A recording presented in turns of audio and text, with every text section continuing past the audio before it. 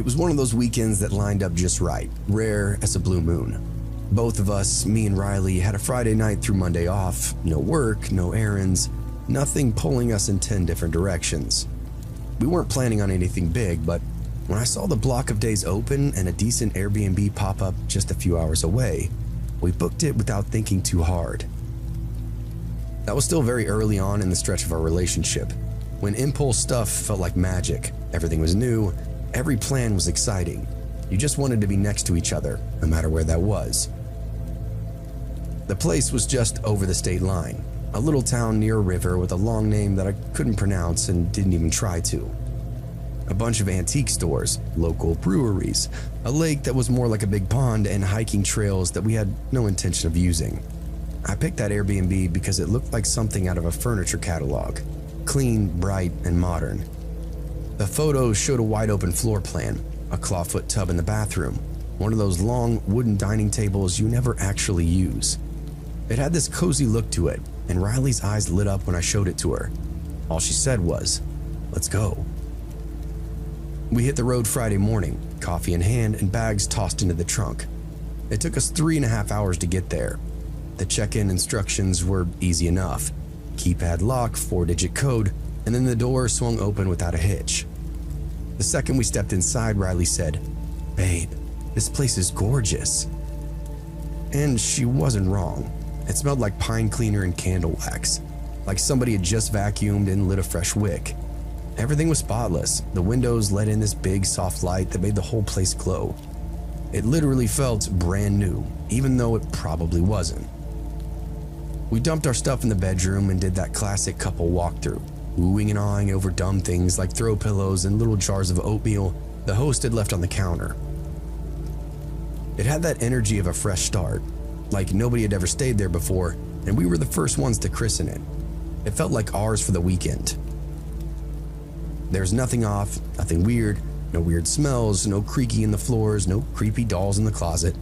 Just a nice house in a sleepy town, a getaway, a full reset for us. I had no reason to think that the most disgusting night of my life was only a few hours away. We dropped our stuff off and then hit the town, walked hand in hand down that main strip, popping into shops with handmade signs and dusty old displays. Riley tried on rings at some little boutique that smelled like incense and cat hair. I bought a stupid wooden spoon that I didn't need just to support the guy who carved it. We hit a tap room around 3 and shared a flight of local beers, laughing at the one that tasted like battery acid. Just being together, that was the whole point, right?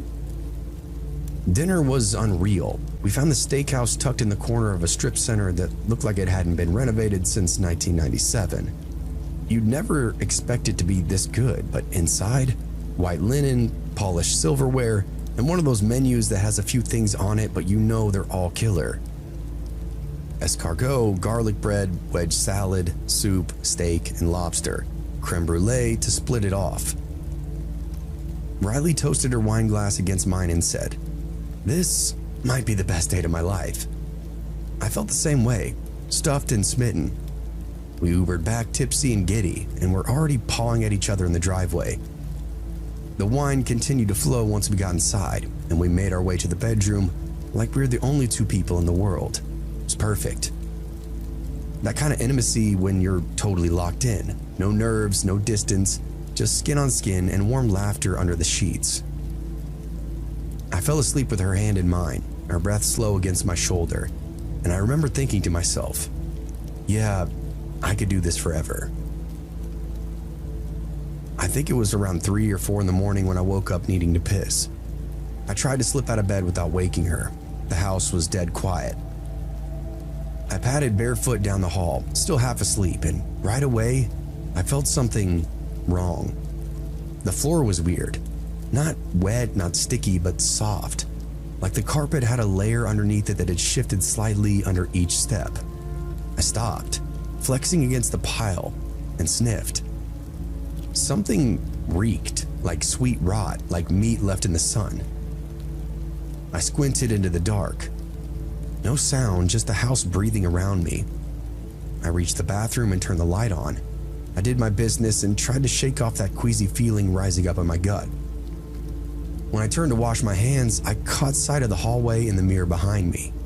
The floor was moving. At first it looked like static, just a rippling effect in the low light, but when I stepped out and knelt down for a closer look, my stomach lurched.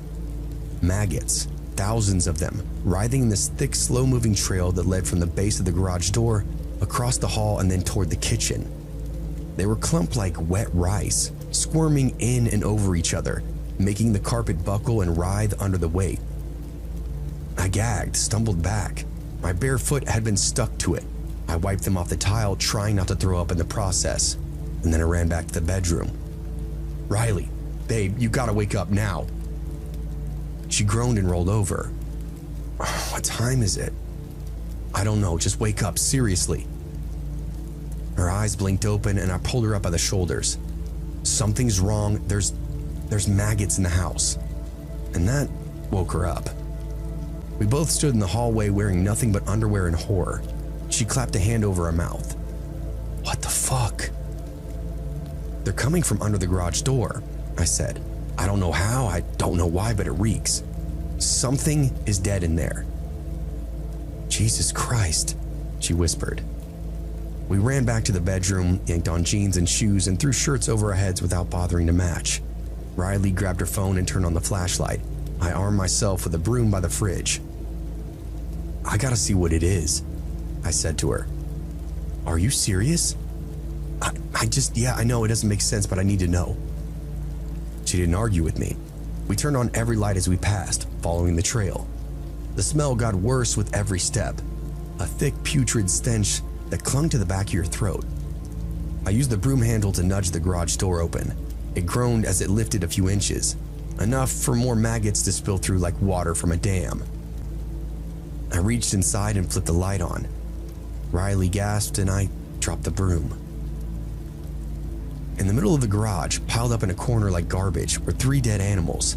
2 raccoons, bloated and rotting, their fur sloughing off in patches. One of them had a paw frozen mid-reach, stiff and mummified. Next to them was a dog, medium-sized, golden coat, flies buzzing around its blackened eyes. The mouth was open in this silent, permanent scream. The floor around them was soaked with decomposition fluid, the source of the stench, the breeding ground for all those maggots. "I think they got in and then couldn't get out," I said, covering my nose. "Why wouldn't anybody clean this up?" Riley responded. "Why would the host leave like this?" I don't know. Why didn't we smell this before?" And that question stopped me right in my tracks. She was right. How did the stench not show up earlier? If those animals had been in there for more than a day or two, that smell would have been pouring through the vents. I looked again. The bodies weren't lying naturally. They were in this rough semicircle. One of the raccoons had a piece of red twine tied around its neck. There was this weird scorch mark on the concrete too, black ash in a spiral. I didn't say anything as I looked. Riley pulled me back toward the door. "We need to call someone." "I already tried," I said. "No response from the company. It's the middle of the night." She was shaking. "We can't stay here." I nodded, but we had no idea where else to go. We sealed off the garage the best we could.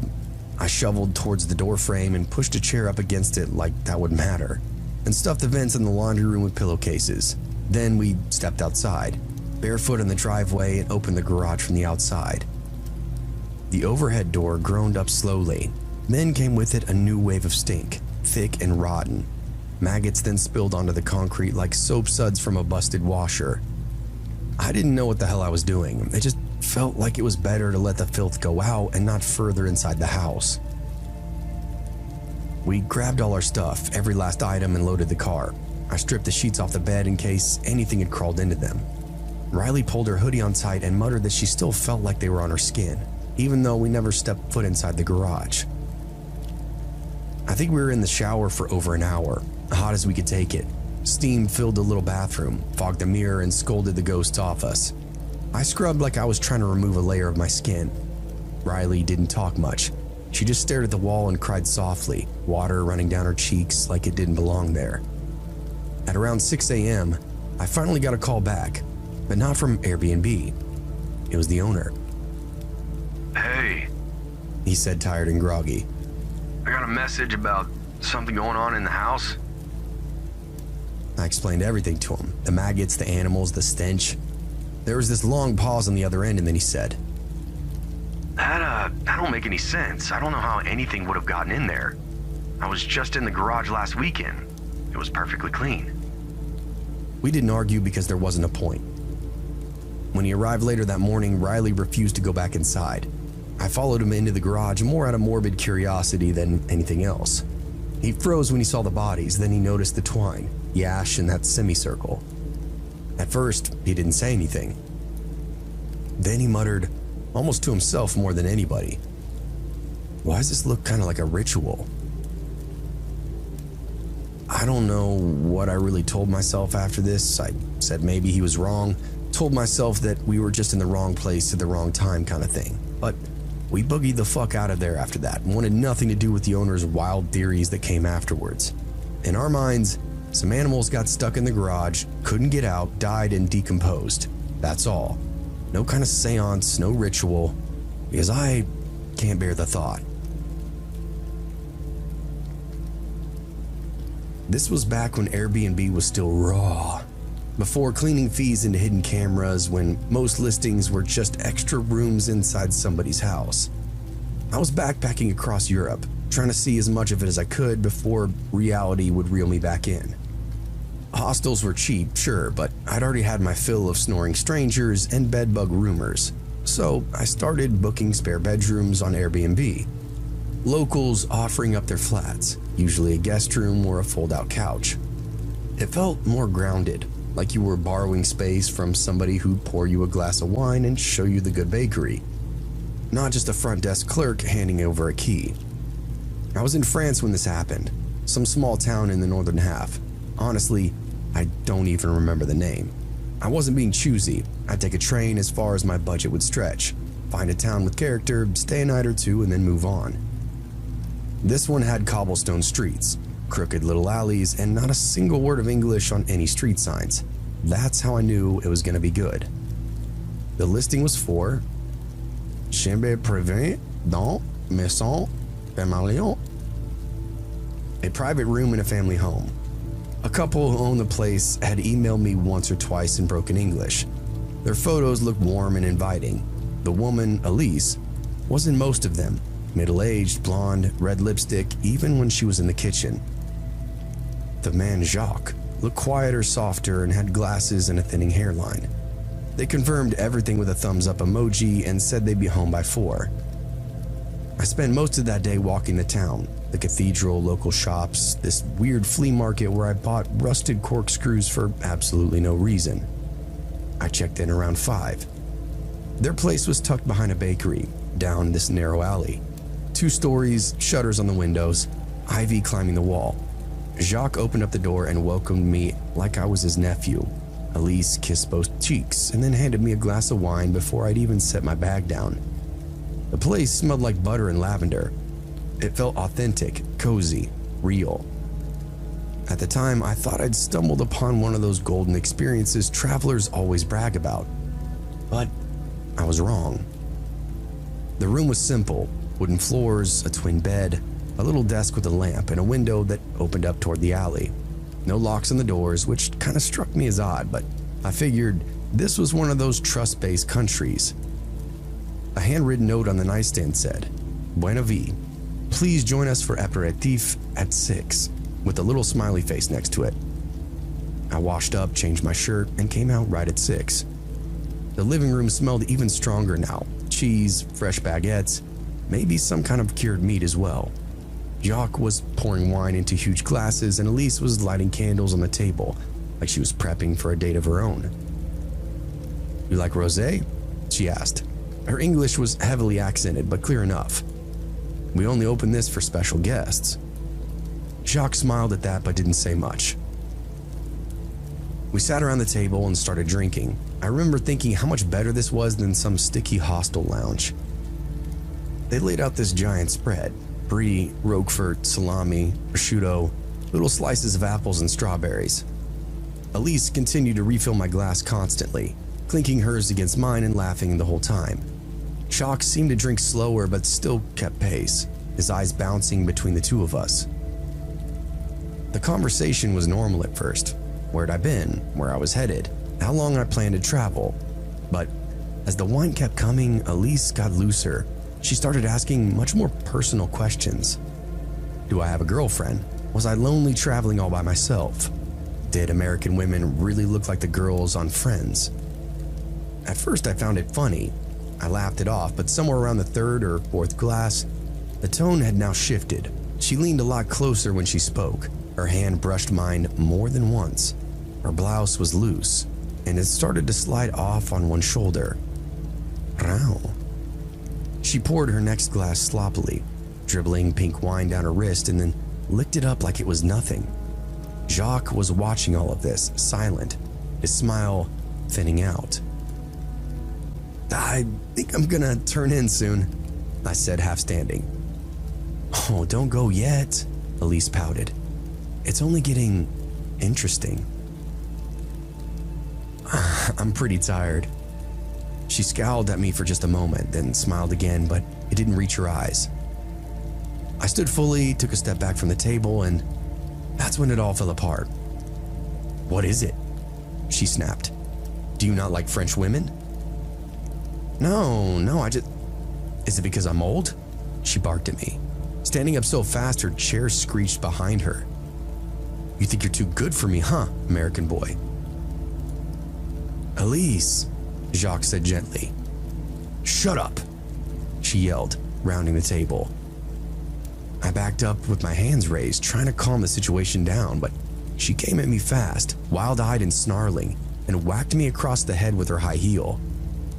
I stumbled back and caught the wall. The point of the heel caught me just behind the ear. Not enough to bleed, but sharp enough to make me reel back. Elise! Jacques shouted, grabbing her shoulder. But she kept trying to claw at me, screaming in a mix of French and English. Something about Americans, about how we think we're better than everybody. About how I was just a boy playing at being a man. Jacques pulled her back, trying to hold her arms down, but she thrashed and thrashed, and nearly knocked over the table. Go! Jacques yelled at me. Just pack up and just go. You need to go. I didn't argue. I went straight to the room, half drunk, heart hammering, and started shoving everything I owned into my bag. I wasn't even thinking about where I'd go. I just couldn't stay here. Outside the door, I could hear her sobbing, then shouting, then something crashing, glass, maybe a plate. I zipped up my bag and opened up the door. Jacques stood in the hall, red-faced and sweating. He didn't say anything, just moved aside to let me pass. Elise was in the kitchen, wine-soaked and slumped in a chair, and she hissed when she saw me. You're trash, she spat at me. Trash tourist. I hope the police find you. I just kept walking. I stepped outside the front door and something wet hit my back. I turned and she'd thrown her wine glass at me. It bounced off the door frame and shattered in the alley.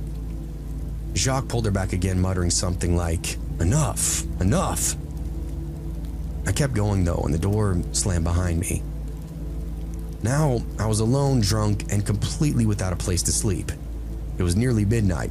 The town was dead quiet except for the occasional hum of a scooter or the rattling of a passing train. I had no plan, no backup, just the weight of my pack and a buzzing paranoia that made me check over my shoulder. That police thing had stuck in my head though. She said it like she wanted them to come after me. Had she already made up some kind of story?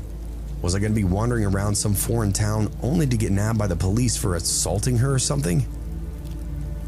I ducked into a side street and stayed there for a few minutes, crouched low, just watching. Nothing happened, no sirens, no shouting, but still, I felt like I was being hunted. I made my way into the city center, the plaza, the clock tower, and stone benches. There was one place that still had lights on, a hostel tucked between a pastry shop and what looked like some kind of used bookstore.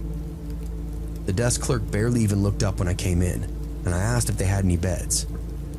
He pointed at a clipboard. I signed it, paid in cash, and got a key for the top bunk in room 6. There were 4 people already asleep in there, and I didn't bother changing my clothes, just climbed up and laid there in the dark. every creak in the building sounding like a footstep coming right for me. I didn't sleep much. I left just after sunrise, before the other travelers could even stir. My pack wasn't fully zipped and my shoes were still damp from the night air, but I didn't care. I wanted out of that town. I didn't even stop for coffee, just made a beeline for the train station with my hood up and my eyes down, half expecting to see a police car pull up beside me at any second. But thankfully, nothing happened. No sirens, no glares, nobody called my name, nobody stopped me at the station. I bought a one-way ticket to the next major stop in the direction of Belgium and didn't look back. When I boarded, the cabin was nearly empty. I sat by the window and watched the town vanish into the trees. I guess part of me wanted to believe that maybe I overreacted, that Elise had just had far too much to drink and Jacques was in over his head with a woman who clearly had a switchblade for a temper. But the other part of me, the one that had been sober enough to feel how fast things went sideways, knew a lot better. That kind of rage just doesn't come out of nowhere. That kind of threat doesn't dissolve just because you walk out the door. I don't know if she ever called the cops or if Jacques talked her down after I left.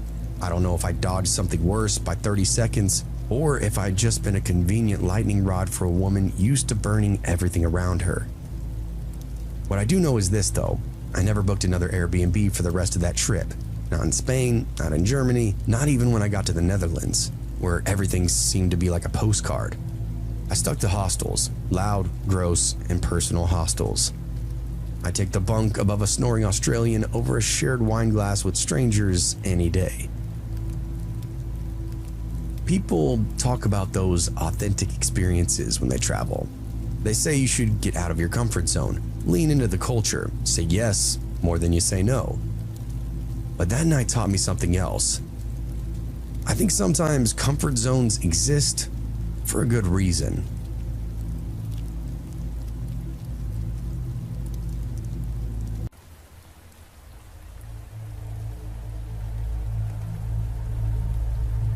This was in the early 2000s, and the exact reason I was driving that night escapes me now. But one autumn night at around 8 p.m. when it was already dark, I took a right turn off the main highway. It was a small neighborhood nestled between two cities of about 100,000 people each. The rain was coming down hard, and my wipers were on medium. I wasn't in a hurry, just driving, when I came around a bend in the road to a neighborhood with maybe 40 houses, a small cul-de-sac development. I remember approaching the bend and seeing a woman. She was about 20 feet ahead, standing at the end of a driveway, lit up by my headlights. She was wearing a tank top and jeans, her arms crossed tight around herself like she was trying to warm up. She was staring directly at me, not the car, but at me. I wasn't sure what to make of it, but my first thought was that she needed help. I was young, just trying to be a good guy, so I slowed down and rolled down my passenger side window. My car didn't have power windows, so I had to lean over and crank it down. She could see that I had to roll it down, and as I opened it just a few inches, she did something strange. She reached out with her hand and grabbed the top of the window, her fingers coming so close to my face that it startled me. At first, I didn't know what to think. I had asked if she was okay, but she didn't answer. I could see her face now. She was young, probably 18 to 22, her eyes red from crying, and her breath coming in gasps between sobs. I asked again, "Are you all right? Is everything okay?" She didn't respond, and she didn't even move. She just kept staring at me, tears streaming down her face, her fingers still gripping at the top of the window. The silence between us felt heavy. It was like she was in a different world, not hearing me, not even acknowledging that I was there. I thought that maybe she was just in shock, and maybe she needed help more than I could understand. So I offered her a ride, thinking that I could take her somewhere, help her out, but she didn't react. Not even a nod. She just kept crying, staring right at me. I felt like I was in a staring contest with someone who had lost their own mind. I don't know how long I sat there, but it felt like forever. I glanced down the road ahead, not sure what to do. Then I looked back at her, and something shifted inside me. I didn't know what was going on with her, but something about the whole thing felt wrong, like I was supposed to walk away. The tension in the air was too thick, and fear started creeping into my body. I said I was sorry, though I wasn't sure why I was apologizing, and before driving away I said, "I don't think I can help you." For a moment she didn't let go of the window, but then her fingers slipped away, and without another word, I drove off into the night. I never thought much about it again, at least not until later. The more I thought about it, the more I wondered if she was in some kind of trouble, or if it was a trap. I'll never know what was going on with that girl, but I don't think I'll ever forget her eyes. and the way she just stood there in the rain staring at me like I wasn't even there.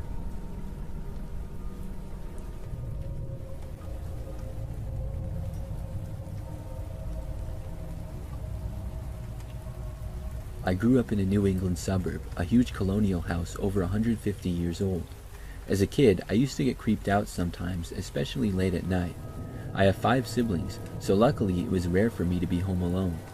Shortly after college though, my mom and I were the only 2 living in our home together. My 3 older siblings were married or engaged, and the 2 younger ones were in college. My bedroom at the time was on the 3rd floor directly in the center of the house, aligned with the walkway leading to the front door. My mom's bedroom was 1 floor below. One night, as I was sleeping, it began pouring rain. No thunder or lightning, just heavy rain and strong wind. The sound woke me up, and I recall lying there staring at the ceiling and listening to the storm. Then I distinctly heard what sounded like someone walking slowly outside in hard-bottomed shoes. Initially, I wasn't sure because the sound of the wind and rain was so loud that I didn't think it was possible for footsteps to be loud enough to be audible, especially from the 3rd floor. But the sound was becoming louder and clearer, as though the person was getting nearer to my house. Not only could I hear footsteps, but the person was also whistling. I felt compelled to look out the window, but for some strange reason I felt afraid, so I leaned out of bed and parted the blinds a tiny bit, just enough to peek through with one eye. Sure enough, there was a tall figure, maybe a block away, walking towards my house. It was a man dressed in a trench coat and dress shoes, but I couldn't see him from the waist up because he was under a large umbrella. As he approached my house, which was to his right, I expected him to continue walking. But as soon as he got to our walkway, he stopped whistling and turned his body to face my house, as if he intended to walk up to the front door. But he just stood there. Then he tilted the umbrella back as if he was looking directly up to my window. I couldn't see his face because the black umbrella was casting a shadow. I was shocked and absolutely petrified, too scared to move. He stood there for maybe 30 seconds, then lowered his umbrella to a normal level. Then he turned back in the direction he had been walking, started whistling again, and walked away. I slowly laid back in my bed, waited until I couldn't hear his footsteps or whistling anymore, then bolted downstairs to my mom's room. That stranger walking outside on a stormy night scared me so much that I asked to sleep in my mom's room with her, even though I was 21 years old at the time.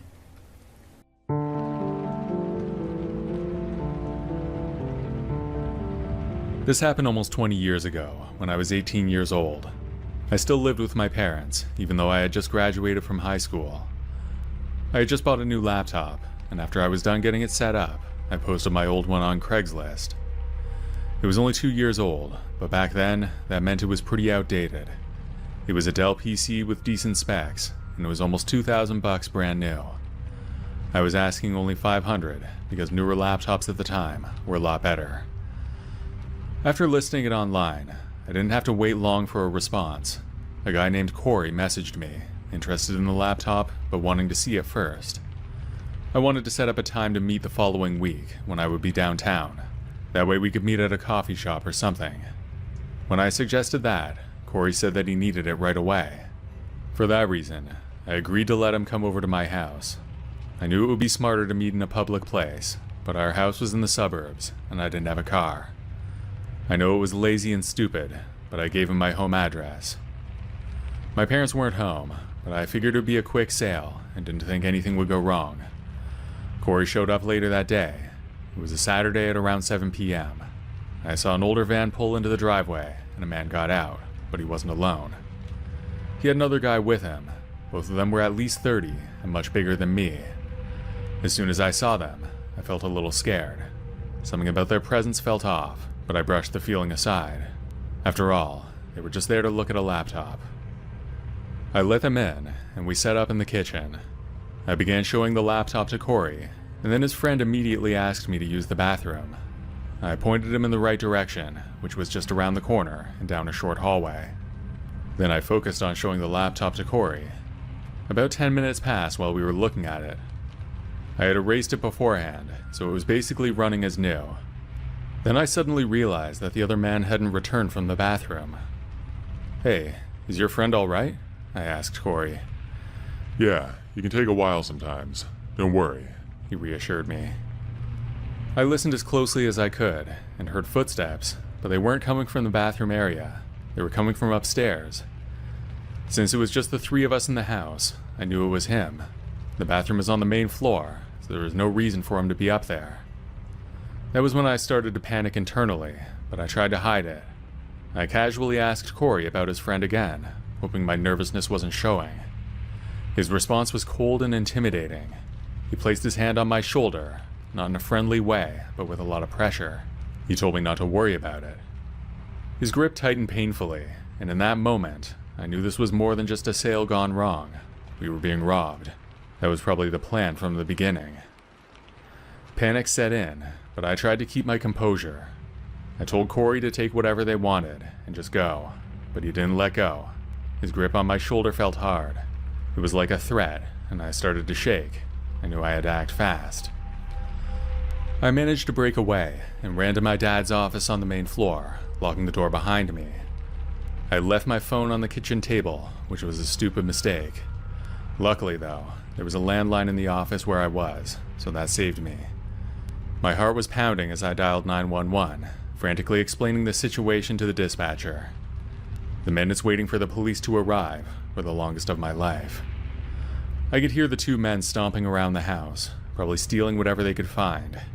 They must have known the police were on their way, because they took off within minutes. I watched out the front window as they went back to the van on the driveway and sped away. When I was sure they were gone, I came out to see what was taken. The only things I noticed missing on the main floor were the small TV in the kitchen and the laptop that I was selling. However, I later found out that most of my mom's jewelry was taken, as well as at least $200 in cash. The cops showed up about 10 minutes after the robbers left. They stayed for a while, but then they left without making any promises. It was pretty unsatisfying. That was the last I ever heard from the police about what happened. I reached out to them several times, but they never got back to me. When my parents and sister got home, I had to explain what happened. They all thought I was joking at first, because I have a dark sense of humor, but when they found out it was real, they were mad too. I would estimate the losses at around $3,000, which was a huge amount of money for me at the time. Since it was all my fault, I had to pay it back. That was basically my whole summer of work down the drain. It was the last time I met a strange person off the internet. If I were ever to do it again, there'd be no way I would let them come to my place. It's public or no deal, without any exceptions.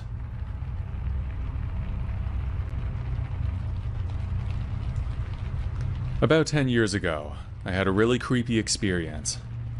I own my house, which is a duplex, and I live on one side while renting out the other. It's an old house that looks rough on the outside. The interior is nicely updated, though. There are 3 bedrooms in each house, and only a single bathroom, which is at the top of the stairs. That's the same for my place, and for the rental. My tenants at the time were a young family, parents and 3 kids. They were great tenants, never late on rent and always friendly. But as their family grew, so did their need for space. It was a tight fit for a family of 5, especially as the kids were getting older. From what I heard, they found a bigger house, but it was pretty far away in a new development, about 2 hours away. They had lived there for almost 5 years, so I was sad to see them go, but it was definitely for the best. When they moved out, they left a few things behind, an old kitchen table and a bunch of kids' toys. Before they went, the mother asked me if it was okay for them to leave those things there. They didn't have time to deal with them, so I was happy to let them leave it. Either I would sell them, or leave them for the next renters. Once they were gone, I went in to clean, paint, and do some minor repairs. In the middle of the room, there was an old kitchen table and a small pile of toys, presumably that the kids had grown out of. I realized right away that it wouldn't make much sense to leave them in the unit, so I put them on Craigslist that evening when I was done with my work. The table went quickly, but the toys didn't get as much interest. It took weeks before I got a message. A guy was interested, and we set up a time for him to come by and pick them up. I asked him to come on a Saturday afternoon, because I was going to be around all day. In the morning, I was in the rental finishing up some repairs, mostly just patching up some dings in the walls. By lunchtime, I was in my side of the duplex. That was when I heard a car pull up. Peeking out the window, I saw a beat-up old truck that looked like it was from the early 90s. It was loud, and I could see a faint cloud of smoke surrounding it. The guy who stepped out was a normal-looking middle-aged guy, average height, wearing a baseball hat and sunglasses. As he walked up to the house, I thought there was something off about him. He moved slowly, but other than that, I can't put my finger on why I was alarmed by him. When he finally came to the door, I had already walked up to it and went out. I went over and said hi. Hi, I'm here for the toys. He said. Sure, they're just inside, I replied, leading him into the rental where the toys were piled up. I motioned for him to come into the next room, but he didn't follow. Instead, he lingered in the doorway, eyes scanning the room. Where are the kids? He asked abruptly. They moved out, I told him. That's why we're selling the toys. His face then changed. It wasn't exactly disappointment, but more like annoyance. I just wanted to say hi, he muttered. I didn't say anything to that, just shot him an awkward smile, and tried to lead him into the room where the toys were. Again, he didn't come with me. He just stood in the doorway, pouting like a child. His interest in the kids was creepy, but I thought I could be being too paranoid. Do you still want the toys? I asked, hoping he would just take them and leave. I was only asking $20 for the lot, but I really just wanted them gone. Still standing in the doorway, his eyes were fixated on the floor when I looked back at him. But then he looked up and said no. Then he walked out without another word. At that moment, he still hadn't even seen the toys. It was very sudden the way he took off. The man didn't even pretend to be interested in the toys. I don't know if he was going to kidnap the kids or something. It's hard to see how he was planning that, since he knew there would be an adult there. Maybe he was coming to scope them out and make a move another time. Or maybe I'm reading too much into it. After he left, I locked the door and stood there, trying to shake off the uneasy feeling. I wondered if I should call the cops, but what would I say? A guy came to pick up some toys and asked a weird question. My brother-in-law is a police officer, so I called him to ask for advice. He told me that although the story was creepy, there wasn't anything that could be done. The reality is that no laws were broken. Still, I think that guy needed to be watched, and I worry about what he might get up to.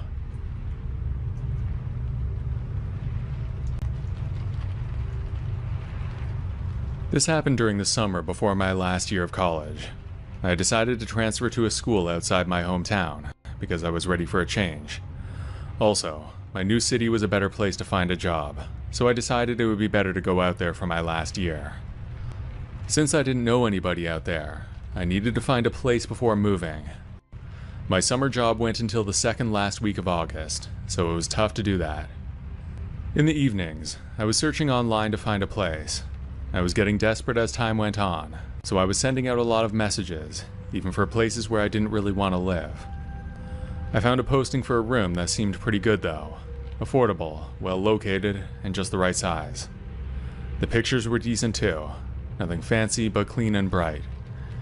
It was a room in a house with roommates, all of whom were students at my school. I was excited about that, because I didn't have any friends in town. The landlord and I sent a few emails back and forth, then we talked on the phone. He said it was okay if we never met in person, but he wanted first and last month's rent before he would give me the place. I was nervous about that, but it seemed like there was no other choice. I wired the money as he asked. Then he sent me a lease to sign. It all looked legit. Once I signed it and sent it back, I was relieved that I finally had somewhere to live. My summer job ended just 2 weeks later, so I headed to my new home. The drive to my new city was long, about 8 hours. My car was filled up with everything I owned. When I finally pulled up to the address, the house before me looked just like I was expecting. It was old, but looked well maintained, for a student house anyway. I parked my car on the street, then grabbed my backpack from the passenger seat. I was expecting the landlord to be waiting for me, because I needed to get the keys. We talked mere hours before, so he knew when I was going to be there. I walked up to the house and rang the doorbell. After a minute, someone answered, looking at me in a confused way. The person who answered looked like a student around my age, one of my new roommates, I thought. I explained that I was there for the room, and asked if the landlord was there. The person then told me that I must have the wrong address, because there were no empty rooms in that house. I apologized and walked back to my car. Then I pulled out my phone to make sure the address was right. Everything matched up, so I didn't know what was going on. I tried calling the landlord, but he didn't answer. That's when it hit me. The guy I'd been talking to didn't own the house. He was a scammer who'd taken my money and left me stranded. I was out a lot of cash, with nowhere to stay, in a city where I knew no one. I felt foolish, angry, and utterly alone. I spent the next few hours at a local coffee shop, using their Wi-Fi to search for accommodation and to report the scam. I couldn't find anywhere to stay that wasn't way too expensive, so I spent the night in my car. Luckily, it was summer. The next day, I had a choice to make. I could either stay there and keep looking for a place, or I could drive home. Since school began in just over a week, the choice was simple. I needed to stay. Later that day, I reported the scam to the police and to Craigslist. I didn't have much hope of getting my money back, but when I talked to the police, they seemed to think that they could trace the money transfers that I used. They seemed to think the scammer might have been dumb enough not to consider it. That did little for me at the moment, though, because my already tight budget was even worse. I spent the next 2 nights in my car until a place finally came up. It was a room in a large basement apartment with 6 roommates, several of them sharing rooms. It was a real dungeon-looking kind of place, but it was better than my car. The rent was cheap, but it was definitely the worst place I've ever lived. In the end, I did get my money back, and the fake landlord was caught. As the officer told me, they were able to trace the money transfer to a throwaway email address that was linked to the guy's real address. It was simple enough for the cybercrimes unit. I don't think he did any prison time, but he got some probation and a fine. That's good enough, I guess. I was just glad to get my money back.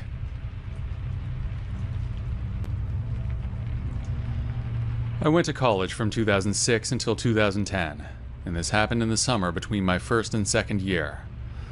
I had spent the first 3 months of the break working for my dad, but our contract ended at the beginning of August.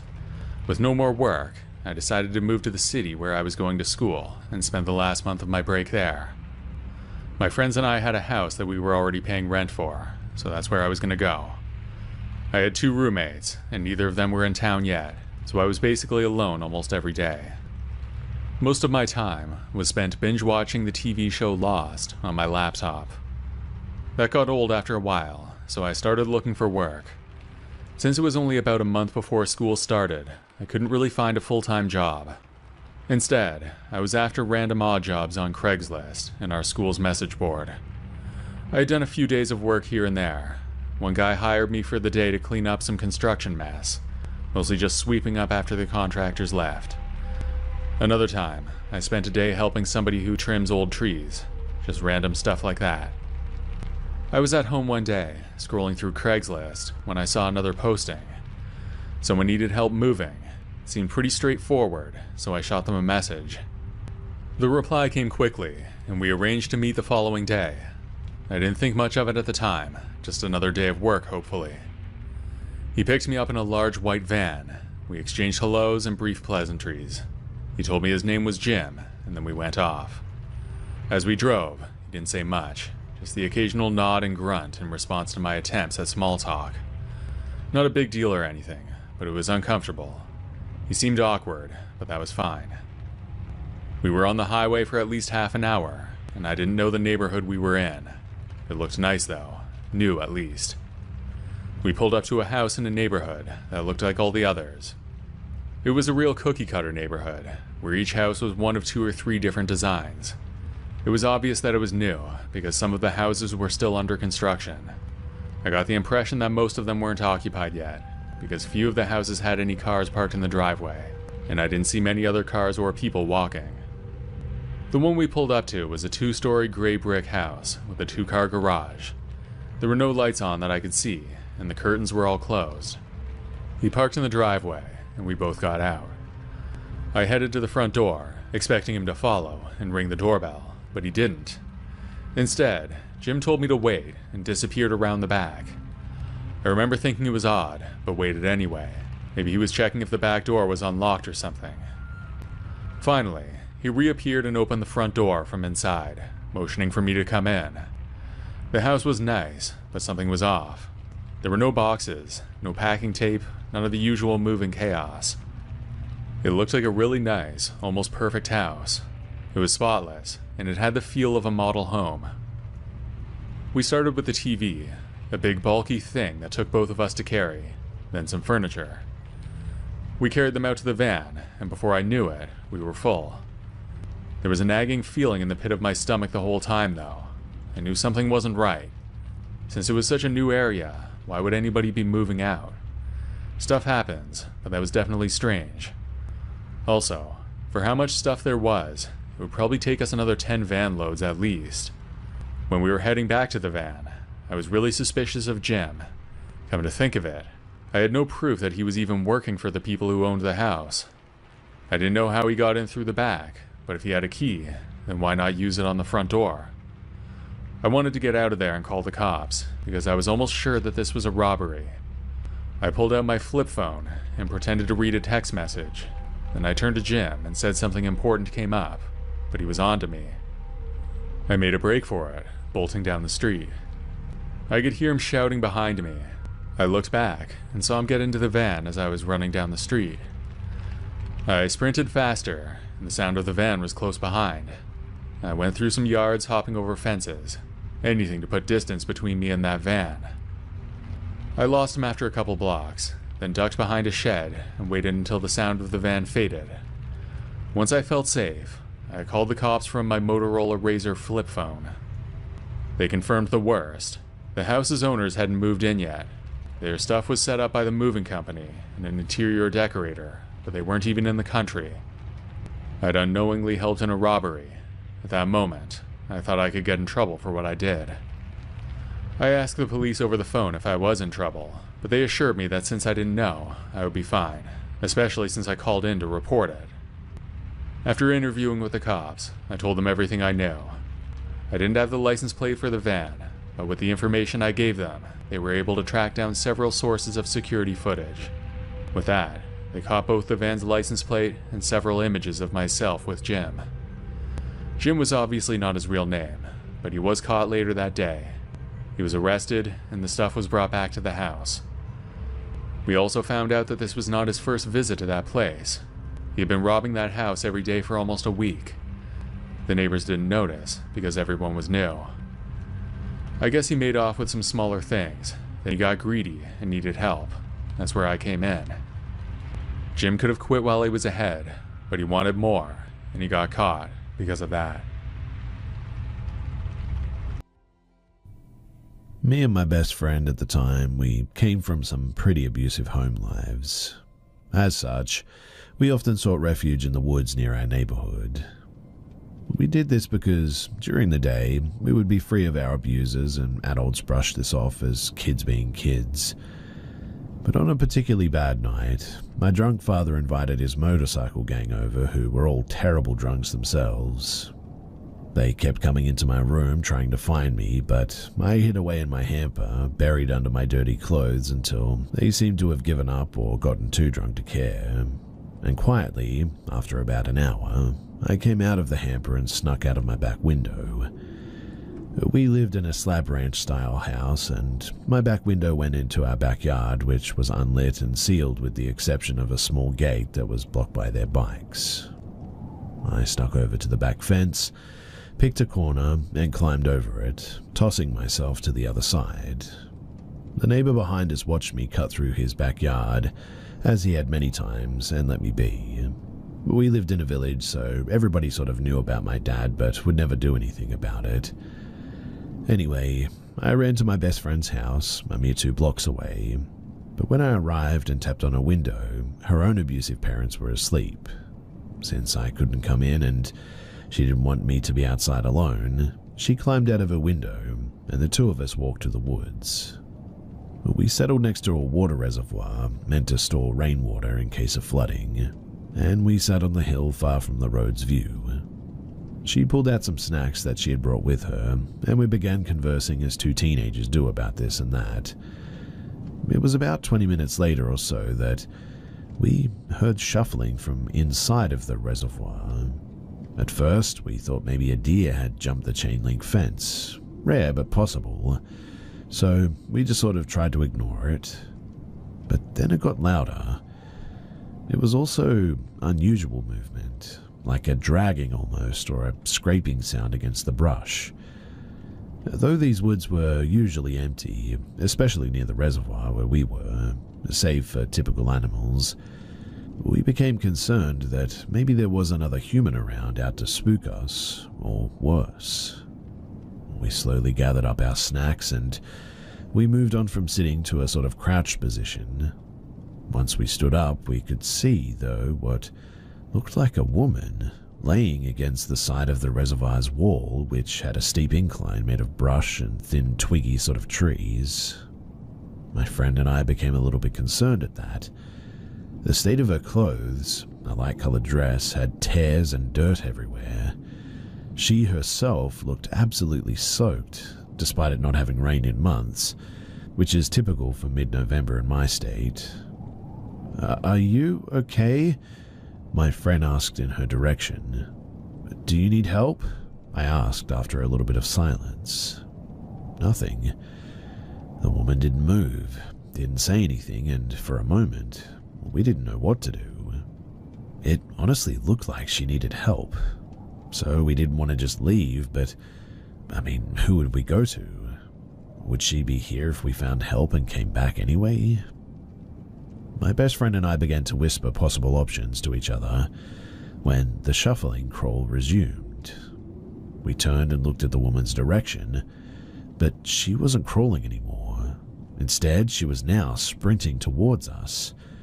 She was going fast enough that the long disheveled hair that had been obscuring her face moved behind her, and her dark, swollen face was now visible. She had blue lips, white milky eyes, and began to screech all of a sudden. My best friend and I absolutely booked it. We ran as fast as we could to the streetlights and their orange glow, and we could hear her until we crossed the street, and then just silence. We turned back and looked at the fencing, huffing and puffing, looking for any signs of her. We saw nothing though, and began to talk about how it was probably a senior teen messing with us or something. But then we saw her again, standing inside the fence, just staring at us. The orange glow of the lights hit her, making her features seem soft, if not still unsettling. I took a step in her direction, believing now that she was probably just some sort of crazy homeless woman. She was behind the fence, and the time that it would take her to climb it made me confident. I spoke to her. I told her that she was a creep for scaring us like that, and that it wasn't our fault that she was homeless. I did the front-end motion with my shoulders, if you know, you know, and shouted for her to not be so reckless and mean.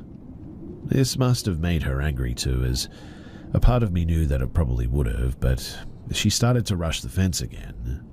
It was a tall fence, so I knew that we could duck through some yards to safety before she hit the ground on the other side.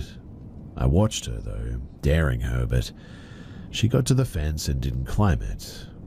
Instead, she moved through the chain-link fence as if it wasn't even there. At that, my best friend grabbed me and we started booking it back towards her house as fast as our legs would carry us. We heard one shout from the woman, a blood-curdling scream, but it sounded like it was fading in the distance, and soon she was gone. We never went back to the reservoir spot after that, and we only ever returned to the woods during the day. After that, the paths and the trails, they just no longer felt safe, and everything had a weird stillness or quiet about it. But we no longer heard birds or bugs, and it never felt safe there again. We were 16 at the time that this happened, and I've long since moved from that village. I went off to college, in fact, living in a suburb and then to a large city, and I'm actually packing up to move out of state entirely. The house that I'm leaving is near a lake, and packing up my life has meant keeping some odd hours. And for the first time in, years, I found myself up at night and moving boxes into the garage. I stopped and I took a look at the lake on my way back to the house, but I froze because I could have sworn that I saw that same woman crawling on her belly, dragging herself up the side of the lake through the mud that sat on the edge. In an instant, she was gone, and I don't know what I saw, but it was creepy enough that I rushed back into the house instantly. I'm not sure what this means, but my aunt is coming to sage the house and our things after this. she's also insisting on doing it for our new place before we move anything in. And, to be honest, I think I'm going to let her. I wanted to tell my best friend about all of this, but unfortunately she passed away a few years ago, and, well, that's another story entirely.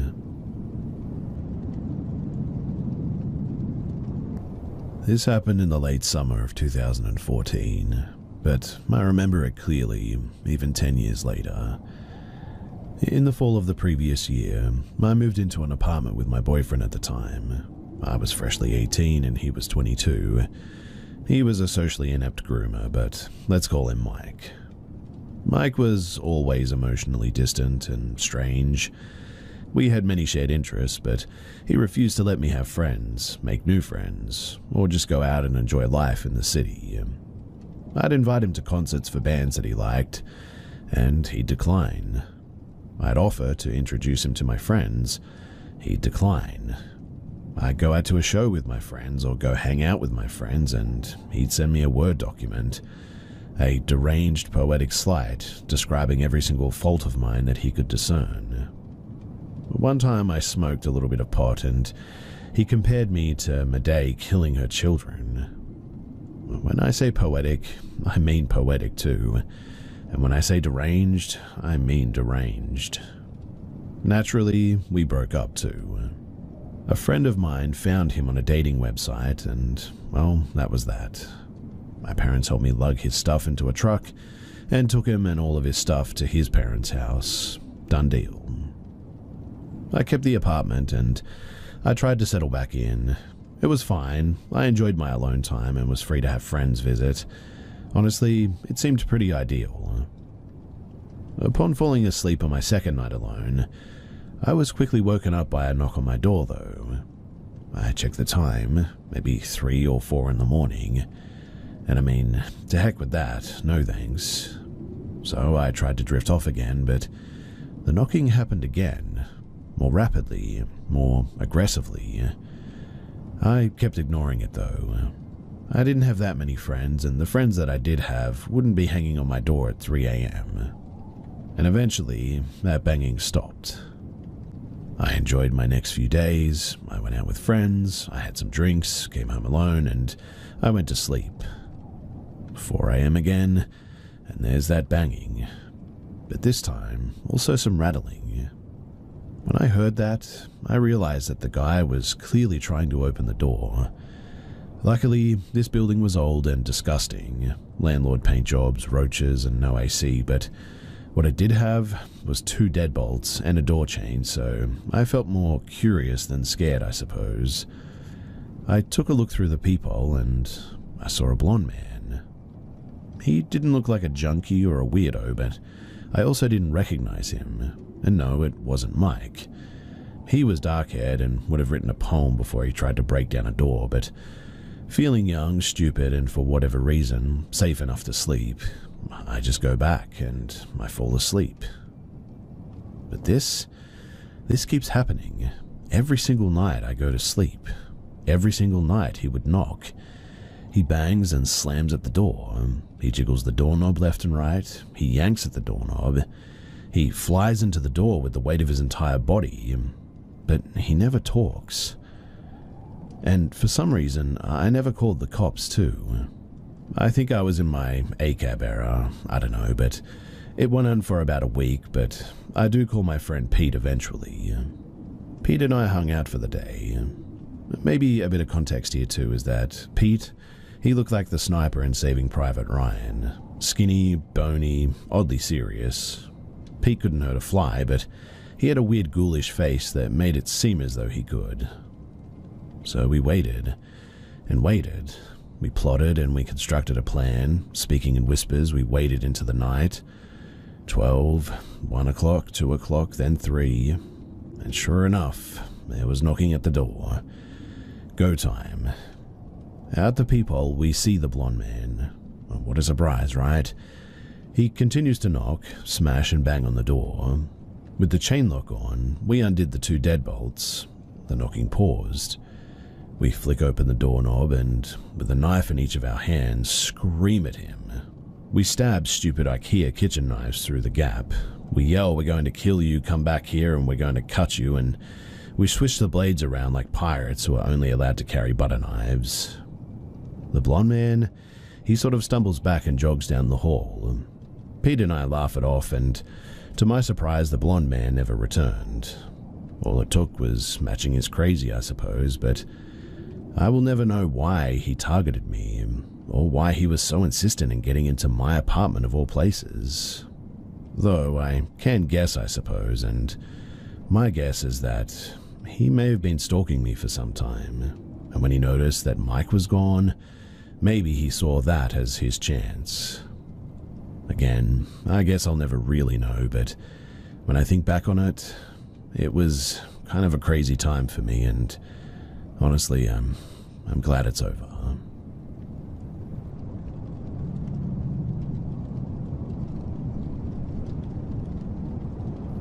When I was 7, my family, mum and 2 older brothers, 13 and 15, moved house. We moved to a street that was built on old tram tracks from around the 1900s. The line of terrace properties themselves were fairly new, but when we moved in, they were only around 15 years old max. All of the properties have a rear garden that was divided by a meter-tall wooden fence. Each garden has a shared rear wall that is 7 foot tall and made of concrete. This wall separates the properties from the grounds of the local park. So as a kid, I kept myself pretty much entertained all the time. The age gap between my brothers and I at that age was enough to be left out of most things, and my parents were recently divorced. So, I would make up games and act out imaginary scenes. It was not uncommon to find me playing off by myself in the back garden. We had pet rabbits that lived in a hutch that was up against the back wall mentioned earlier. Being the curious child that I was, I used to like to sort of stand on the hutch and look over the wall into the park and people watch. I remember it being a warm night, and the sun was setting a bit later in the day. I don't remember the time exactly, but with the way the daylight plays in my memory, it must have been around 7 p.m. I was out in the garden, people watching from my rabbit hutch vantage point, when I had the sudden urge to look over my right shoulder. With the way my house is laid out, the kitchen is at the rear of the house. If I were to enter the house, I'd open and walk through that kitchen. My neighbor's house, which would be on my right side as I looked back, is a bit different. Their sitting room is at the rear instead. So I look over my right shoulder and my neighbor's back door is open. There are no lights on, so it's dark in the sitting room and I can't really make anything out. But I know that they have a sofa facing out, and it would be where I was looking. That's when I see what look like 2 red dots, spaced apart, and not changing distance from one another, floating in the middle of this black room. I remember squinting, trying to figure out, what am I seeing? I kid you not as well. These 2 dots move in a smooth arc to the right and upwards, as if they were eyes on a face of someone standing up from the sofa. As they move, they seem to get a bit closer to the door, and I can make really nothing out except for, well, a dark silhouette.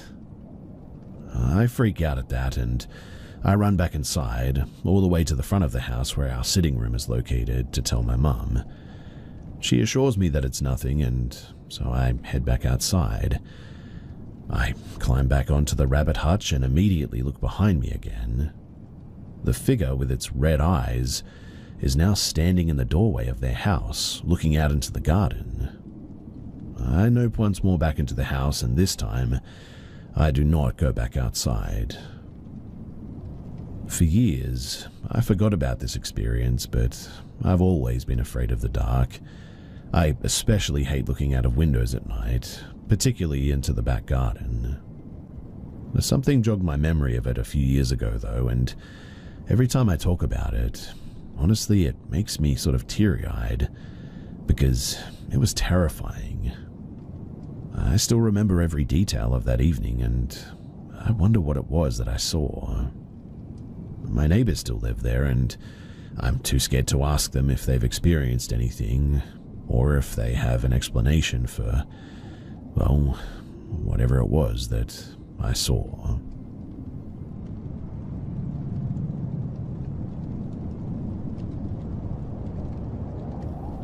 At first, I was always too scared to tell anyone this story, and then when I did tell people, they always laughed at me. I really have no reason to make this up. I wasn't on drugs, and no, I'm not psychotic or anything. Back in the fall of 2017, I started my freshman year at Michigan State University. There's a trail behind some dorms, collectively called River Trail dorms because of their proximity to the Red Cedar River and the woods. The trail is colloquially called the Rape Trail because you enter it through a gap in a fence, and it can be known for some unsavory activity at night. I had never heard of an assumed happening there while I was there. Mainly it was just where kids went to smoke some weed and cigarettes, really. Well, I had become friends with a couple of boys, and one day after dark, they decided to go to the trail and smoke some weed, and I joined. I never smoked with them as I got obviously interrupted, but nevertheless, I sincerely do not believe that marijuana has anything to do with this story. Anyway, the boys were doing their thing when a figure walked into the open gap into the gate. We were at least 50 feet from this gap and the only people on the trail. It was probably close to 10 p.m. and besides the moon, the only lighting came big parking lot lights close to the gate opening. At first, the boys I was with said that the figure resembled a Korean international student that they knew. I had never met him, so I relaxed a little thinking everything was fine and this person was a friend. Well, they're calling out his name, but he never looks over at us, and he goes off the trail path into the sticks and leaves, but it doesn't make a sound. They're still calling for him, and I'm confused why he's acting so bizarre. I can sense the boys tensing up at this stage too. This is the only way that I can describe what happened next, but the boy morphed into a very tall, at least 7 feet, completely pitch black, featureless, clothless, not even human figure. It was human-shaped, I suppose, extremely skinny, but reflected no light and seemed almost two-dimensional. The figure looked at us dead on, though it was maybe 50 feet away. It moved toward us effortlessly in about 2 strides like it was floating. It came up to us almost head-on and still had no features, no eyes, no nose, no mouth, just all black. Then, when it was so close that I could almost touch it, it morphed into the international student, back down to a probably 5'6" human male. The boys were extremely apprehensive and feigned normalcy, but were probably just playing it cool. I asked him questions and he lit a cigarette, but I can't recall him speaking or answering anything, just sitting there, smoking. We eventually excused ourselves and pretty much ran back to our dorm. I was not the first person to speak. It was my friend who asked, "Did we just see Slender Man?" I said yes, and let's not talk about it anymore. The other kid was speechless and said nothing, and really, we never spoke about it ever again. Eventually, we all drifted apart within the semester, and I haven't spoken with them since 2018. I truly thought that this was the end, that I was going to die that night. To this day, I have never been more terrified too. It was to the point that I almost don't fear humans at all, and the only thing that makes me scared is paranormal stuff now. I don't go into the woods very much anymore too, only ever in broad daylight, and even then not so much. I have a deep respect for nature, and I know that the woods are just not my territory, especially at night. I still have no idea what you would categorize this as. I mean, I've called it a skinwalker, but I'm really not sure that that's accurate at all. Obviously, Slender Man isn't real, but minus the suit, it was kind of dead on, to be honest. I don't know. If people could provide more information, then I would like to learn more, and I can't be the only one who has ever seen something like this.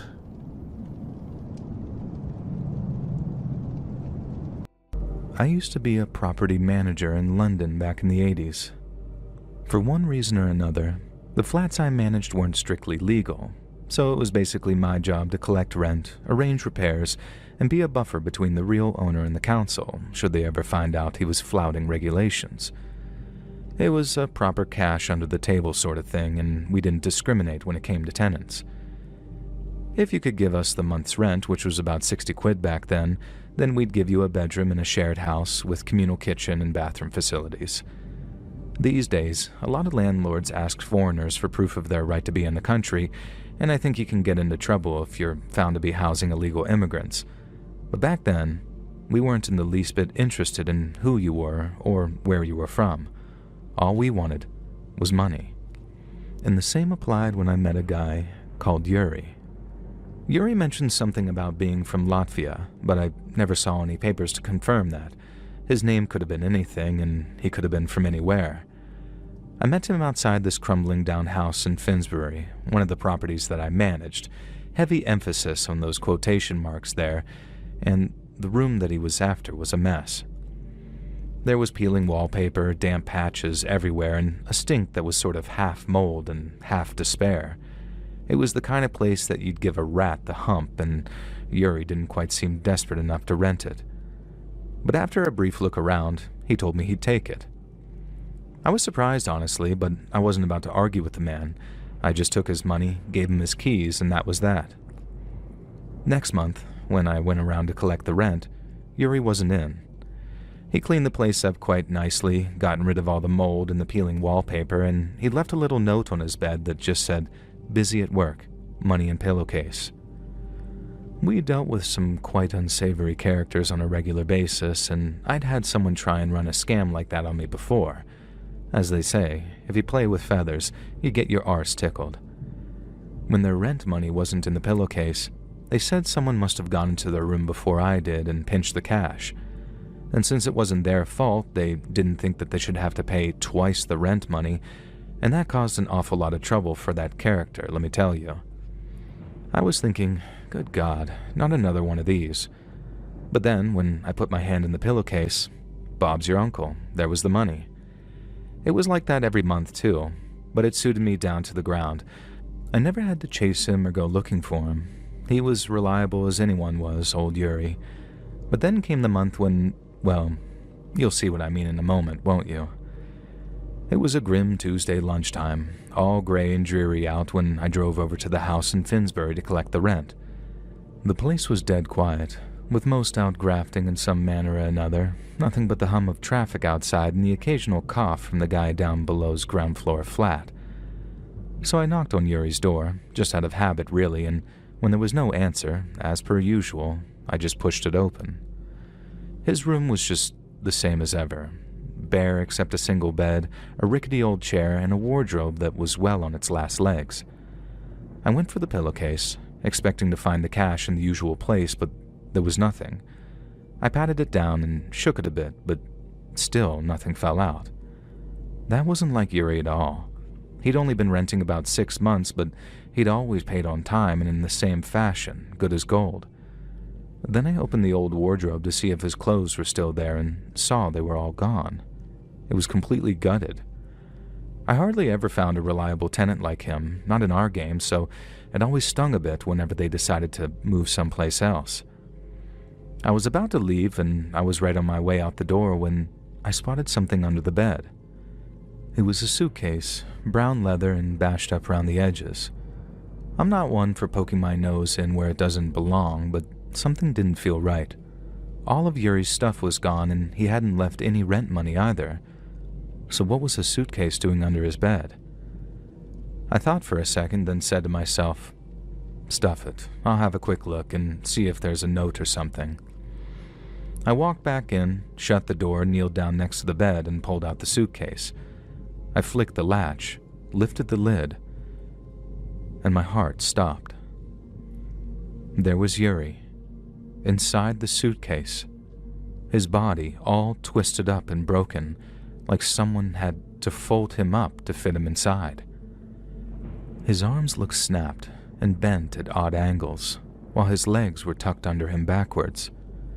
His face was all gray and his eyes were wide open, staring out blankly. There was nothing else, just him, stuffed inside like he was something to be thrown away. I got up and stumbled back, hand clamped over my mouth to keep the smell out of my nose, but I still felt sick. The room started spinning, and the next thing, I'm out the door and taking the stairs 2 at a time. I pulled the front door open, ran out into the street before I stopped. I remember how my hands shook as I fumbled for my pack of cigarettes. I lit one and took a long drag, but it did nothing to calm me down. And as I paced back and forth outside the house, I wondered, what the hell was I going to do? At the time, I knew the owner of the property, a man who will remain nameless, was quite an active figure in London's criminal underworld. I just didn't know to what extent. That meant that he'd probably go mental if I just phoned the police and invited them into one of his gaffes. But this wasn't just a broken window or a tenant who wouldn't pay up. This was a goddamn body. I dug out a few coins from my pocket and walked to the phone box around the corner, and from there I rang the owner, the cig burning down my fingers as I dialed his number. His missus picked up the phone, handed it over to him, then I told him all about the body in the suitcase. I obviously didn't just come out and say it, not over the phone, but we had a way of talking back then where you said things without saying them. Once he'd gotten the gist of it, I thought that the owner was going to flip his lid, but instead, he stayed calm, a bit too calm under the circumstances, and asked me if I was sure the tenant had departed. When I told him I was sure as eggs, he told me not to involve anyone else and asked where the tenant was right now. Then when I told him, he asked me to help the tenant move out. I told him in so many words anyway, that if he thought that I was getting involved in a murder, he was mad. I said we needed to call the police, limit what they were told about the properties and the tenants, then hope they breezed past us without getting a whiff of what we were doing. But the owner wasn't having it. He said if I went to the police, not only would I be out of a job, but I'd also be in serious trouble. Then before I could argue further, he hung up. Until that day, all I knew about the owner of the shared house was that he was involved in renting flats. Well, dodgy ones at that. I might have been a bit of a geezer back then, but I wasn't stupid, and what he said on that phone clued me into the fact that whatever else he was involved in, it was a lot more illegal than just some dodgy flat shares. My heart was pounding after that phone call, my head spinning with all kinds of frightening realizations.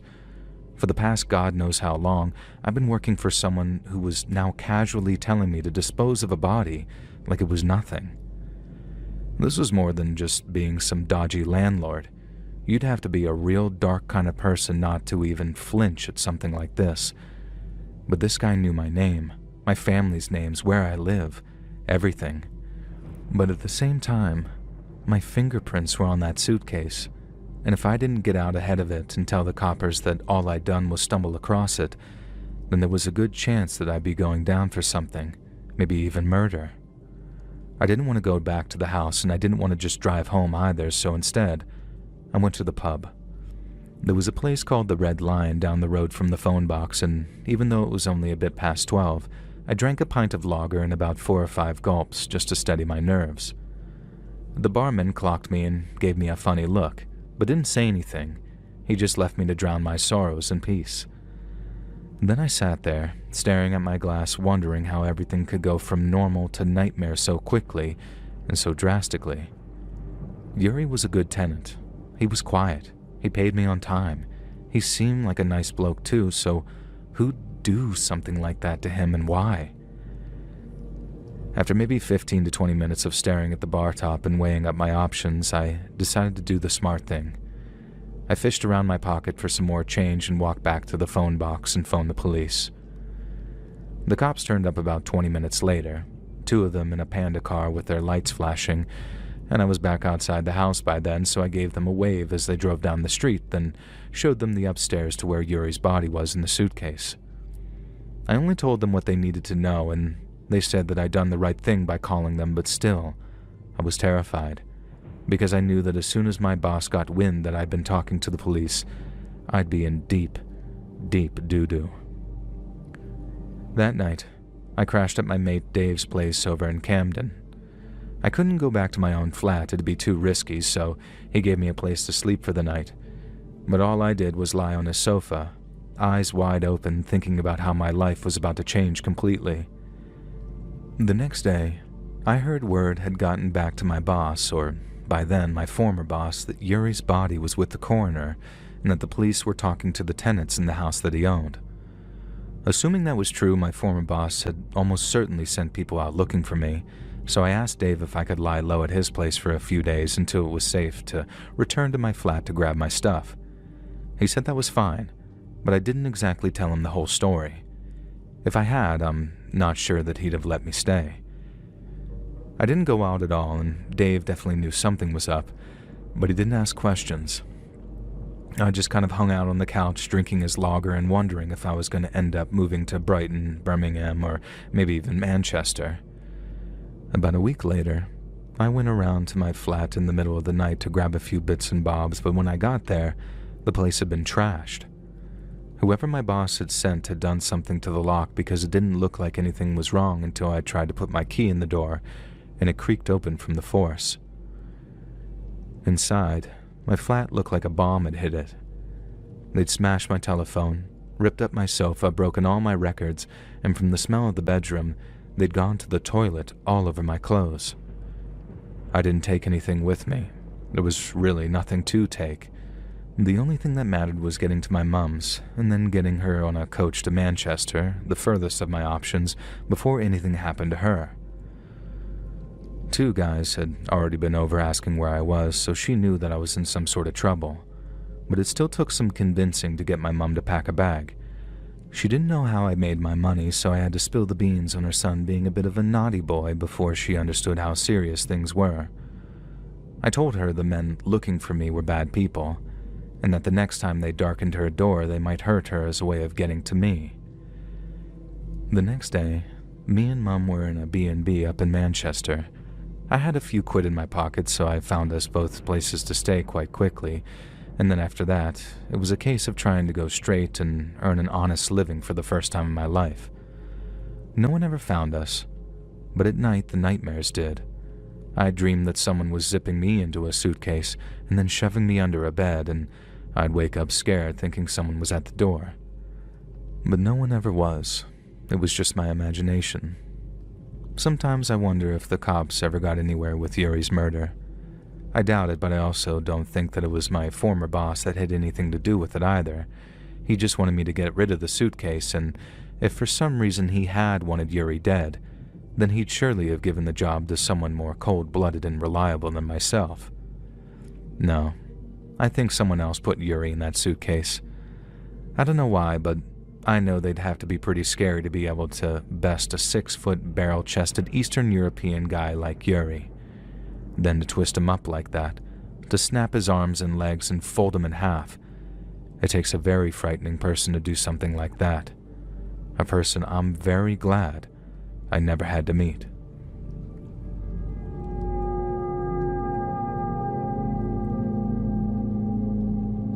My name's Jada, and this story takes place during my second year of college. That year, I moved into a house with 3 of my friends, Kim, Sarah, and Maya. The house was old and run down, as most student houses were. It was a 4-bedroom place that had clearly seen better days. It wasn't surprising, considering it had been rented out to college students for years. The carpets were worn, the walls were covered in layers of peeling paint, and the kitchen appliances looked like they were from the 90s. Still, it was cheap, and that was what we needed. The landlord's name was Phil. He was in his mid-40s and always dressed like he was trying too hard to look important. He had shiny dress shoes, slicked back hair, and a Bluetooth earpiece that he wore all the time. The first time we met him, he handed us the lease and gave a speech about the house rules. Something about him put me off, but my friends didn't seem to notice, and we all signed the lease anyway. At the end of the day, the rent was dirt cheap, and none of us could afford to be picky. Moving in was chaotic, but exciting. We spent the first week cleaning and unpacking. We were trying to make the place feel like home. There were quirks to the house that we laughed about.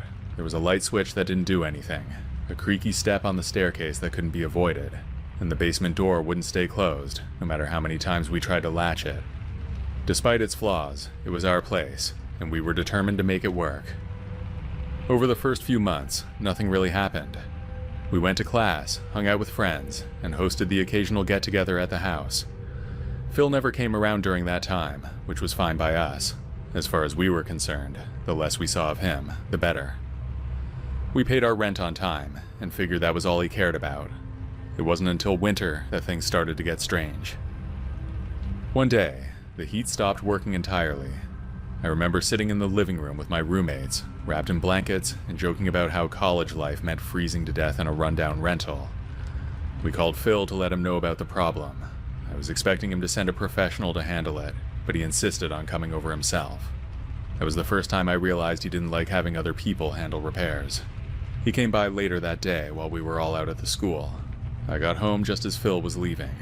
He was standing on the porch, locking up the front door. Everything's fixed, He said, patting the railing as if that somehow proved his handiwork. I thanked him and stepped inside. As soon as the door closed behind me, I felt strange. It wasn't anything I can explain, just a sense that something was slightly out of place.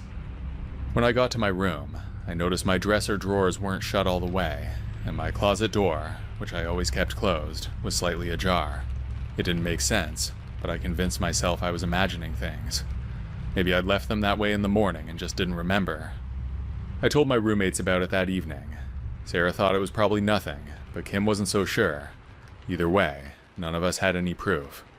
We decided to let it go, but after that day, I started paying closer attention to the house whenever Phil came around.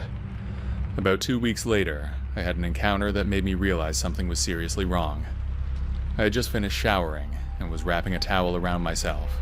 Then I stepped into the hallway and saw Phil standing on the stairs. My heart jumped, and I blurted out, "What are you doing here?" He looked startled and muttered something about checking for leaks. Then he turned and left without another word. I locked myself in my room and didn't come out until my roommates got home. The worst incident happened late one night. I woke up to the sound of footsteps downstairs. At first I thought it was one of my roommates, but then I heard the unmistakable sound of the front door opening and closing. When I peeked out of my bedroom, I saw Phil in the living room. He was just standing there in the middle of the room with his back facing me. I ducked back into my room, grabbed my phone, and called the police. When they arrived, Phil acted like it was all a misunderstanding. He claimed he'd come to check the furnace, and that he'd knocked, but no one answered. To my dismay, the cops didn't seem interested in pressing him further. After that night, none of us felt safe in the house anymore. We talked about breaking the lease, but the penalty for doing so was more than any of us could afford. Instead, we did what we could to make ourselves feel safer. We kept all the doors locked, even when we were home. I'm aware that he had a key, but we thought it would deter him in some way. Maybe it would help if we had to call the cops again. Sarah bought a cheap chain lock for the front door, and Kim set up an old webcam she had lying around to watch the living room. Maya started spending most nights at her boyfriend's apartment, leaving the rest of us to fend for ourselves. But all of that didn't matter anyway, because Phil didn't come back after the night the police showed up. The day our lease ended felt like a finish line we'd been crawling toward. We packed up our things in record time, barely bothering to clean up after ourselves. None of us cared about the security deposit anymore. We just wanted out. Phil showed up on the last day to do a walkthrough, but we made sure we were all there together. None of us wanted to be alone with him. Looking back, I wish we'd done more to stand up to him. Maybe we could have gotten out of the lease, or found a way to report him more effectively to the police. At the time, though, we were just a group of broke college students who didn't know how to handle something like that. I've lived in a lot of places since then, but I've never had a landlord as creepy as Phil. I hope I never do again.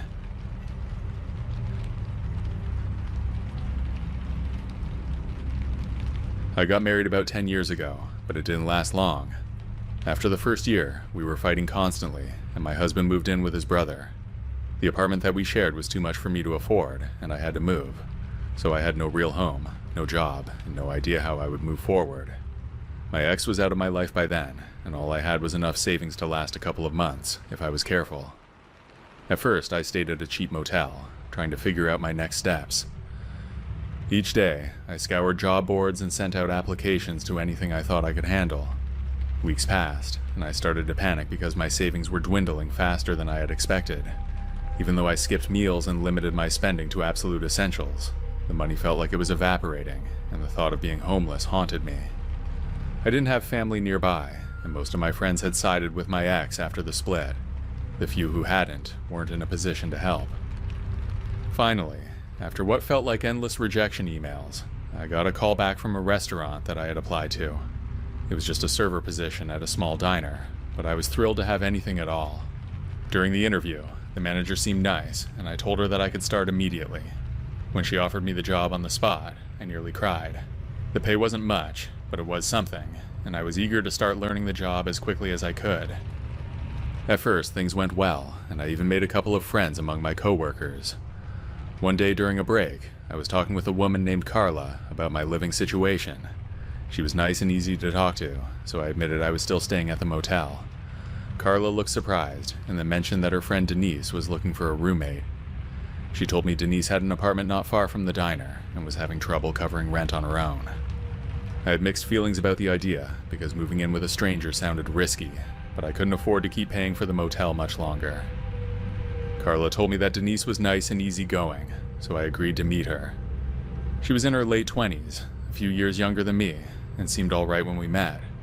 She worked in retail and said that she'd recently broken up with her boyfriend, which was why she needed a roommate. The apartment was small but clean, and the rent was affordable, so I decided to take the chance. Within a week, I'd moved in, and I was grateful to finally have a place that felt more permanent. Living with Denise worked out well for the most part. Occasionally we'd cook dinner together or watch a movie, but mostly we kept to ourselves. I would say that we were friends, but not quite besties, if that makes sense. Then after a few weeks, I met her boyfriend Daniel, who she had apparently gotten back together with. I never really liked him right from the start. He had a sleazy style. He would make little comments when Denise wasn't around, things like telling me I looked nice or asking about my plans. He did it in a way that felt more personal than friendly. I tried to ignore it because I really wanted to get along with him, but then he started finding excuses to linger when Denise wasn't home. One time, he showed up unannounced, saying he'd forgotten something at Denise's place and ended up staying for over an hour trying to chat with me. That was when I was sure he was hitting on me. I made it clear that I wasn't interested, but it was uncomfortable. The breaking point came during a small dinner that Denise hosted for a few friends. Daniel was there, along with Carla and another girl. The evening started fine, but after a couple of drinks, Daniel started flirting with me right in front of everyone. I could see Denise eyeing us, and I knew she was pissed off. I'd had enough, so in front of everyone, I told him off and said he needed to stop. The room fell silent, and Denise looked mortified. At the time, I thought she was just embarrassed for Daniel. I thought that I had done the right thing as a friend, but I was wrong. After the guest left, Denise confronted me. She accused me of trying to create problems between her and Daniel. I told her about what he'd been doing, but she didn't believe me. She said if I had a problem with him, I should have come to her privately, instead of embarrassing her. After almost an hour of arguing, we went to our separate rooms, both furious. Then in the middle of the night, I was woken up by the sound of my door opening. At first I thought it was a dream, but then I saw Denise standing there. She had a knife in her hand and a crazy look in her eyes. Then before I could fully process what was happening, she lunged at me. I rolled off the bed onto the floor before she got to me. Then I managed to grab the duvet and used it to cover myself. She slashed at me, cutting through the fabric and grazing my arm. When she saw the blood, she must have snapped out of it. She stopped, then dropped the knife and backed away from me. As she was leaving the room, I could hear her muttering, "I'm sorry," over and over. I grabbed my phone and called the police, and Denise was arrested. I spent the rest of the night in the hospital, getting stitches for the cut on my arm. The doctor said I was lucky it wasn't worse. After Denise was taken into custody, I knew I couldn't stay in the apartment. The thought of sleeping there another night made my stomach turn. I packed my stuff the next day and moved into the same motel that I stayed at before. I kept working at the diner because I couldn't afford to quit. Carla tried to talk to me a few times, but I avoided her. I didn't blame her for what happened, but I couldn't bring myself to act like everything was normal. Whenever she brought up Denise, I changed the subject or walked away. Within a month, I found a small studio apartment I could afford. It wasn't much, just a single room with a kitchenette and a tiny bathroom, but it was a step up for sure. Life didn't magically get better overnight, but I took things one day at a time. The scar on my arm never healed completely, and every time I look at it, I think about how close I came to losing my life.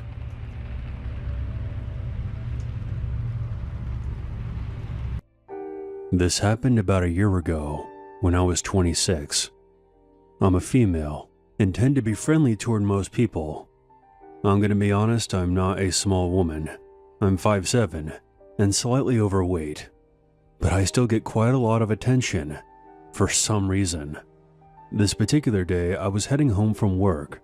I had a job in a warehouse at the time, and I was wearing old yoga pants and a bleach-stained shirt. I had no makeup on. My hair was up, and it was summertime in South Carolina. It was hot. I basically looked as unattractive as I possibly could. I just moved into a new apartment, and I was going to build myself some shelves out of wood and cinder blocks. I decided to swing by Lowe's after work to grab some materials I needed. I got one of those large pallet carts and started collecting the things I would require. I take pride in the fact that I'm pretty strong and being able to build things, lift things, and generally just doing shit on my own. As I'm loading cinder blocks on my cart, this Lowe's employee walks up to me. I smile at him politely. He was maybe 5'11", wearing wire frame glasses, sparse stash, yellowing teeth, balding, but somehow was still physically fit. He was maybe in his 40s, although I admit I'm a bad judge of age. He offers to help me. No thank you, I've got this. Oh no, this is what they paid me for. He literally takes the cart from me and starts pushing it and begins asking me all these questions. They seem pretty standard at first. What was I building? The materials I needed? Things like that. I answer him but keep them short. I was definitely getting the vibe that he was trying to hit on me. He then starts telling me about how he's a former Marine and his time in the service, and how he stays fit and in shape, and then begins bragging about how strong he is. And I kid you not, he flexes for me. Like, who did this guy think he was? Johnny Bravo? At this point, I'm getting annoyed, but not creeped out. We get to the lumber section, and I begin to grab this board. No, I can get that for you. Nah, it's fine. I can do this on my own. He gives me another toothy grin. Nuh-uh. Okay, whatever. Maybe he needs to feel useful or something. So I let him grab it. He walks behind me, and as he does, I hear in my ear, like someone looking at something tasty. Immediately I'm like, fuck. Is this gonna be one of those situations where I have to awkwardly decline someone's advances? Hoping it wouldn't come to that, I just ignore it. I had to get a couple more things and he insists on getting them for me. Every time walking behind me and making those sounds right in my ear. Fuck the rest of the stuff. I just want to get out of here. I tell him that I'm going to the checkout line, and he reminds me of the other stuff I mentioned, and that he could help me with it. No, I need to be going home now. I'm definitely not being friendly, and I'm not smiling anymore. I go to push the cart again, and his creepy sing-along voice, he insists on doing it for me. We get to the checkout, and at this point, I've texted my best friend and told her about this weirdo following me around in Lowe's. I also tell her his name, which I can't remember at this moment. I said if anything happened to me, that he was the one who did it. I was only half joking. He was really creeping me out at this point. I'm at the register and one of the boards didn't have a tag on it. Mr. Creepy says he will go grab another, and he walks behind me again and whispers, "Delicious," in my ear, and I get the chills. He comes back with a new board and walks behind me again, manages to brush against my hip, even though we have plenty of room.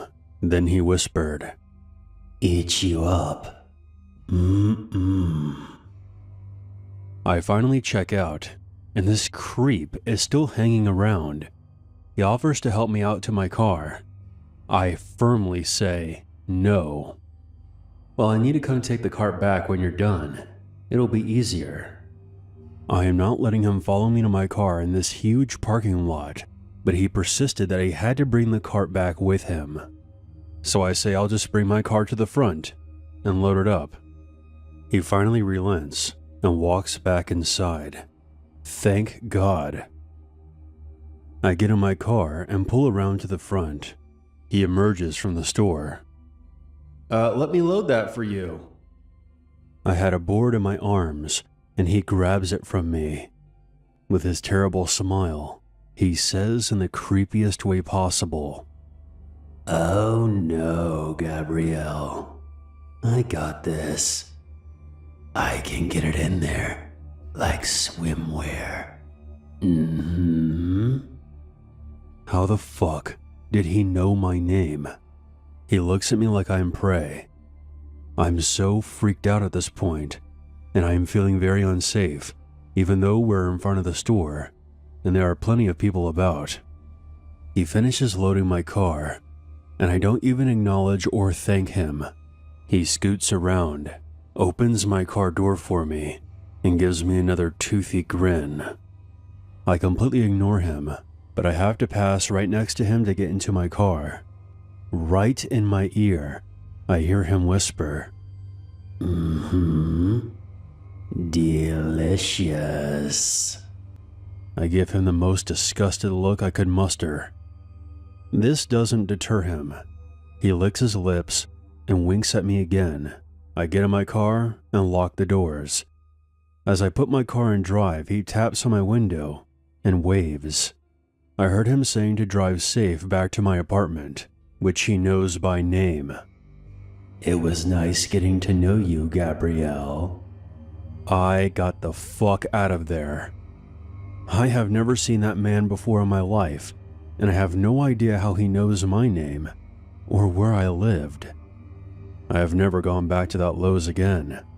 Every time I think about that incident, I kick myself for not reporting him.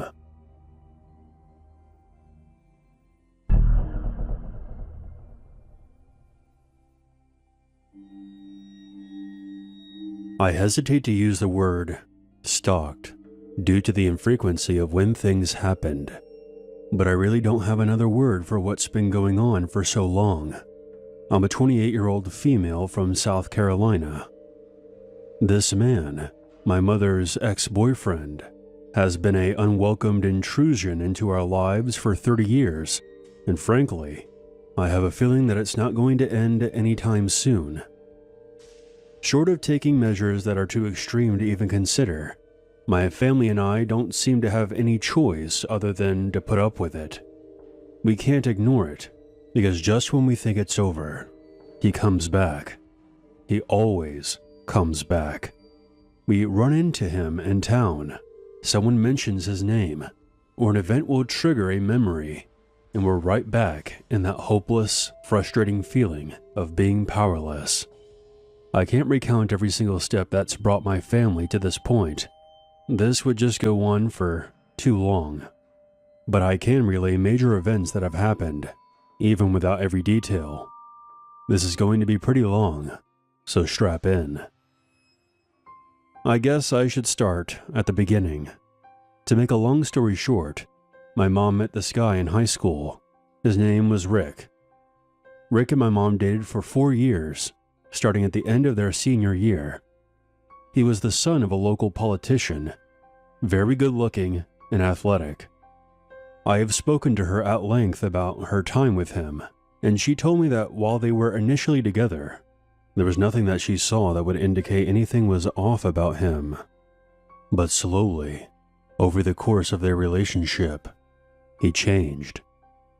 He started telling her what she could and could not wear, who she could talk to. He told her that she couldn't smoke anymore, that she had to get a new car because he couldn't be seen with her in the old truck she drove, that she had to move out of her parents' house and marry him as soon as possible. He was also pushing hard for her to sleep with him. She didn't, and she has never been able to say at least to me, why that was, other than having this gut feeling that she shouldn't.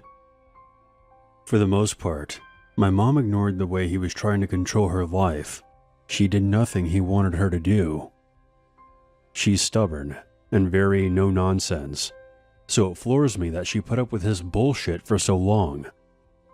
I guess she felt that she couldn't do any better, and thought that, given time, she could change him. But Rick didn't change, at least not for the better. If anything, he got worse. He became verbally abusive and put her down every chance he got.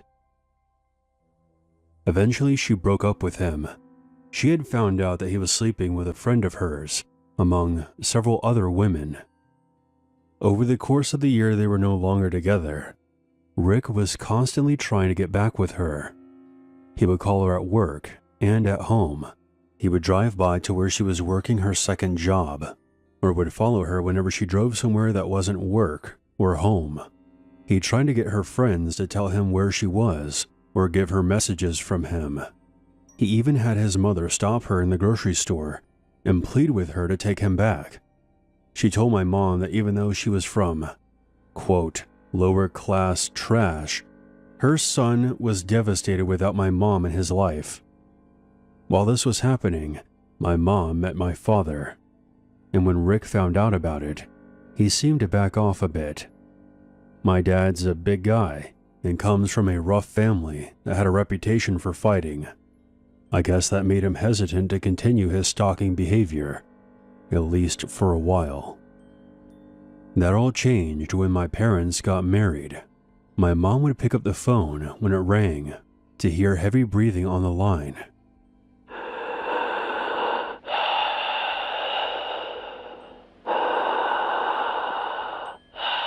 A man's voice that was clearly disguised would try to ask her questions about her marriage, or say something lewd about her or the intimate aspect of my parents' relationship.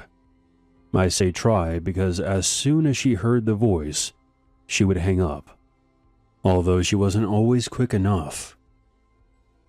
Back then, there were no stalker laws in South Carolina, and since there wasn't any kind of physical assault, there wasn't much that the police could do. Not that they would have anyway. This all took place in a small town, population of hardly more than about 5,000, and the sheriff was real good friends with Rick's father. Suffice to say, the legal avenue was closed off to my family. My grandmothers, tired of the harassment of their children, got together at one point and cornered Rick's mom in town one afternoon. They told her point blank that if she didn't put a stop to her son's behavior, they were going to make sure the newspapers found out about the other recreational activities he had been up to, which, as you can probably guess, weren't legal. Again, the calls stopped. When my sister and I were born, all hell broke loose. Rumors started flying around that Rick was actually our father, and that my mother had been having an affair with him. Pictures of my mom with us at the store, or somewhere in town, would turn up in the mailbox, along with letters stating how much we looked like Rick. What was most disturbing is that these letters would also mention how attractive my sister and I were going to be when we grew up. When my mom showed that particular letter to my dad, he was furious.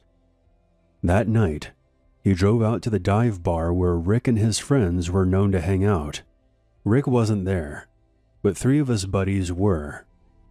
My dad demanded that they tell him where Rick was, but they refused. When my dad turned to get back into his truck, the men tried to gang up on him. As I said before, my dad is a big guy and grew up fighting. He handed them their asses. 2 broken noses, and the other one lost his front teeth. He told them to let Rick know that he would find him if anything else happened. Several years went by very quietly. We made a life as a close-knit family.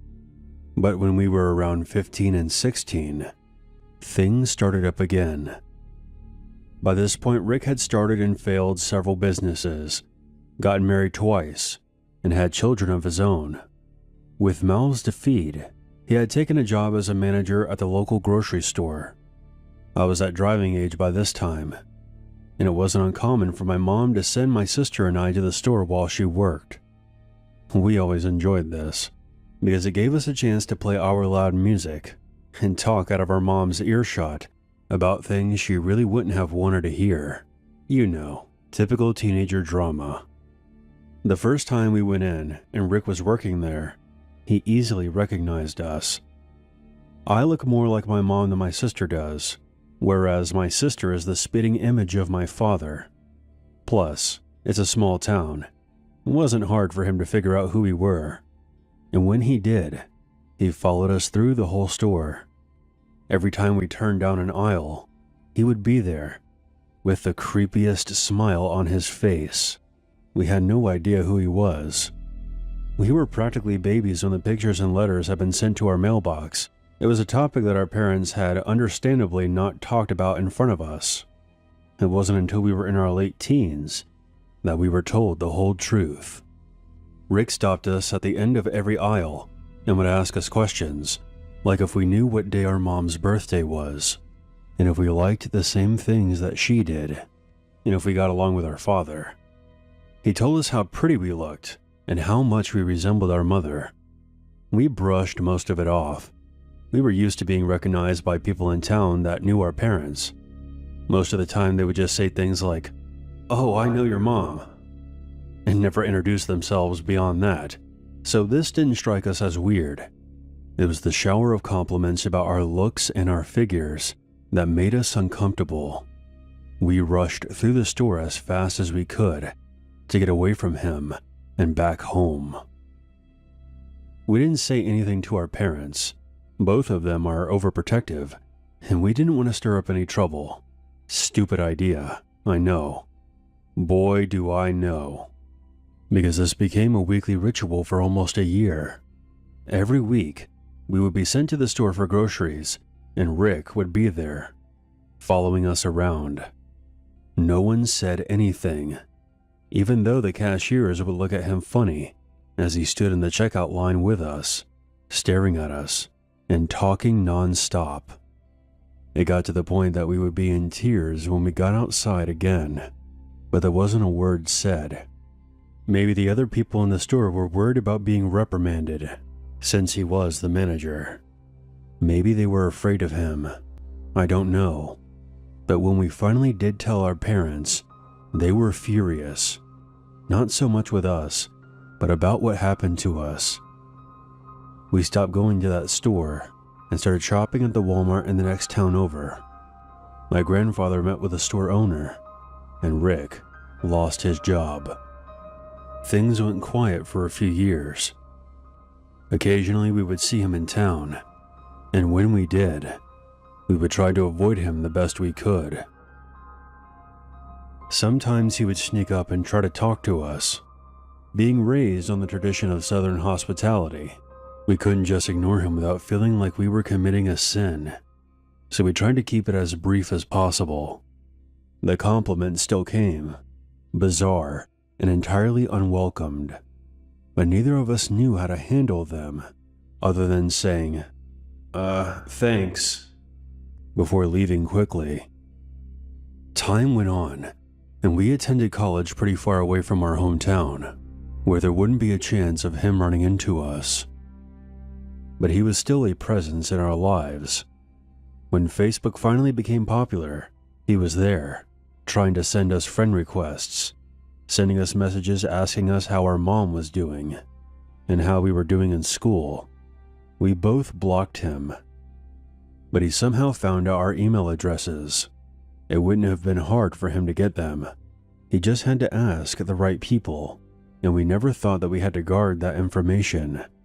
Both of us were bombarded by emails from Rick, asking us the same questions again about our parents, and talking about how much he looked forward to seeing us, quote, at home. The worst one was an email sent to me, asking me to let my mom know that all she had to do was tell him she was leaving my father, and he would divorce his current wife, abandon his children, and marry her, and that he would be the father that my sister and I deserved. I blocked him immediately and called my sister to let her know, so she could be on the lookout. My mom doesn't have an email address, so he couldn't harass her like that, but the heavy breathing phone calls came back for a while. And when we all got cell phones, we did not give out our numbers to anyone except immediate family or people that we could trust, and told them not to give out our numbers to him under any circumstances. Which brings me to the most recent event, and the reason I've decided to sit down and write this out. I've moved back to my hometown, fresh out of grad school and newly married. Things have been quiet for a long time. Rick was the furthest thing from my mind. My husband and I had to stop by Walmart to pick up some last-minute gifts for Christmas. We split up in the store, and I was just coming out of the restroom. My mind was focused on my phone, trying to call my husband so I could find him in the big supermarket, when I felt a tap on my shoulder. Distracted, I turned around and almost dropped my phone when I realized I was standing face to face with that son of a bitch, Rick. He grinned at me and said, "Well, hello there. Been a long time." I'm ashamed to admit that I couldn't do more than just stare at him. He snuck up on me, and I was so startled and freaked out that I couldn't say a word. He leaned in, still wearing that damn smile on his face, the one he used to wear when he would follow my sister and I around the store. "You look just like your mom. If I was your dad, though, you would look more like me." I was frozen as he grinned at me for what was probably only a few seconds, but it felt much, much longer. I then turned on my heel and walked away, as calmly as I could. I put my phone to my ear and called my husband. It took everything I had not to burst into tears right then and there, in the middle of the store. My husband knew all the stories, and he was ready to come and beat the crap out of Rick for saying anything to me, but I ushered him out to the car. I just wanted to get out of there and go home. When I told my parents about the incident, they became angry as well, and they still are to this day. It seems like no matter how much time passes, Rick is still hanging around like a boogeyman. It's not over, and I know that. It may never be over, but it does feel good to get all this out. I don't know what to make of his little declaration, or what else other than the obvious he might have been implying. Makes me sick to my stomach to think about it. What I do know is that I am very, very grateful that he certainly is not my father, because I can't imagine what my life would have been like growing up with him.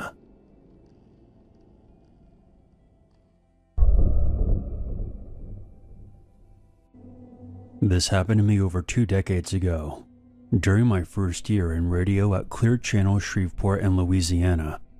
I was in my early 20s working part-time as a board operator and promotions assistant for several stations in our building, as well as doing overnights on the weekends as a disc jockey for the radio station, Rock 99, which is also known as 99X KTUX FM. One of the annual events that our cluster of stations would participate in was the Fortilla at Cross Lake. In the early summer of 2002, our rock station had an on-air sponsorship deal with a local boat dealership, which allowed us to borrow 2 of their boats, a party barge and a motor-powered bass boat, which would be used during this event. It was a near-perfect Saturday to be on the water. The sun was out, and it was also fairly windy. The boats were floating and zooming all over Cross Lake that day.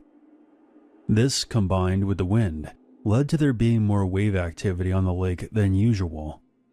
Around a half a dozen of us were on the party barge, with at least 2 others riding around on the bass boat. One of the DJ's wives in attendance was wearing a brown straw hat to protect herself from the sun. While the party barge was in the middle of the lake, a gust of wind caught her hat and tossed it into the water. We stopped the barge and attempted to retrieve the hat, but it was too far away for any of us to reach. In the spur of the moment, I made a decision that would nearly result in me becoming a permanent resident of Cross Lake. Without giving it a second thought, I took off my shirt removed my shoes, and dove into the water without wearing a life jacket. Swimming to the hat was the easy part, but my sense of accomplishment would soon be replaced by absolute fear and helplessness. The barge was only a few feet away from me, and on a calm day, I could have easily swam back to it. But the waves from all the boats on Cross Lake, as well as the wind, prevented me from returning to the barge, no matter how hard I tried. I quickly gave up on retrieving the hat, because now I was fighting just to stay alive. It's a very unique kind of terror when you find yourself thrashing around the open water, knowing that if you stop, you'll die. Everyone on the party barge thought I was messing around at first and were having a good laugh, but it soon became apparent that the waves kept knocking me back despite my best efforts to reach the barge. Our program director, who would eventually become one of my best friends, tried throwing a life preserver toward me, but the wind caught it and it landed out of my reach. The small glimmer of hope I had was snatched away from me. They tried moving the barge closer to me, but it wasn't designed to be maneuvered in that way. Plus, whoever was driving it at the time wasn't exactly an expert. Once it became apparent that I couldn't swim back, I focused all of my remaining energy into kicking in the hopes of keeping my head above water. Fortunately, we did have cell phones back then, and my program director was able to get in touch with the other boat. The only problem was they were on the other side of the lake, which meant I had to stay above water long enough for them to arrive. And at this point, I was running out of time. Those few minutes of kicking just to keep myself from drowning felt like hours, and for the first time, I was truly afraid of dying. I know this sounds crazy, but I could almost feel death's cold embrace. When you're a teenager or a young adult like I was at the time, you feel like your whole life is ahead of you. Chapters of your life yet to be written, never considering the whole book could be slammed shut before the story is even finished.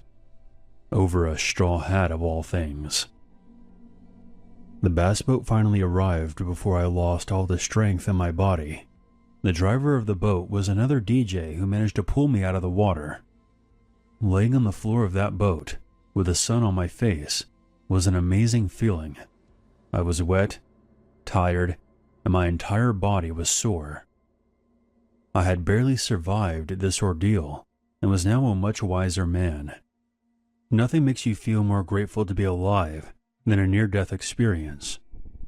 Anytime I ever go back into the water, whether it's a lake, river, or the ocean, I always wear a life jacket. On a final note, fate certainly does have a thing for irony. The husband of the woman whose hat I was trying to save was the one who ended up saving me from literally sleeping with the fishes. This is one of the creepiest, unexplained experiences that has ever happened to me. Thinking back on it now, I still get this unnerving feeling that lingers. Anyways, here we go. A group of friends and I, all in our mid-20s, rented out this place on the lake for a fun-filled weekend of drinking and partying. From Friday night to Saturday morning, we pretty much went all out, having a blast on the lake. By the time Saturday afternoon came around, we were all so hungover from the night before, we decided that on this night, there would be no drinking. Maybe a bit of smoking, but that's it. We would just have a chill night and relax. 9 p.m. rolls around. Some of us were inside the lake house, and there was about 5 of us outside. The second floor of the lake house had a deck that overlooked the surrounding forest. You couldn't see the lake from there, but it was within walking distance. I'll mention that we had already had some weird vibes from the locals when we first arrived in town. Mostly just backcountry folk, who I assumed were a bit irritated because a bunch of out-of-towners were coming there looking for a good time. But between the town and the lake was such a large area that realistically, It wouldn't be close enough to anyone to be a bother. Anyways, 3 of the group were on the upstairs deck, my brother being one of them, while I was talking to a friend on a small wooden table just outside the forest. It was a very peaceful night, when suddenly, an unnerving feeling overcame us. It was so distracting that my friend and I stopped talking and just stared into the dark forest. Soon we heard a loud, eerie chanting.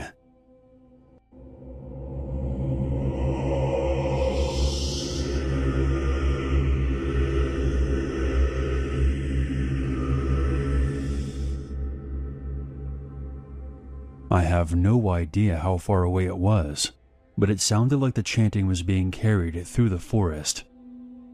All the voices were male. They were loud and perfectly in sync. We were both frozen for at least 20 seconds before I could no longer contain myself and got up and darted toward the house, with my friend following me. I don't know how to explain the feeling that came with the chanting, but it felt almost evil. I was shaking by the time we got up to the second-story deck and joined the others. By the time we got there, the chanting had ceased. "Did you guys hear that?" Before anyone could even respond, the chanting began again.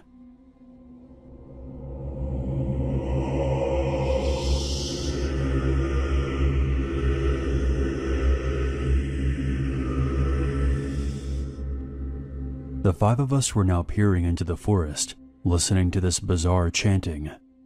It would sometimes sound very far away, and then relatively close. We couldn't make out what they were saying. It may have been in another language. A loud bang rang out, like someone had hit a huge metal object. What followed that was the scariest part. A man began wailing in extreme pain.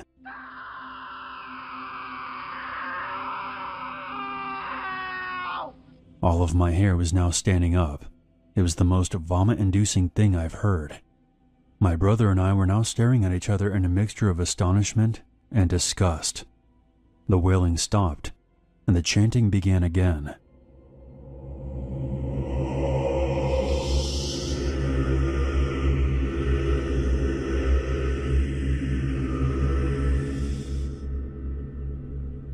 After the chanting died down, one of our friends said that it was a bunch of drunk guys in the forest trying to scare us. But there was no way that chanting was coming from a bunch of drunk guys. All the voices were perfectly in sync, and that wail sounded like someone was being tortured. Plus there was all that tension we felt. Something extremely messed up was taking place somewhere in that forest. It definitely wasn't in our immediate proximity, but close enough to where we could hear it perfectly. I remember that one of our group suggesting that we go explore and find out what was going on, but obviously, the rest of us thought that was a very stupid idea. I regret to say that we didn't call the cops. Looking back, I wish we would have, but the forest around that lake was so massive, it could have been from anywhere. I was very relieved, to say the least, when we were driving out of there the next morning. Thinking back to that night, it still gives me the worst kind of feeling. Whatever was going on, it just felt so wrong and evil. So the story is going to be pretty deep, and it will sound unbelievable, but I will provide some articles to corroborate everything. It all began in the summer of 2021. I was working as a lifeguard at a small beach called Adams Point Beach, located off Quincy Lake, New York. I didn't really enjoy my job a whole lot, to be honest. It was just a way of making ends meet. But I did make friends with some of the other lifeguards, so I guess that was a plus.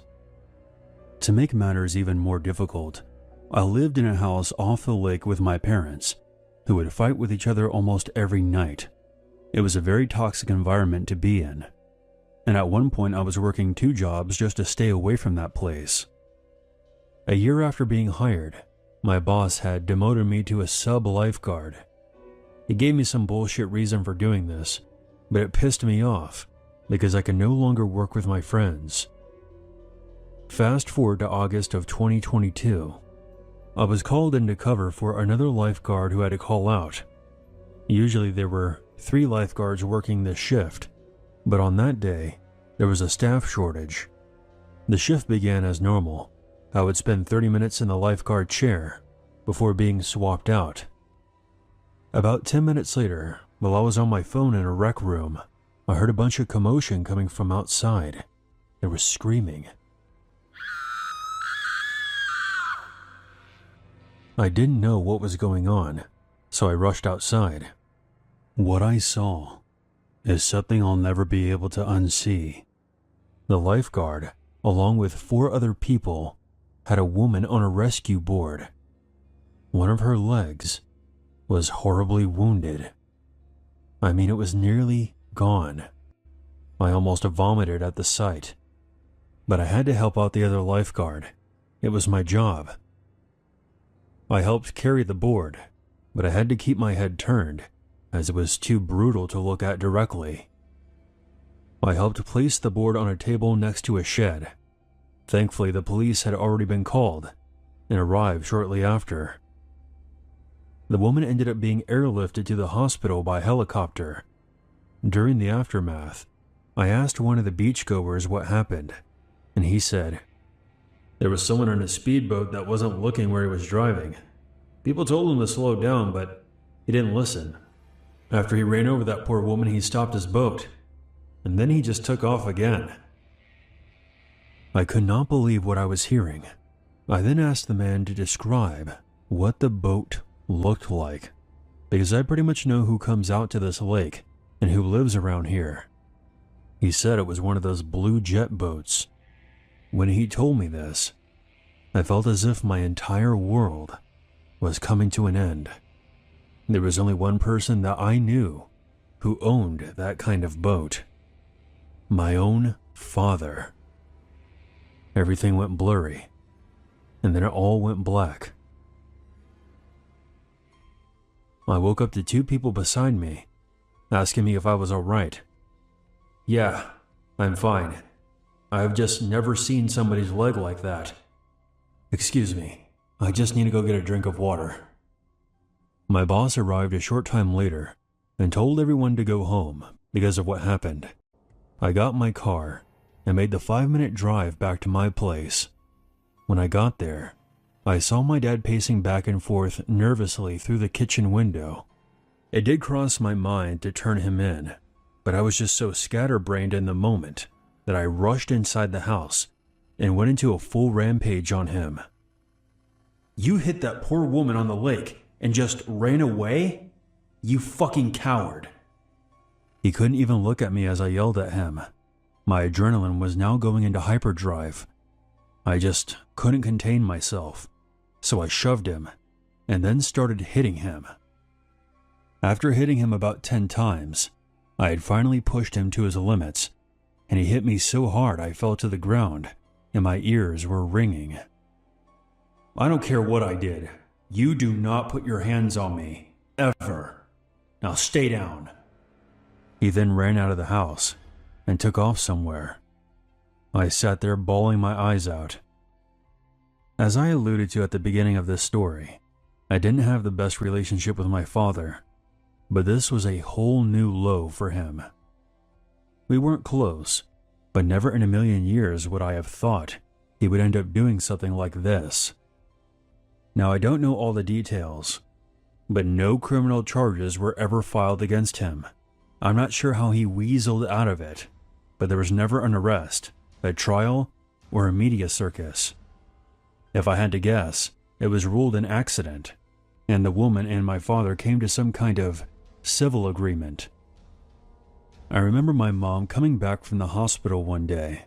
She went to go check on that woman, and told me that she was alive and well, but that her damaged leg had to be amputated. I felt so relieved that she survived, but I was also devastated that my own father was responsible for this. We never saw him again after that night. He not only fled the scene of the accident, but he also abandoned his marriage as well. It goes without saying that there was a lot of other things that were going on that I'm not willing to get into. but the boating accident was the straw that broke the camel's back. I quit my job as a lifeguard shortly after this incident. It was causing me a lot of trauma. I even began having nightmares over it. It got so bad that I had to go see a psychologist at least 3 times a week. Each day I'm slowly getting better and better, and I still have a long way to go. I wish I could tell you the story ends here. However, what happened at the lake and my father leaving us aren't the only reasons I'm in therapy. Let's move the timeline to mid-July of this year. I am still living with my mom out on Quincy Lake. My dad has been gone for some time now, and we were moving on with our lives. I needed some time to myself that day, and I decided to go kayaking around 7 p.m. I paddled to a shallow area of the lake. I planned on stopping at the beach area for a while to give my arms a rest before heading back. While approaching the beachhead, I kept looking at the water just beneath my kayak. Something was off. It was getting dark out by this point. I had a mounted light on the kayak, but since I knew the way by heart, I didn't want to waste the battery on it just yet. My paddle then hit something in the water. At first, I thought it was a rock, which I thought was very strange, because I knew this area of the lake very well, and I wasn't anywhere near where the rocks usually were. So I pulled out my flashlight, turned it on, and looked. I shit you not. I saw the body of an old woman floating in the water. I let out the most ear-piercing shriek you've ever heard in your life. I quickly paddled out of there, reaching the shore a short time later. After pulling my kayak to shore, I ran to the grass area and threw up about 5 times.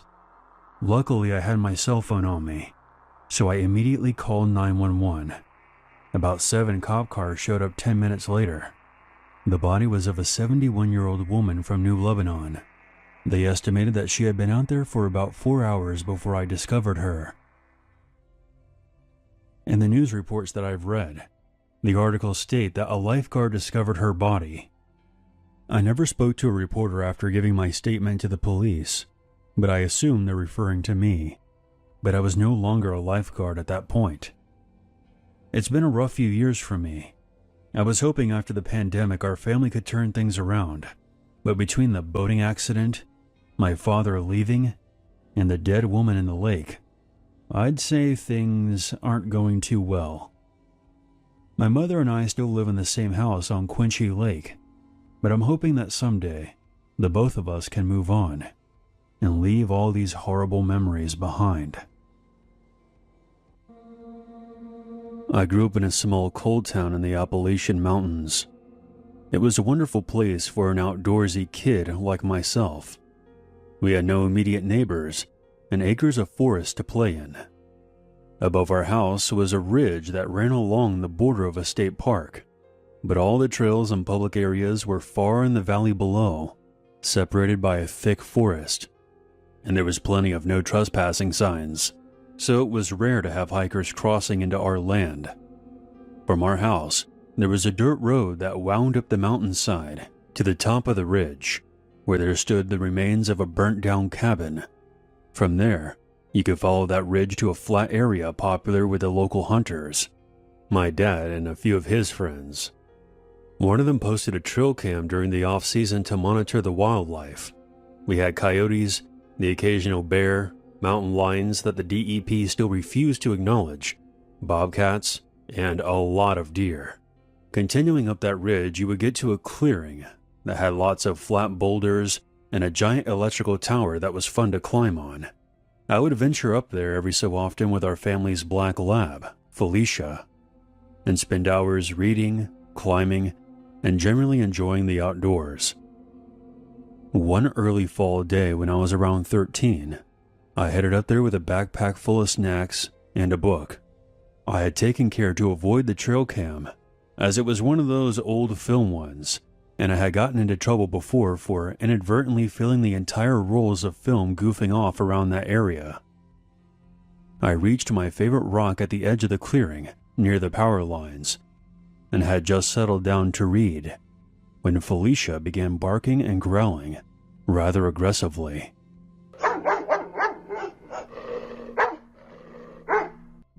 At first, I paid it no mind, as she loved chasing deer, but this time she didn't bound off into the forest.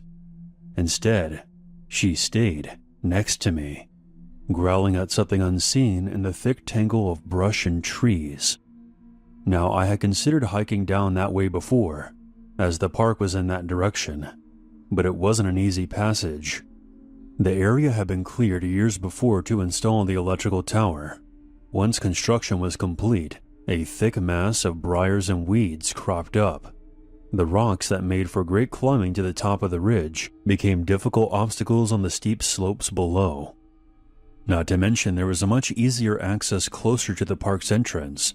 This way brought you down to an undeveloped area at the very back of the campgrounds that wasn't easily accessible to cars or hikers. So I was taken off guard to see someone fighting his way through the brush from that direction. Nervously, I called out, "Hello?" and gripped Felicia's collar. She had a tendency to jump on people when she got excited, and I didn't want her to cause him to tumble down the mountain. I overheard my parents arguing about lawsuits when she barreled into a jogger on the trail. The man looked up and smiled at me, and extracted himself from the thorns and made his way up the hill to the base of my rock. I don't know if it was Felicia's reaction to him, or the rather remote and impassable way he had come from, but his presence made me feel uneasy. He was probably in his mid to late 20s, average height and build, rather unremarkable looking. No backpack or supplies, but he was wearing hiker attire.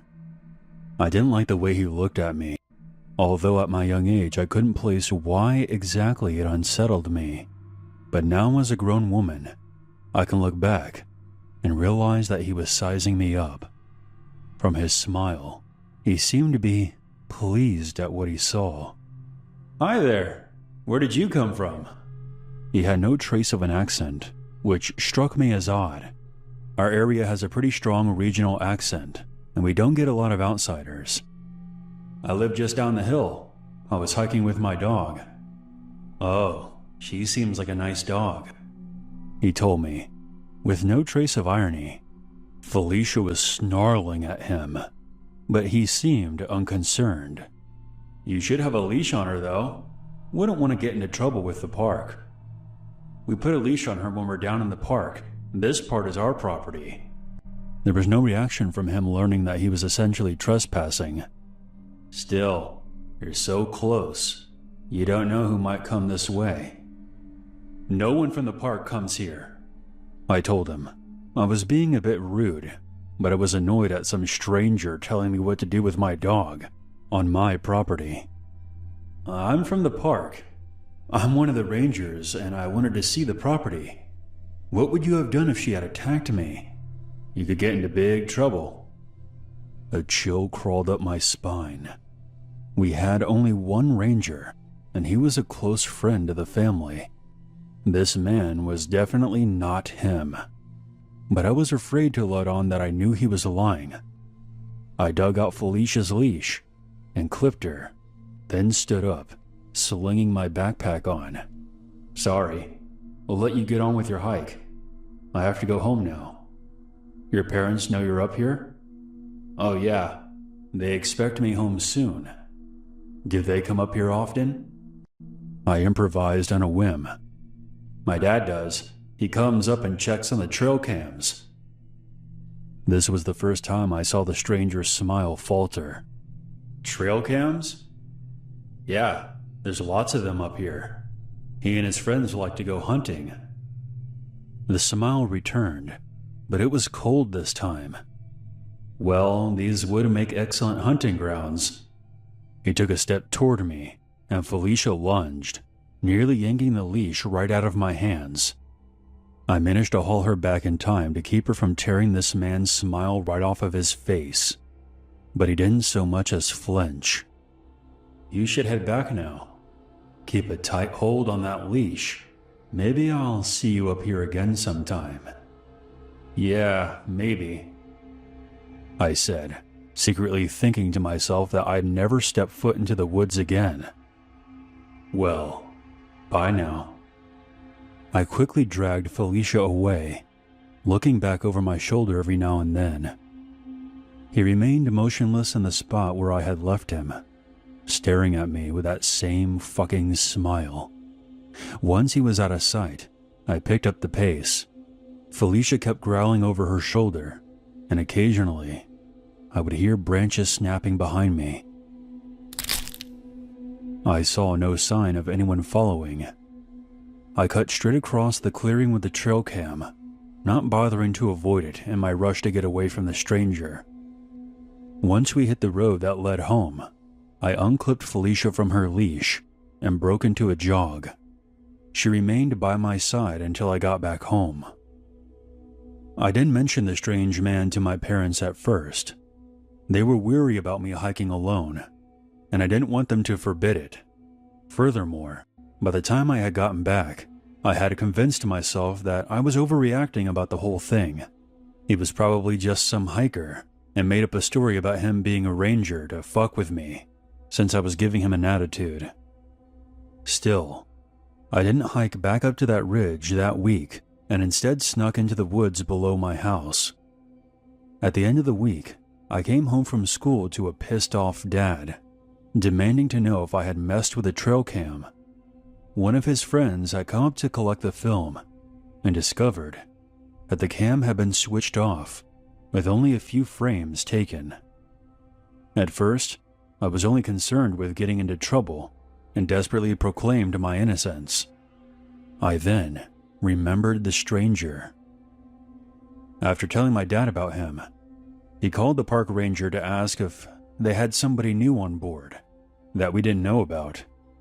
The ranger said no, but after hearing my story, he told my dad the campground attendant had caught someone overnighting in an unauthorized area back in the campgrounds the previous weekend. He had assumed the guy was just trying to get out of paying for a camping fee. He was described as a younger man, average-looking, very friendly, and apologized for what he said was a mistake, and took off. Shortly afterward, we heard from my dad's friend about the trail cam. He had gotten the role developed, and even though there was only a few frames, the last one was of me and Felicia cutting across the clearing. I thank God that I had told the stranger that there were multiple cams. I imagine he gave up once he couldn't locate the other ones. My parents have since moved to a small neighborhood down in the valley, and I've since moved out of town. In my parents' backyard, on the riverbank, there's a mound covered by Easter lilies that marks Felicia's final resting place. The house I grew up in fell into a state of disrepair after we left, and was eventually burned to the ground. No one lives on that property now, but the clearing at the top of the hill is still popular with hunters.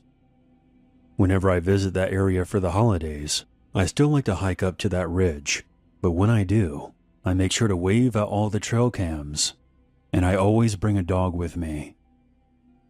Between 8th to 10th grade, I was deeply involved in a small Minecraft building server.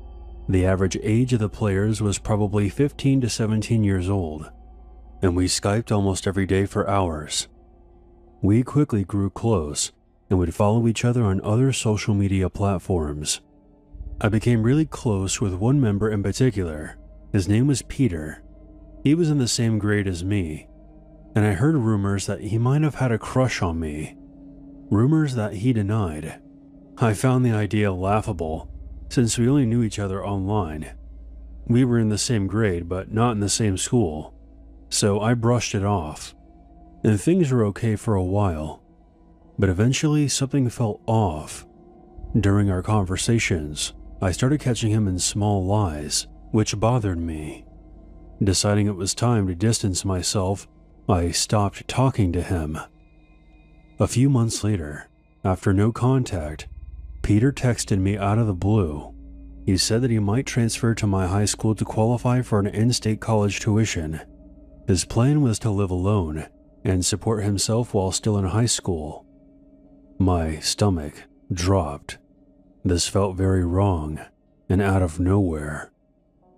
Still trying to stay calm, I told him that his plan was absolutely insane and pointed out how oddly convenient it was that he just happened to choose the school that I attended.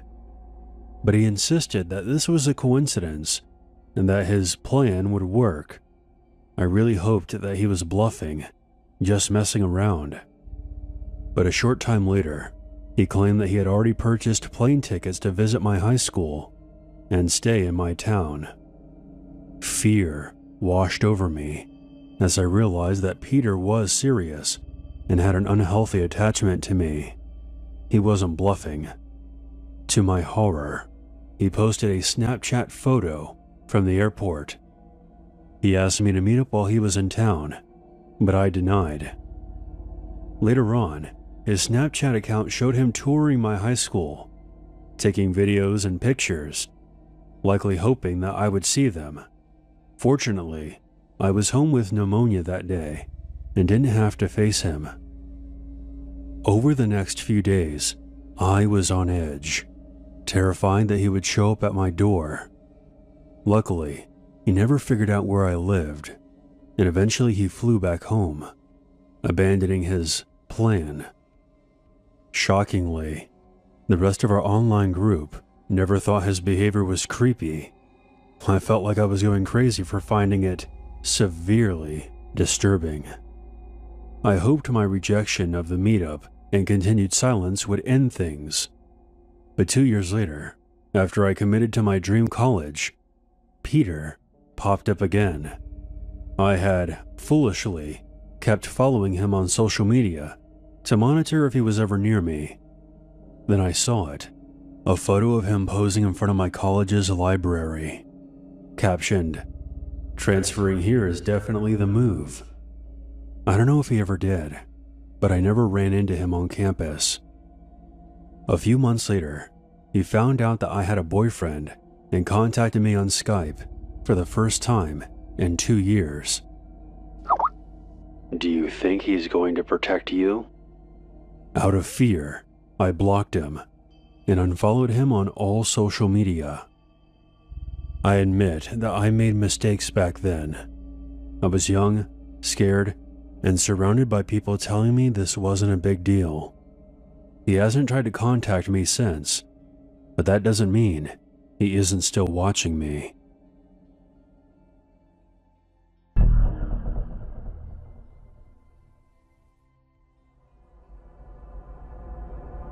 Over the weekend, I checked my Skype account for the first time in months. I had a contact request from the username Young Love Money. Curious, I added them to see more of their info. It didn't reveal much. Later that day, the account tried calling me. I didn't answer. I had zero desire to speak to someone I didn't know. Then the rogue account sent 5 messages. "Hey. How are you? You there? What's up? Hello?" Another call came through, then another, and another. The account kept changing its username as well. The calls came every 5 minutes or so. Soon, the messages turned angry and sexual. "What the fuck? How come you're not answering? I can't stop thinking about how I'm gonna fuck you. I want you to see what it looks like." There was more, but you get the idea. I blocked the user, but the calls and messages persisted from other accounts. I just ended up logging off my computer. My boyfriend was coming over that night, and I would deal with this later. Later on, my boyfriend and I went to my father's house to watch a football game with him and some other family members. He and my mother had split up some time ago. He now lives with my brother, his current wife, and her son. While I was there, I was now receiving nasty text messages on my phone. On the drive over, I had told my boyfriend what was going on with my Skype account, and I was now getting the same kind of messages on my phone. He suggested I call a number to see who picked up. I did. And here's where things get a bit fucked. My stepbrother's Skype started ringing.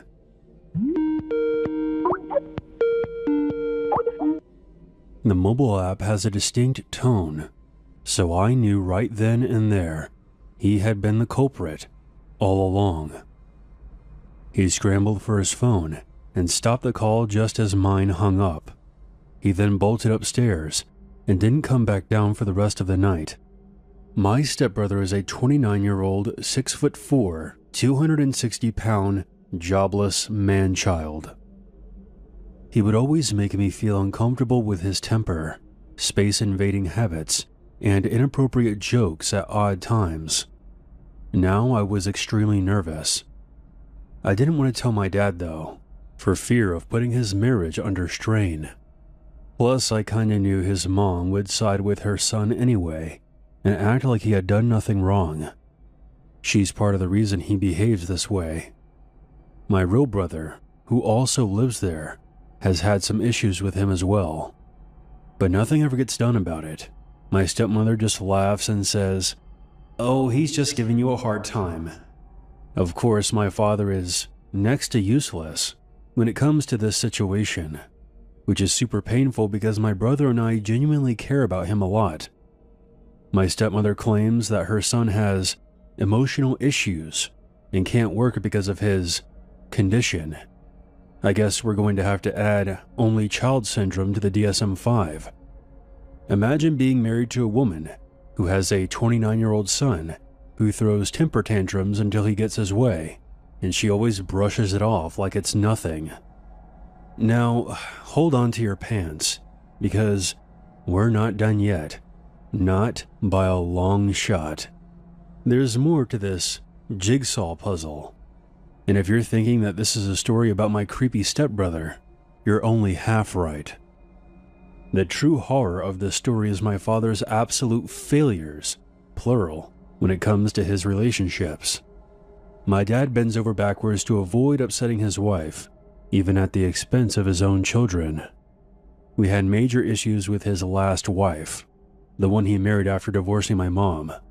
She turned out to be an attractive drug addict and a cheater. There was a time where he stopped seeing me because his wife was jealous of me. If she didn't want him to go somewhere, he would just stay home, and he would be upset with my brother and I if we complained about it in any way, accusing us of trying to wreck his new marriage. Once she was involved in a hit and run and claimed that I had borrowed her car and I was the one who did it. My father backed her up, telling me to stop lying and confess, but the police were able to prove that it was in fact her behind the wheel, not me. So yeah, my father is a bit of a fucking moron, and it took quite some time for our relationship to mend after that. My dad is fine with his current wife's son living there, because he's been sold on this condition from the start. Here is another fun fact. My father and my current stepmom were high school sweethearts once upon a time, and they were actually married before my dad met my mom when they were in their early 20s. Things didn't work out, and they ended up divorcing. 30 years later, they run into each other at a gas station and began dating again. They eventually remarried this past August. I actually get along with her quite well, and she is very good to my father. She just has a messed up son who's going to ruin everything. It's sad, but it is what it is. I'm not too worried for myself. I'm never alone with him. And I think this was a twisted game for my stepbrother's amusement. Like, haha, you don't know it's me. That was the initial plan anyway, until I caught him red-handed. I feel like he was using his Skype account to anonymously confess those things to me, and now I know he has had those thoughts. But I haven't heard from him since. Now whenever I visit my dad, he stays upstairs, never coming down. The holidays are going to be very awkward for us though. I don't want to exchange gifts or even be near my stepbrother at all. I've always found him creepy, but this was a whole new level of insanity.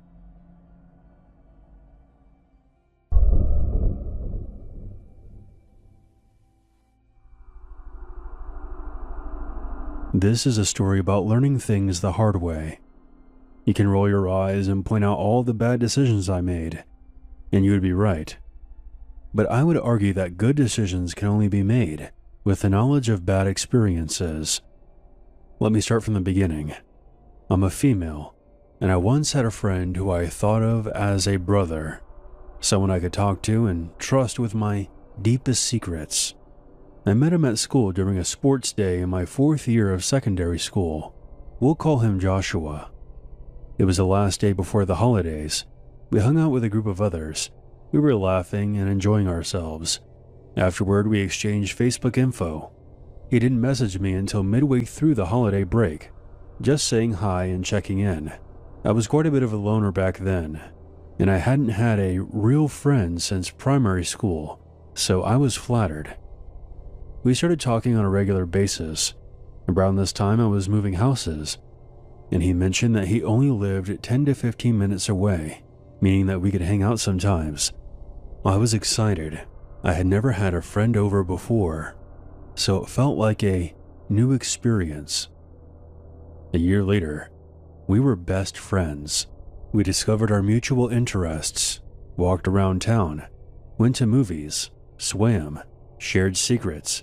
We did everything. But this is where things take a turn for the worse.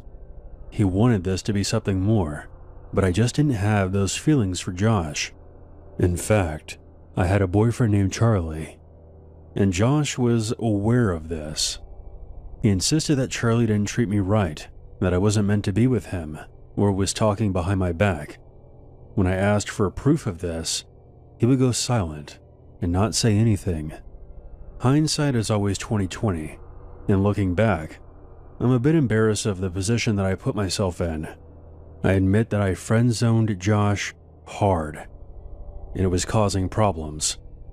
But at the time, I didn't seem to care that much, and in fact, I found him to be annoying. He kept trying to join Skype calls I would have with Charlie, who I rarely got to speak to between his job and my studies. We usually declined Josh joining, and he would get upset, messaging me, "If you were really my friend, you would let me join," only to apologize 30 minutes later for being childish. All of my online friends, including Josh, knew that I was a big-time gamer. I recently started playing a new game that I didn't want to tell Josh about. Because of what was going on at the time, I didn't want him following me, even in cyberspace. He had done this twice before, always nagging me to play together. I found a great guild, raiding twice a week for a few hours, and things are going great. A week later, Josh found out through a mutual friend, signed up, and joined my guild. I knew it was him. He always used the same username. Apparently, he was trash-talking me behind my back, harassing female members, and just generally annoying everyone. He thought everything he said was hilarious. Every other sentence was a bad reference. He would disrupt our raids by joining our voice channel and blasting loud music. He was eventually booted. Frankly, he got what he deserved. After he had been bad-mouthing me behind my back and deciding enough was enough, I called him on Skype and ended our friendship. He didn't take it well. He cursed me out, threatened to leak all my secrets to my friends, and said that he would ruin my life. I hung up, blocked him, and thanked God that he was gone. Or so I thought. I had forgotten that he knew where I lived. I've been avoiding him for a month, prioritizing time with my guild, and just not wanting to deal with him. 3 weeks after cutting him off, I noticed something disturbing. I'm a diagnosed insomniac, and sometimes I gaze at the street lamps outside. That's when I saw Josh standing under the street lamp closest to my house. My room has a balcony outside the window. It's easy to climb, with its ledges and pipes. I've even snuck down that way before. I usually kept my window open because my room is so warm at night. At the time, I didn't have a fan, and the AC unit was broken, but that week had been freezing, so the window was closed. 15 minutes later, I saw him approaching my house and started climbing. I was so grateful that I had closed the window that night. It would have been easy to slip through otherwise. I turned off my monitor and sat there in the dark, shaking, with my teeth chattering, but still trying my best to stay quiet. I couldn't leave my room. The creak of the floorboards would have gave me away, and he could easily hear me from the balcony. I could not scream for help either. My mom was out drinking, and my younger sister was at my grandparents' house. I was alone, and watched in terror as he approached the window. He tried opening the window, but it wouldn't budge from the outside. So he just sat there, staring into my bedroom. It became a waiting game. Minutes felt like hours. I had this awful feeling that if I made any noise, he would leap up and smash his way through. Around 5 a.m., my mom's car pulled into the driveway. Relief washed over me. She actually saw Josh and began yelling at him. I heard him scrambling back down the pipes. She initially thought that I had invited him over, but when I explained to her what was going on, she hugged me and said that she was glad I was okay. We called the police, but they said they couldn't do anything since he hadn't assaulted me. It's been 1.5 years now. I haven't seen or heard from Joshua since. He just simply vanished. Maybe that's for the best. Wherever you are, Joshua, I hope you got some help and moved on, because you came extremely close to going down a very dark path.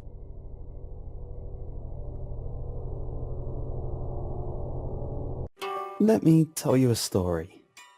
So the other day, I was just hanging around on my computer, same old teenager things. I'm usually logged onto Skype while I'm on the computer, and leave it there in case a friend wanted to randomly call me. So it didn't surprise me all too much when I got a sudden Skype call as I was browsing Facebook. What did surprise me though, was that I couldn't see who it was that was calling me. There was no name. There was just a blank space where there was usually a username to tell me who was trying to contact me. I figured it was just one of my friends playing a prank on me, so I just said the hell with it and accepted the call. There wasn't anybody there. It was completely black, so I hollered a hello. No response. There was nothing coming from my headphones. Not even the random background noise you hear when no one's speaking through the microphone. I decided to type out a message, simply sending another hello. There was no response to that either. I decided I would just leave it, but for some reason I opened up another window instead of ending the call. Just as I opened up Facebook again, I got a Skype message back. Don't back away from me. Well, that was pretty creepy, I thought. I decided to message back. Who is this? Suddenly, the sound turned on, and I heard a loud, wheezing laugh. The camera was still black, but then it flickered. I couldn't make out what I saw at all. It was like trying to catch and remember perfectly a single frame during a movie reel with your naked eye. Almost impossible. I figured it had to be one of my friends playing a prank on me. But don't get me wrong, it was working. I was scared witless. This time, I decided to speak fiercely. Are you going to tell me who you are, dick? I heard the wheezing laughter again, but this time, it came from behind me. I was almost sure of it. Not from my headphones. I spun around quickly, but it was far too dark to see anything. With a black screen from my Skype call and a dark wallpaper background, there wasn't enough bright light to see anything around my room. I decided I must be getting paranoid, and it was from my headphones, so I turned back around to the computer screen. I saw a small, dim light on the Skype video call. It seemed to be getting bigger and bigger. I shivered as I moved my head forward to get a closer look and saw a person's head move over the dim light of the screen. That was my head.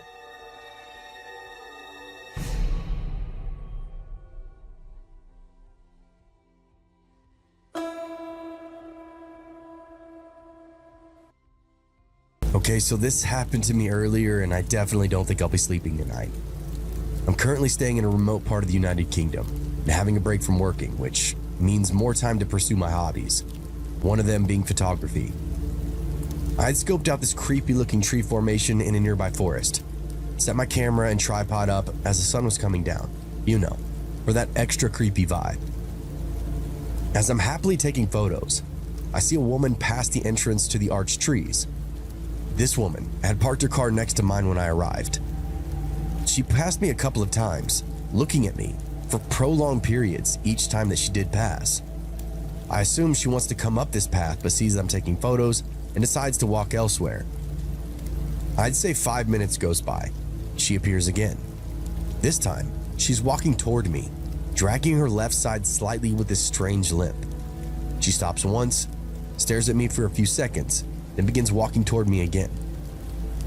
I ask her if she's okay, and I'm starting to put my camera away at this point, readying my tripod to use for any type of self-defense if necessary, because the vibe that I'm getting is way off.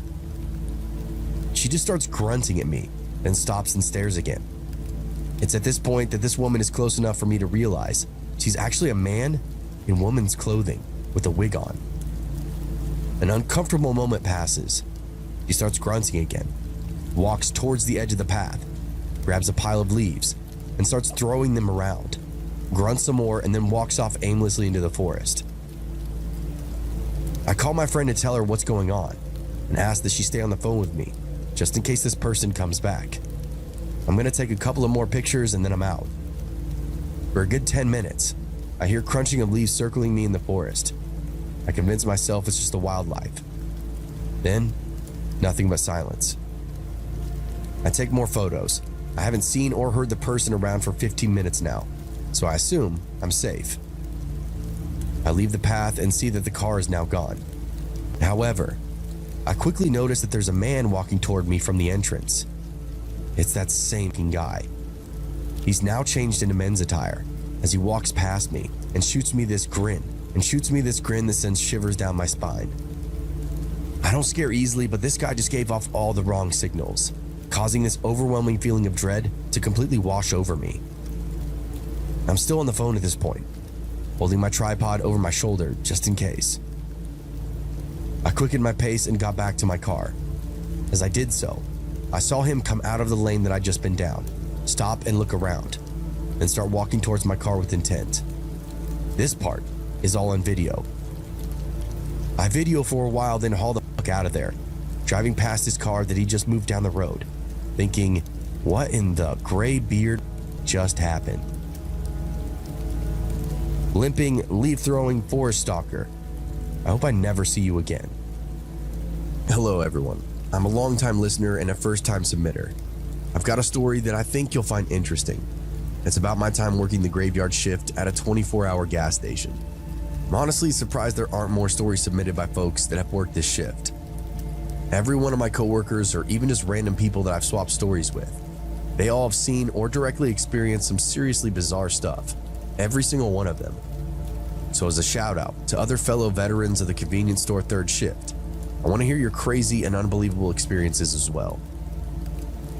I was fresh out of college when I got to the gig. Jobs were pretty scarce. When I saw the help wanted sign in the window at one of the local gas stations, I didn't hesitate. I didn't even know what the pay was. At the time, minimum wage was probably around $7.25, something like that. It didn't matter though.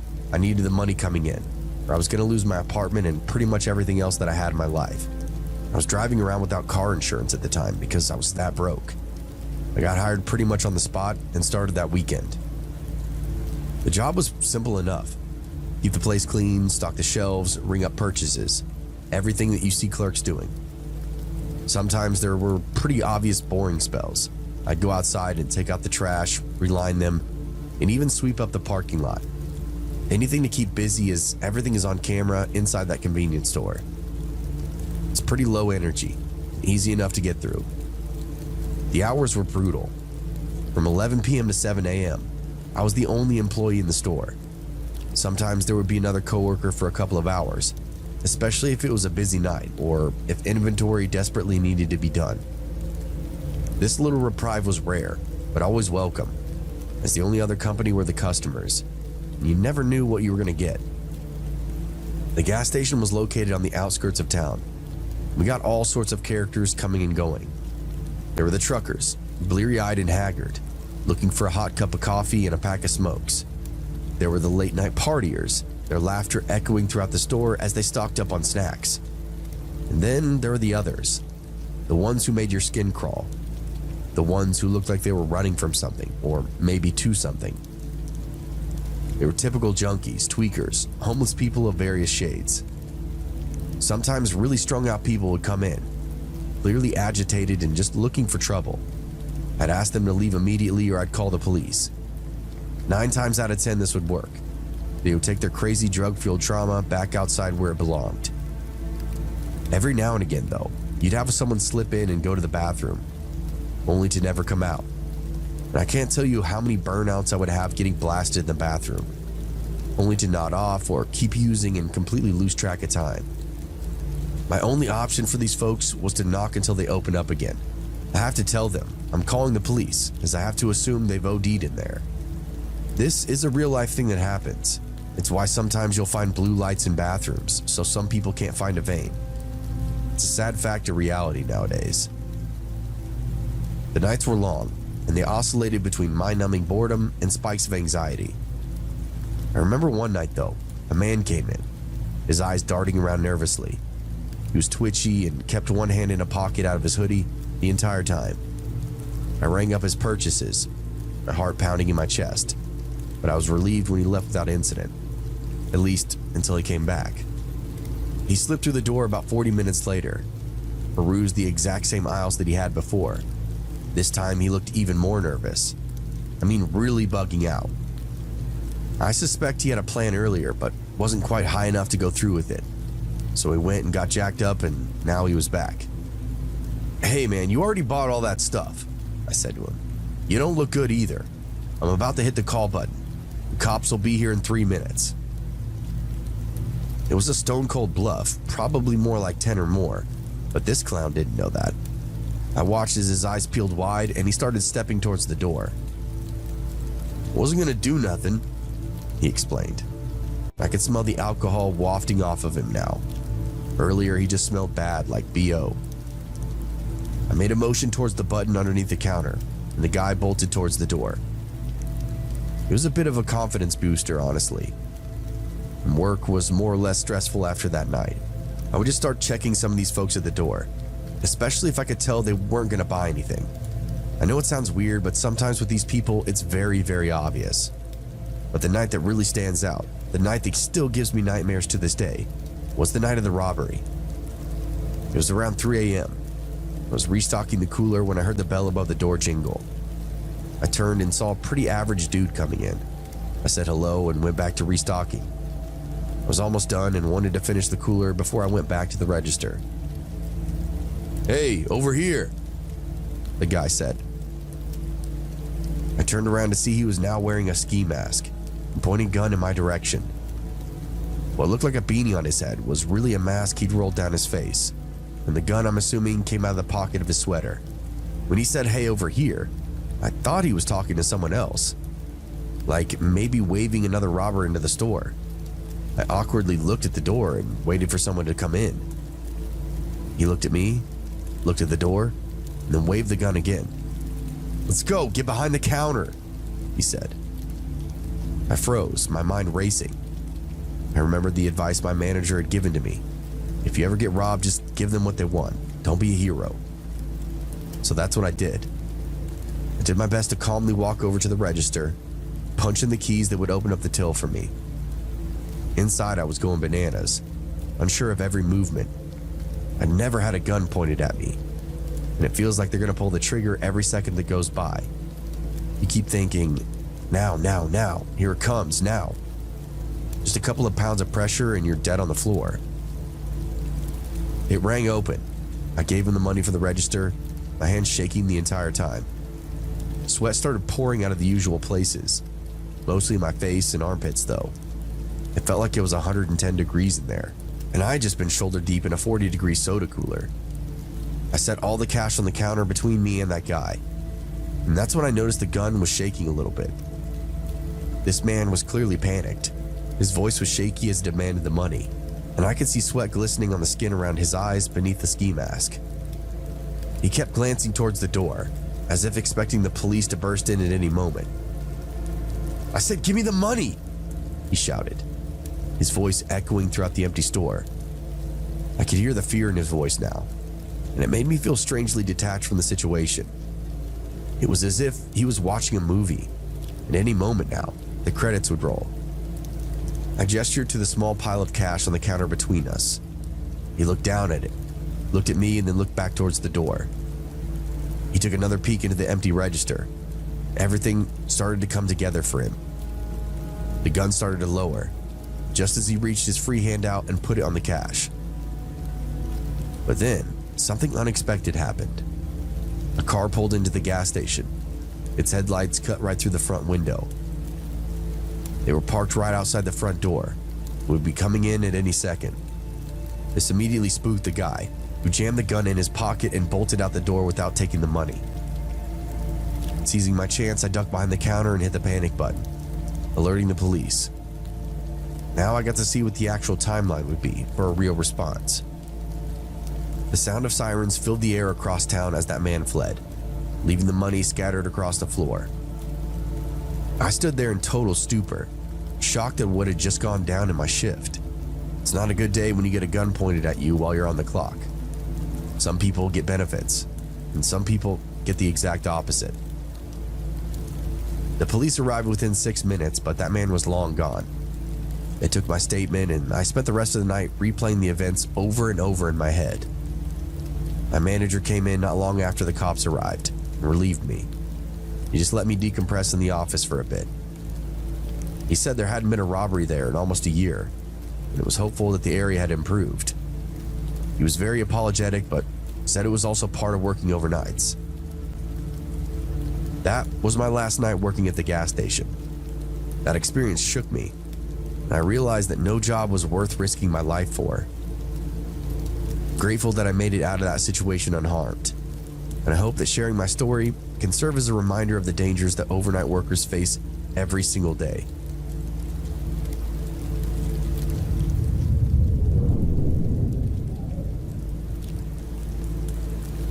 I'm a 22-year-old female, and I grew up in this small, reserved community in Lake George, New York. I live with 3 siblings and my parents. Me being from New York State, I never really visited the city much. I went maybe twice as a kid, but I never really remembered much of my visits. When I graduated high school, me and my best friend, whom I'm now living with, thought it would be fun to take a small road trip down to New York City. It was just the 2 of us. We stayed for a weekend and had this really amazing time. It seemed more magical going to the city this time around than it did many years ago. I absolutely fell in love with the city life and wanted more than anything just to live there. I work real estate. It's not something I want to do or even thought I would do for a career, but me being 18 and money hungry, I thought I should just go for it and take that 77-hour class. I ended up getting my real estate license at 19, and I made pretty good money off doing it. After saving up, I decided to move to New York City, and it was the best decision that I could possibly have ever made. I was pursuing my real estate career down there and was renting out and selling properties like crazy. I lived alone, while my family and best friend were still upstate. It didn't really take long though before I adapted to living alone. I've always been super independent anyway. One day, I get home around 6 p.m. and was thinking about making myself some dinner because I went grocery shopping the night before. When I get all my groceries out to cook, I noticed there was a few things missing. I didn't think much of it as I blamed myself for probably forgetting something or using it already without even realizing it. I shrug it off and make dinner with the things that I had, as in I didn't really feel like going back to the store on that night. While I was winding down for bed later, I heard noises coming from inside my walls. I'm not sure what prompted me to think this, but I just thought that maybe it was mice or maybe rats. I'm not a very skeptical person, so I kind of forgot about it and said I'd take care of it the next day. Over the next few days though, things began getting weirder. Plastic water bottles from the case would randomly disappear. I noticed that my hygiene products were getting low very quickly. Food was still going missing. I started to get worried after this. I wanted to set up some cameras in my apartment to maybe catch what the problem was, but part of me didn't really want to know the answer to that. I couldn't sleep the next couple of nights. I kept hearing those god-awful scratching noises coming from inside my walls, and banging started occurring on the floor. I even swore up and down that I woke up to doors opening and closing one night. The sounds occurred at nighttime, not so much in the morning. Me being gone working during the day, I had no idea what could have gone on. But however, on this particular morning, it was early, maybe 5 a.m. It was still dark outside, and I heard noises again. I grabbed my phone and put 911 in the keypad, just in case, but didn't dial it yet. I started looking in all the rooms in my apartment. While looking, I heard this huge bang, and then didn't hesitate to call the police. Not long after that they arrived. I told them what had been happening, and they began searching for themselves. One of the officers called to the other side of the guest room. There was what looked like to be a crawl space in the back of the closet. One of the officers moved the board that was covering the entrance to the space and shone his flashlight inside. To my absolute shock and horror, the officer pulled out this scrawny, middle-aged white man out of that room. He looked absolutely cracked out. I had no idea how he could have even gotten there. The officer who found him put him in cuffs, while the other officer searched the room. He found drug paraphernalia, food wrappers, and weapons, such as a semi-automatic pistol and several other pocket knives, as well as some knives from my kitchen, not to mention a ton of my personal belongings. The officers said from their observation, it looked like the man had been living in that space for almost a week. If I didn't call the police that morning, I might have wound up dead. From that day on, I moved and promised myself I would never live alone again. Well, at least with an unwanted guest.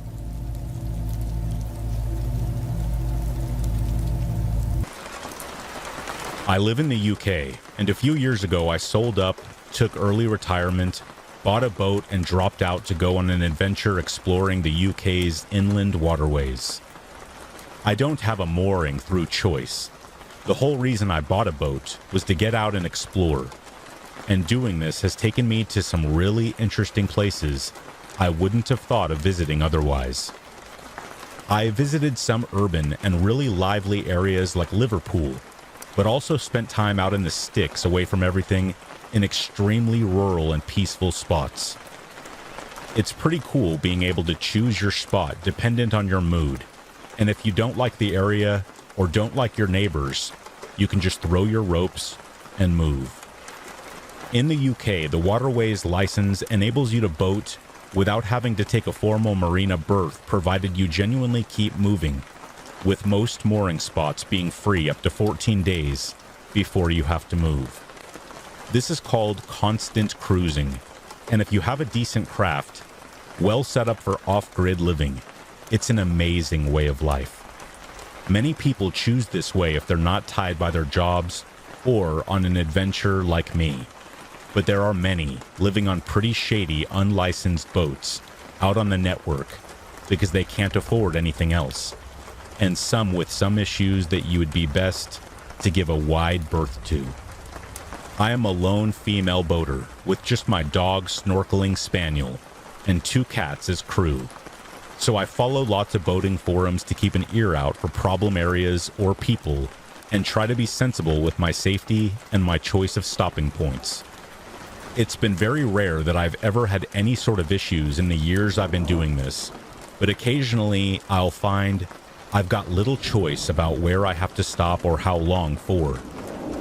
In the wintertime, I can often come across navigations closed due to flooding or broken infrastructure, like a broken lock stopping me in my tracks. In summer, it's not unheard of for a canal to run out of water, and find myself unable to move until the level rises again. As I'm riding this, I'm stranded on a quarter-mile stretch of canal with river navigations at either end, closed due to flooding, and I've been stuck here for 2 months now. My cats like to go out, so I always try to moor away from roads and seek out spots where the cats would have an escape route from any pursuing dog, like a thick hedge or a fenced-off area of some kind. So I chose a spot right up at the end of this canal, alongside a derelict industrial area.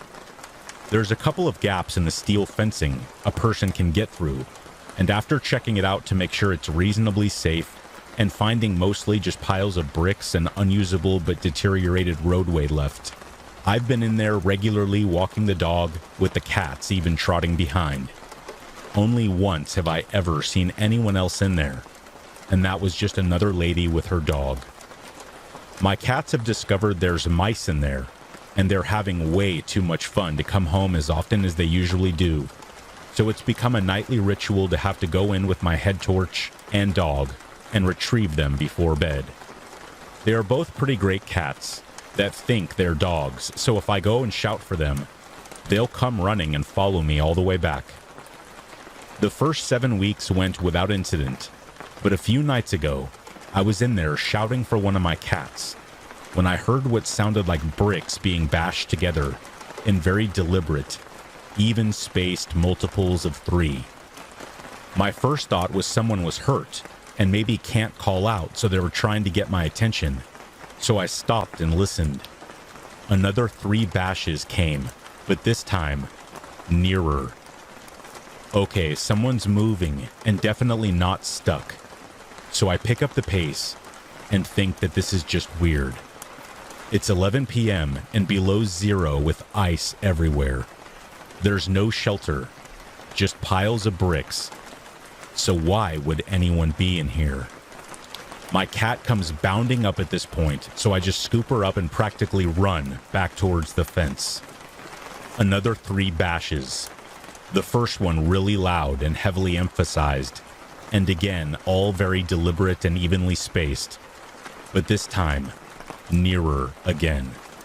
I've moved quite a distance and turned a corner by this point, but the noise has followed and switched sides, like they had cut the corner and almost caught up with me. I get us all through the fence and back on the boat, locking it all down.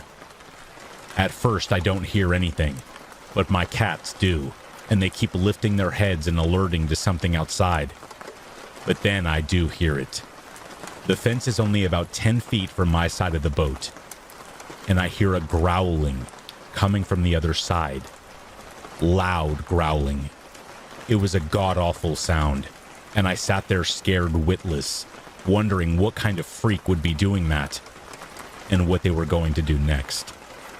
If you can imagine a human trying to mimic the sound of a slow revving motorbike, it kinda sounded like that, and this went on for nearly 10 minutes. I turned all my lights off in case they could see in, and sat awake for hours, too scared to sleep, and constantly watching my crew for any indication that they could hear anything, but there was nothing further, and I eventually fell asleep. 2 days later, I was walking down the towpath and walked past a small, rough-looking cruiser moored about 200 yards away from me. As I passed, I heard a man's voice mimicking me, calling my cat's name, like I had been that night before. I looked over and saw a really scruffy and dirty-looking man, I would say in his 30s, with dark hooded eyes and god-awful teeth, grinning at me. I have no doubt this was his way of telling me that it had been him that night, and he looked like he was now trying to freak me out even more. So I stopped for a second and gave him my best defiant, "I'm not scared of you, and you would think again, because I am a secret badass" stare. I even managed a sly psycho-esque grin of my own right back at him before walking off. I don't know why I reacted like that. Generally, challenging someone who might be unbalanced is a dangerous thing to do, and wouldn't be my usual approach. Apart from the fact he looked mentally ill at best, possessed at worst. Anyone who roams around at night growling has some real scary issues. But just there in the moment, I just instinctively felt the need to stare him down and not show fear. And boy, do I hope my instincts were right. Because I am still stuck here. And despite my bravado, I am in no way a badass. Thankfully, haven't seen him since. In fact, in the 2 months I've been here, that was the only time I have clapped my eyes on him at all, despite walking past the boat every other day. I really hope to keep it that way, and as soon as those navigation lights change to signify the river is open again, me and my furry crew are out of here. And to the possessed-looking growling guy, I hope your boat is as clapped out as it looks, so that you can't follow. In early 2004, I worked as a pizza delivery driver in a small town of New Jersey. We were known to be the best pizza in town and relatively new, so the store got a lot of orders from locals. Hell, we even got orders outside of our delivery radius. We were that popular. Anyway, it was a Wednesday night if I remember correctly, and we hadn't received many orders due to it being a weeknight. When business was slow, my boss would allow us to go on the computer in the back room if we had nothing to do. Mind you, this was 2004, so the computer in the back room was really the only form of entertainment we had. At some point, I had been online playing on one of those internet browser games when the store got a call. On the other end was an elderly man asking for a medium pie. It was only 15 minutes away, and it wasn't a busy night, so I had no problem doing that drive. Now, let's fast forward to when I was on the road. I had decided to take a shortcut through some smaller back roads that I had never taken before. According to my GPS, the back roads would get me to my destination about 5 minutes before, so I couldn't go wrong with that. I remember taking a right and made my way onto the road that would lead me to where I needed to go. There were trees on both sides of this road, and you couldn't see anything more than 4 feet in front of you. I'll admit, it was a bit spooky navigating through this road, but I had dismissed it as me being paranoid due to the eerie nature of it. Suddenly, about 2 to 3 minutes later, my headlights catch someone crawling onto the road soaking wet. I yell out an "oh shit" and swerve around this person, making sure to not hit them. When I look in my rearview mirror, I see this person stand up and just stare down as I drive by. After getting a decent look, I came to the realization that it was a woman drenched in water. There was a river right next to this road, so I could only assume she had gotten out from there and onto the road seeking help. But her appearance and the way she crawled out from the trees was so abnormal and definitely had me shaken up. I made it to the customer's house and was given a $10 tip for my service. On the way back, I had taken the same route hoping to find the woman, but never did. This was ultimately the creepiest thing I've ever encountered in my years of delivering food, and nothing ever became of that woman.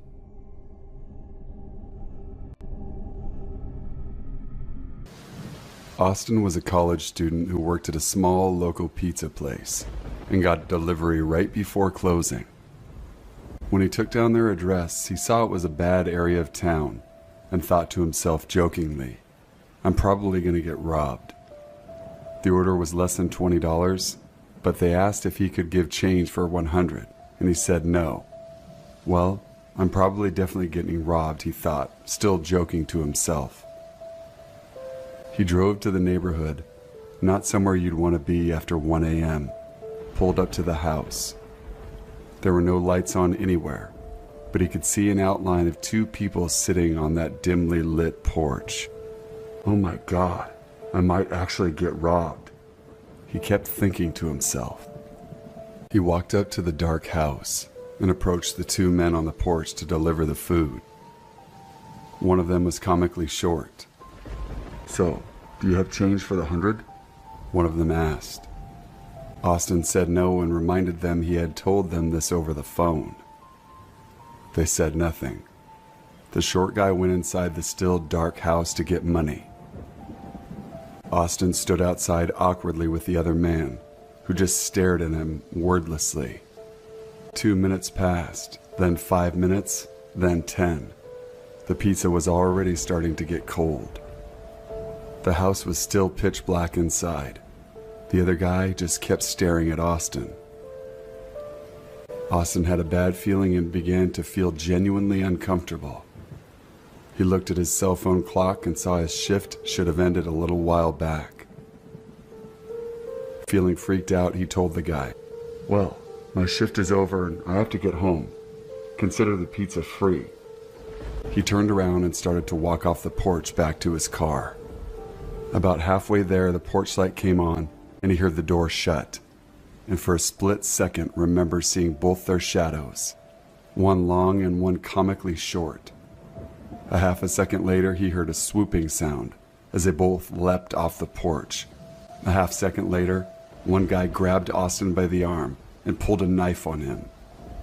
The short one held his other arm. "You're not going anywhere," he said.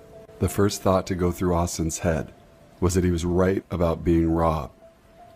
The second was that this was a horrible way to say thank you for a free pizza. Now, Austin had taken martial arts lessons in the past, but he had no practice. He was strong and stubborn.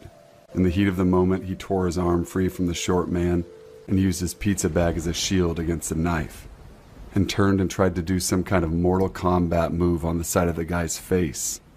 He said, in fact, afterwards it seemed like a better idea in his head. Austin missed the side of the man's head, and his fingers plunged straight into the guy's eye socket. Austin freaked out at holding what felt like a grape and pulled his hand away, and then inadvertently popped the guy's eyeball out of the socket. You read that right. All three of them started screaming at the same time. The one guy because his eye just been torn out of its socket, Austin because he realized what he had just done, and the short guy because he had just witnessed the whole thing, and ran screaming into the darkness somewhere behind the house. Austin picked up the dropped knife and called 911 while the guy lay writhing on the walkway. Upon telling the operator what had transpired, about 5 police cars showed up. The officers think the situation's hilarious, calling the man on the ground a pirate. They ask Austin to describe the short guy, and he does. And one of them says, "Hang on." The 2 disappear behind the house. 10 minutes later, they come back with him. They all know this man.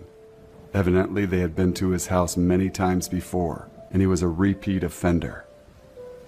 Austin went to the police station to give a statement, where several employees in earshot asked him to relay the story again.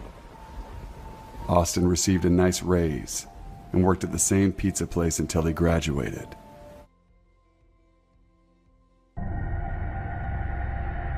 I work full-time as a pizza delivery driver for a relatively popular pizza chain. I've done this for almost a year now, as I'm putting what money I made to pay for college. Don't ask me how I can manage both my job and school at the same time because, to tell you the truth, I have no idea. I would work mostly during the week, so I would constantly be doing deliveries left and right. Also, I live in Savannah, Georgia, so I'd pretty much be doing it every second. I had just returned to the restaurant after a good 3 hours of doing deliveries, only to get another one. Thankfully, it wasn't too far of a drive, and it was only 1 pie, so I felt relieved I didn't have to do much. I bring the pizza to the car and input the address into my phone. Out of curiosity, I copy and paste the address into Google Earth just to see what the house was like. For whatever reason, I've always had the habit of doing this, even if it felt stalkerish. The house was this older, rundown 2-storied mansion made of red brick. An absolute dream of a house if it had been maintained better. Right away, I started to get excited as wealthier people tend to tip more than most. I was at the house within about 10 minutes with the pizza still hot so the customer would be satisfied. Let me tell you, you don't understand how many people would complain if their pizza came even slightly cold. I walk up to the house and ring the doorbell, and that's when I hear slow footsteps coming to the door and then stopping. "Delivery for Dan?" I yelled out. There was silence for a good minute. However, I knew someone was behind the door, so they could definitely hear me. Mind you, it's about 40 degrees outside, so the longer I waited, the colder the pizza got. Finally, I heard the door unlock and was greeted to an older woman staring at me. For a second, I thought I had the wrong house, as the person who placed the order was a man. Out of nowhere, she begins to speak, saying that Dan was her son and that he had just left the house and that he'd be back. In the meantime, she had invited me inside, where it was a lot warmer. As much as it felt wrong, it was getting colder by the minute, and I actually accepted. I step inside and realized that it wasn't as warm as she said it was. Maybe a little warm, but definitely not by a landslide. She had offered me something to eat while I waited, but our policy states that we couldn't accept food from customers. I waited in that house, still freezing my ass off for a good 10 minutes before telling her that I'd just leave the pizza here. She gave me a nod and watched me as I proceeded to open the front door. The second I did, I heard the most blood-curdling shriek coming from upstairs that echoed across the house. I look upstairs into the pitch-black darkness and then back at the woman, who then said something that made my blood run cold.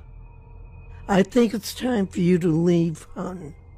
However, her sentence is not what scared me the most. It was her tone, the way she said it, almost as if it was a warning to leave now. You bet your life I was out of that house in seconds, not caring about any sort of tip or pay at this point. Fear is not enough to describe what I felt. You had to be there to hear what I heard. It didn't even sound human. I basically floored it down the road, not looking back, while calling my manager about it. I could tell he was in a bitchy mood and just told me to keep delivering orders and not to worry about it.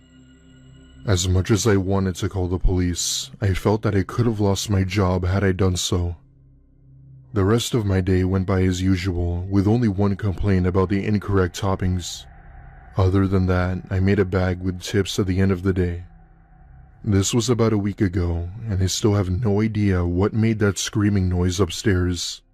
I'd like to think that it was some sort of sick joke that was being played, but maybe that's because I'd rather not think of the alternative.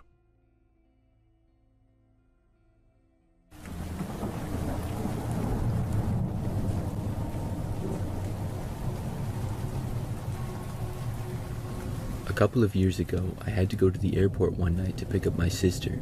She was flying in from Detroit, and the flight was supposed to land fairly late. I think it was like 10 or 11 p.m. or something like that. However, her flight ended up being a little bit late. I arrived at the airport somewhat early, but my sister wasn't back yet. I went and parked the car in a parking lot and then went inside of the airport. When I got inside, I found the time that my sister's flight was now supposed to land, and I had about 20 more minutes to wait. So I went over and sat down. By now, the airport was very quiet. There were just a few people walking by here and there. As I sat down and waited, I remember that at one point I saw this woman randomly walking up to me. When she approached me, she asked me how to get to the city from the airport. Now, the city was like 5 minutes away, so I told her, and it was pretty easy. She walked away after that in another direction. But then the woman stopped, sort of near another sitting area, but did not sit down. I wasn't really watching her, and I mostly went on my phone. A while later, though, I looked up to see the woman just staring at me. She was standing in about the same spot. Now, she was a long distance away, but there was still no mistaking that she was looking in my direction. I found it really odd. I looked away, though, and focused my attention back on my phone. The woman continued to stare at me, though, because the next time that I looked up, she was still doing it. I didn't know why. I had thought that she had to get to the city. After all, she had asked me for directions. But now it seemed as though she just wanted to stare at me creepily. I just ignored it for the most part, though. Soon my sister's flight had landed. I got up and walked over to go wait where the bags would come out. I walked a little ways away and located it. Then I stood around for a while and waited for my sister. A short time later, she came out and got her bag, and then we started to leave. As I was walking away, I saw the woman in the airport again, still staring at me. I thought it was weird, but I just ignored it. I looked away and left the airport with my sister. We walked out of the airport and went towards the parking lot. I remember that when we got to the parking lot, I looked back and noticed that the woman who had been staring at me was now in the parking lot as well. She was walking behind us a good distance back. I was very confused now. Who was this woman? Why did she keep staring at me? And what exactly was she doing? She seemed to be walking sort of fast, and as we were walking to the car, I told my sister about the woman. The parking lot was very large, so it was kind of a long walk. As we continued, my curiosity got the better of me, and I decided to just ask the woman. I stopped and turned around to face her. Then I started to take a couple of steps towards her. As soon as I did though, the woman stopped suddenly. Then she turned around and sprinted away in the opposite direction into the end of the parking lot. It was so weird. I stood there watching until she went out of sight, and I had no idea what was going on. But then I just continued with my sister towards the car. We eventually got there, loaded my sister's bags in the back, and then got inside. As I started to drive away though, I was still in the parking lot, and I noticed this car come driving sort of fast into the lot. It went in front of me, and I caught a look at the driver. It was the same woman. I could not believe it. She was driving a pickup truck, and drove around my car sort of recklessly. She ended up driving around and going behind it, and I left the parking lot hoping that she would keep driving the other way.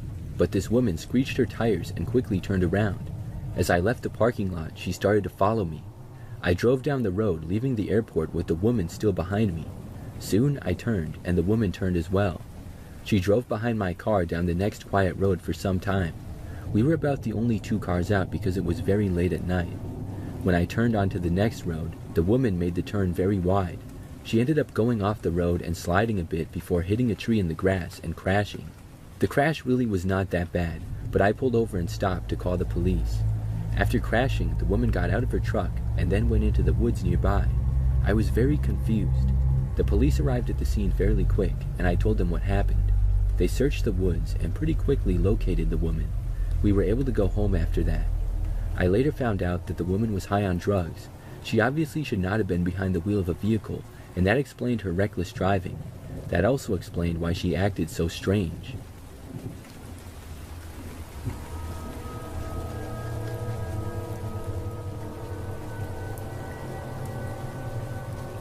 Something really weird happened to me a couple of years ago.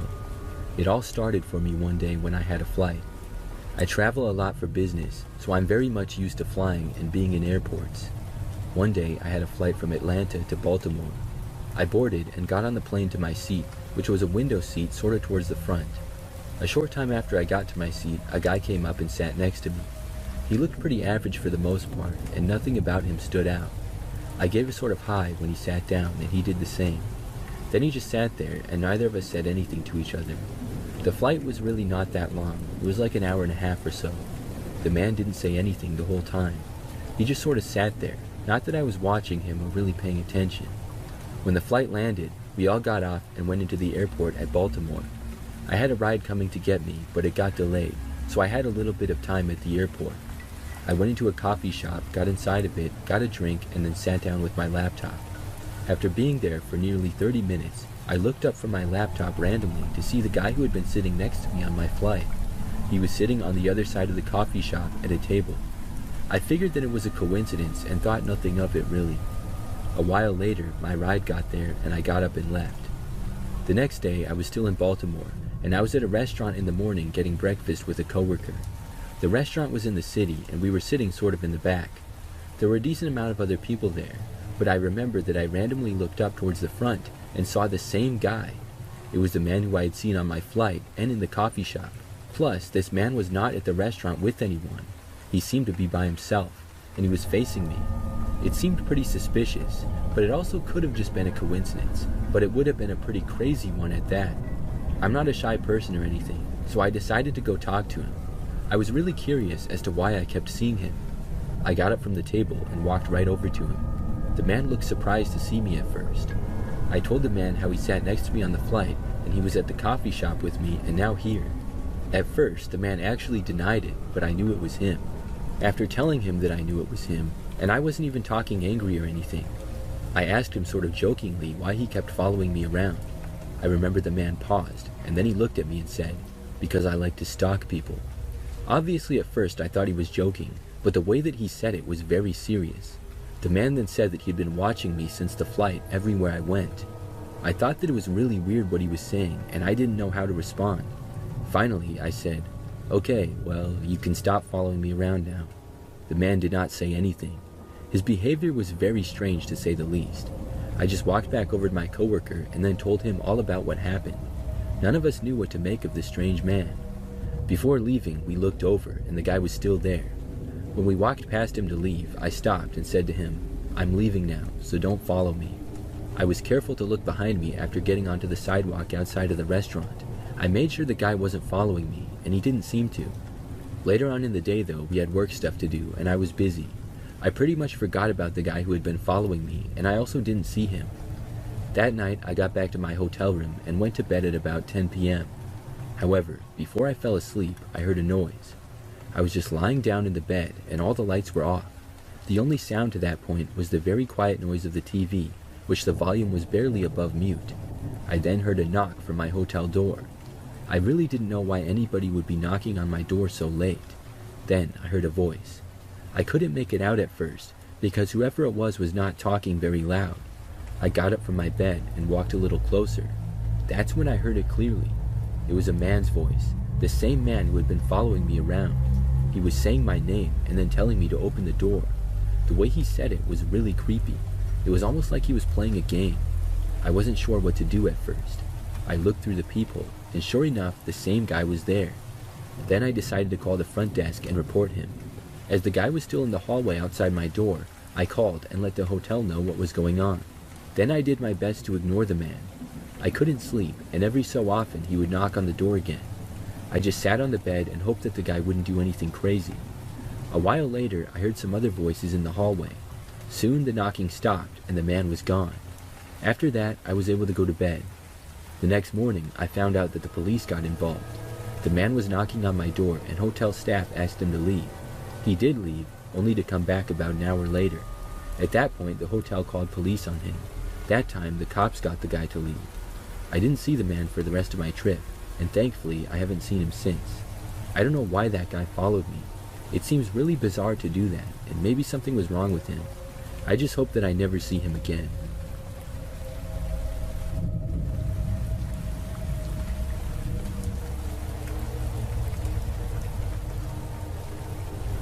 Last year, I had to pick up a friend from the airport. I didn't really mind it too much because I don't live that far away. It's maybe a 15-minute drive. The most annoying part really was that the flight landed at 6 a.m., so I had to get up pretty early. When I drove to the airport, things already seemed pretty busy there. The airport usually is. I went on one of those long roads where you pick up or drop off people. Cars pull over really fast and then leave. It can be kind of hectic sometimes, and it certainly was on this day. So I found a spot by where my friend said she was coming out. There was a car a little ways in front of me, and right after I pulled over, a car came and pulled up behind me pretty close. I texted my friend that I was there, and just moments later, I saw her come out of the doors. She came up to my car and put her bags in the back. Then she got inside the passenger's door. Right as I was about to put the car into drive, this car came up really fast and then turned right in front of my car. It parked extremely crooked, halfway in front of my vehicle and halfway to the side of it. It was the most careless parking job I've ever seen. There was another car parked a little ways in front of me, so I guess they wanted to squeeze in between us. The car stopped and someone got out of the passenger's door and headed towards the airport. The driver stayed in. I was a little bit annoyed at the borderline reckless move.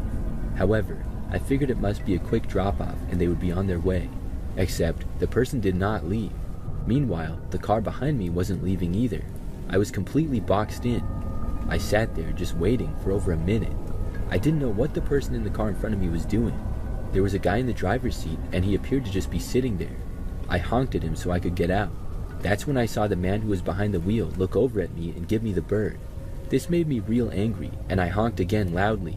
However, he did not leave. He just sat there. Just then though, the car behind me finally started to leave. After it did, I backed up and turned to go around the man who was parked crooked.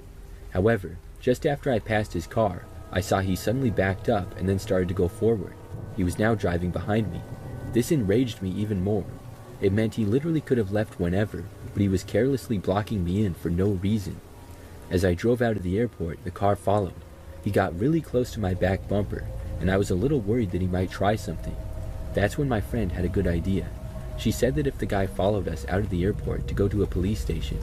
I didn't know where one was, so she looked one up on her phone. As we left the airport and went on another road, the guy behind me did as well. He was still following very close, and I had a bad feeling about it. We got the directions to the police station and started following them. Over the next several minutes of driving, there were several times where I was sure the guy was going to bump my car with his. Thankfully, he didn't though, but he got very close. Eventually, we made it to the police station and turned into it. The man did not. However, he slowed down significantly and yelled something out of his window, but I couldn't hear it. Then he screeched away, squealing his tires in the process. We reported him to the police, but I'm not sure if anything could really be done. Then we drove back. I dropped my friend off and was able to get back to my place without a problem. Thankfully, nothing like that has happened since, but each time I go to the airport, I think about that crazy experience.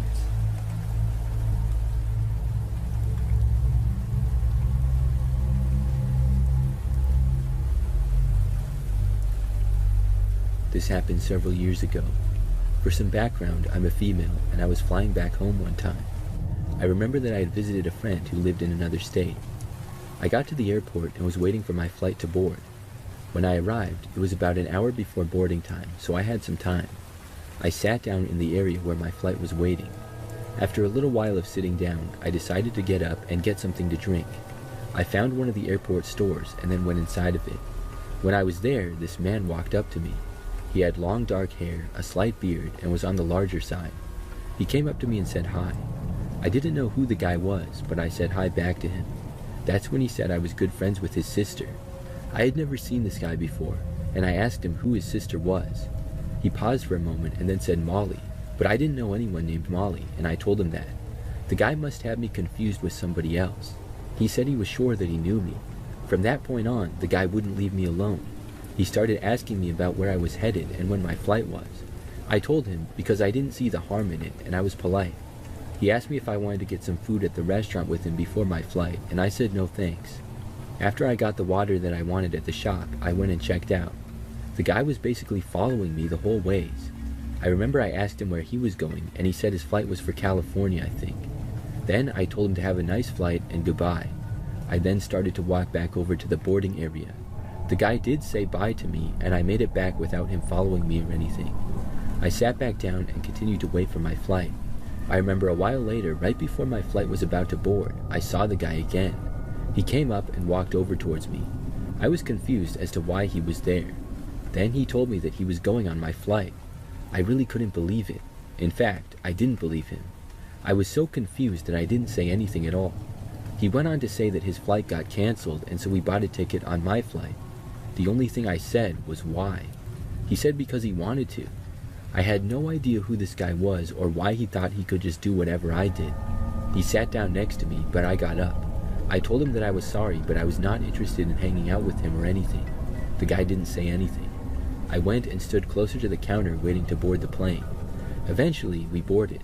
Thankfully, I did not have a seat next to the guy. I was really worried about that. He was sitting way in the back, and I was a lot closer to the front.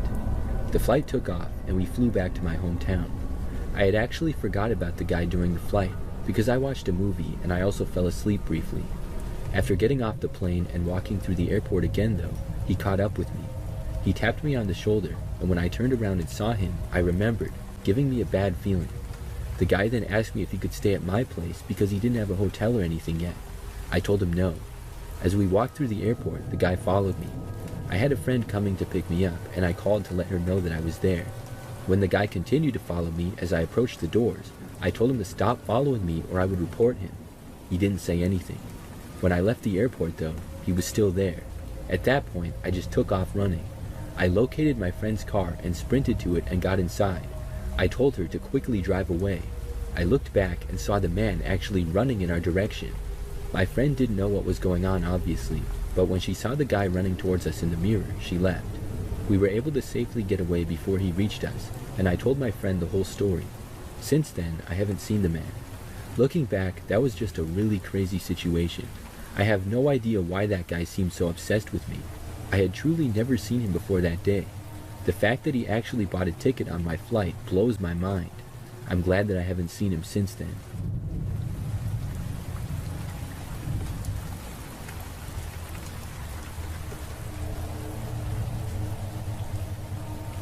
few years ago, I had a flight back home. I was flying from Dallas to Chicago, and the flight back was pretty nice. The story really begins after we landed. My flight landed sort of late, at about midnight or so. Afterwards, I walked through the airport and then waited for my ride, which didn't take too long. I got picked up at the airport by my friend, and after driving me back, she dropped me off at my apartment. It wasn't too long of a drive because I lived fairly close. After getting back, I went inside. I was tired from the long day of travel, and it was really late, so I pretty much just got ready for bed at that point. Afterwards, I looked on my phone before getting in bed, and I saw that I had a missed call. I didn't recognize the number and was wondering why somebody would call me so late. Just as I was looking at it, they called again. I was curious, so I decided to answer it. I said hello, and on the other end at first, I just heard breathing. Then, I heard a woman speak. She said that she was on my flight from Dallas to Chicago, and now she was outside of my apartment. I didn't know if I should take this serious or not, but I was very confused to say the least. I asked her who she was, because I did not recognize the voice. The woman did not tell me. She just said that she wanted me to let her inside, or she would break in. Then she hung up. This really creeped me out. I went over to my front door and looked out of it, but didn't see anybody. I had no clue if this was some kind of a prank or what. I looked out into the hallway both directions, but still saw nothing. For a while, I thought that the woman was going to call me again. I was pretty nervous, and I wasn't tired anymore. I stayed up for several hours, and nothing happened. At that point, I decided to just block the number. After that, I was able to go to sleep. The next morning, I got up, and things were fine. Nobody had broken in or anything. However, when I left my apartment, I saw that there was a sticky note on my door. I looked at it, and it was simply a frowning face. I thought that had to be left by whoever that woman was. I was very creeped out. However, nothing more happened after that. I didn't get any more strange calls or people at my door. I don't live in that apartment anymore either. That remains a sort of mystery to me of who did that and why. I'm hoping that it was just a prank, but I really don't know.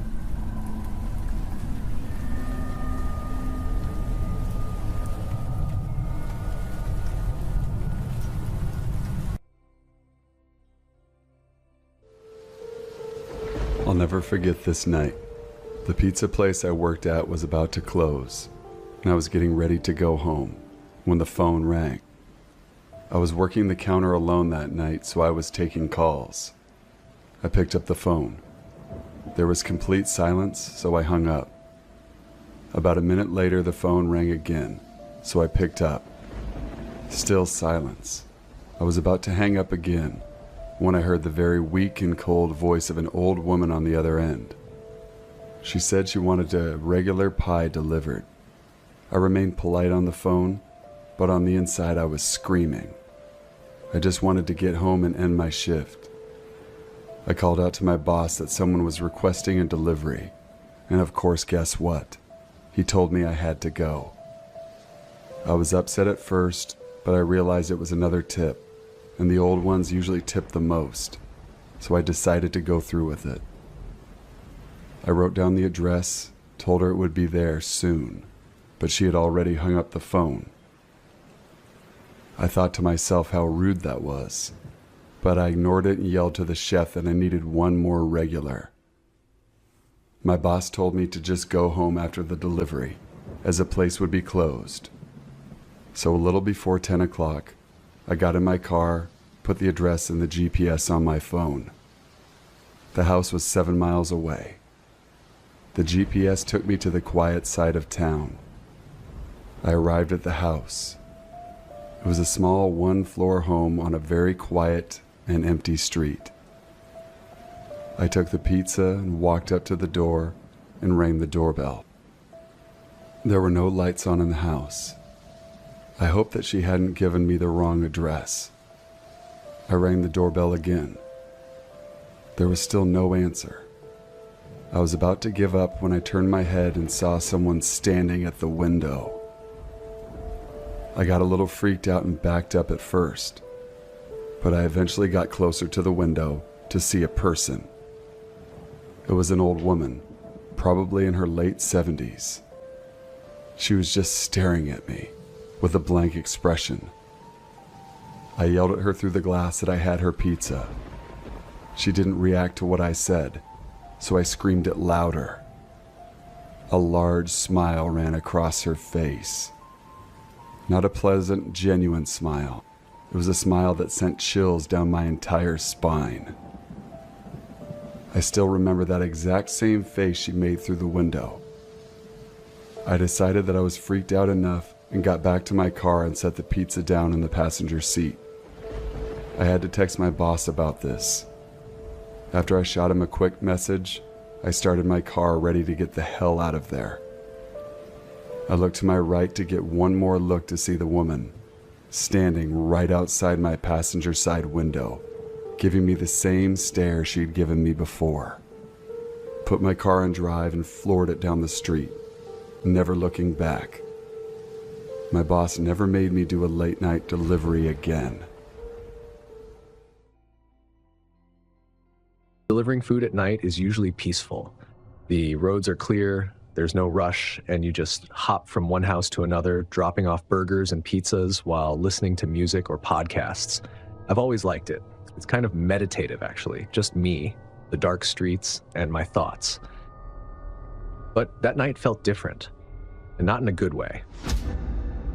It was late, maybe around 11 p.m., and I'd been driving for a few hours. I only had one more order to deliver before I called it a night. It wasn't a long run, just another drop-off at some out-of-the-way spot on the edge of town. You know how it is, long roads with no one around, houses way spread out, and no streetlights anywhere. It was a pizza and a soda. Easy. I grabbed the food from the restaurant, threw it in the passenger seat, and punched the address into my GPS. It was about 15 minutes away. I figured I'd drop it off, maybe get a nice tip, and then head home. I started driving, the streets quickly getting quieter as I left the busier parts of town behind. It was one of those clear nights, the sky pitch black except for a few stars. All I could hear was my engine humming and the trees rustling when the wind kicked up. The further I drove, the emptier the roads became, with houses becoming more spaced out until they pretty much disappeared entirely. Normally, this wouldn't bother me. I like the isolation at night. But something about this particular drive felt off. I was maybe 5 minutes into the drive when I noticed a car behind me. It wasn't tailgating or anything. It was keeping a fair distance, but I could see the headlights in my rearview mirror, and for some reason, that bugged me. I looked at the road ahead, empty, and then back at the car. It was strange seeing another vehicle out here this late. I tried to shake it off. Plenty of people drive late at night. Maybe they were headed in the same direction. Shouldn't be a problem, right? I kept driving, the car still behind me, always at the same distance. It wasn't close enough to feel like it was tailing me, but it wasn't far enough to feel like a coincidence either. I figured maybe they'd pass me eventually. But they didn't. They just stayed there, like a shadow, always a few car lengths behind.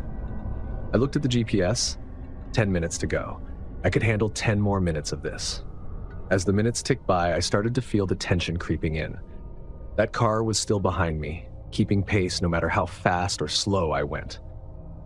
I tried to rationalize it again. Maybe they lived out here too. Maybe they were just headed home, just like me. But something about it wasn't sitting right. I made a turn onto a smaller road, about the kind with only one lane in each direction and barely any shoulder to pull over on. The road twisted and turned, dipping into small valleys and rising back up again, with thick woods on either side. The kind of road where it feels like you're the only person for miles. Except I wasn't alone. The headlights were still there, still following, as steady as ever. I got that gut feeling, the one that screams something's off, even if you can't figure out why. I checked the GPS again. 5 minutes left, just 5 more minutes. I took another turn, this time onto a road that was barely lit. The trees on either side closing in like a tunnel. The car behind me took the turn too. Now I couldn't shake it anymore. There was no way they were just casually going in the same direction. I wasn't even sure this road led to anywhere else. I sped up, trying to put some distance between us, but the car sped up too. That was it. No more rationalizing. I was being followed. My heart was racing. What the hell did they want? Were they trying to rob me? Was it some psycho messing with me? I knew I had to do something. I couldn't just keep driving and hope they'd lose interest. I wasn't going to lead them to the customer's house either, no way. So I made a split-second decision.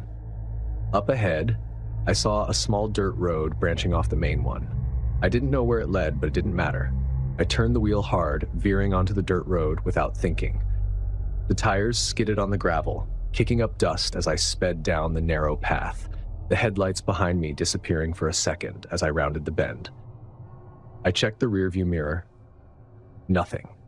For a brief moment, I thought I'd lost them, but then just as quickly as they'd vanished, the headlights appeared again, bouncing over the uneven terrain as the car turned onto the same dirt road.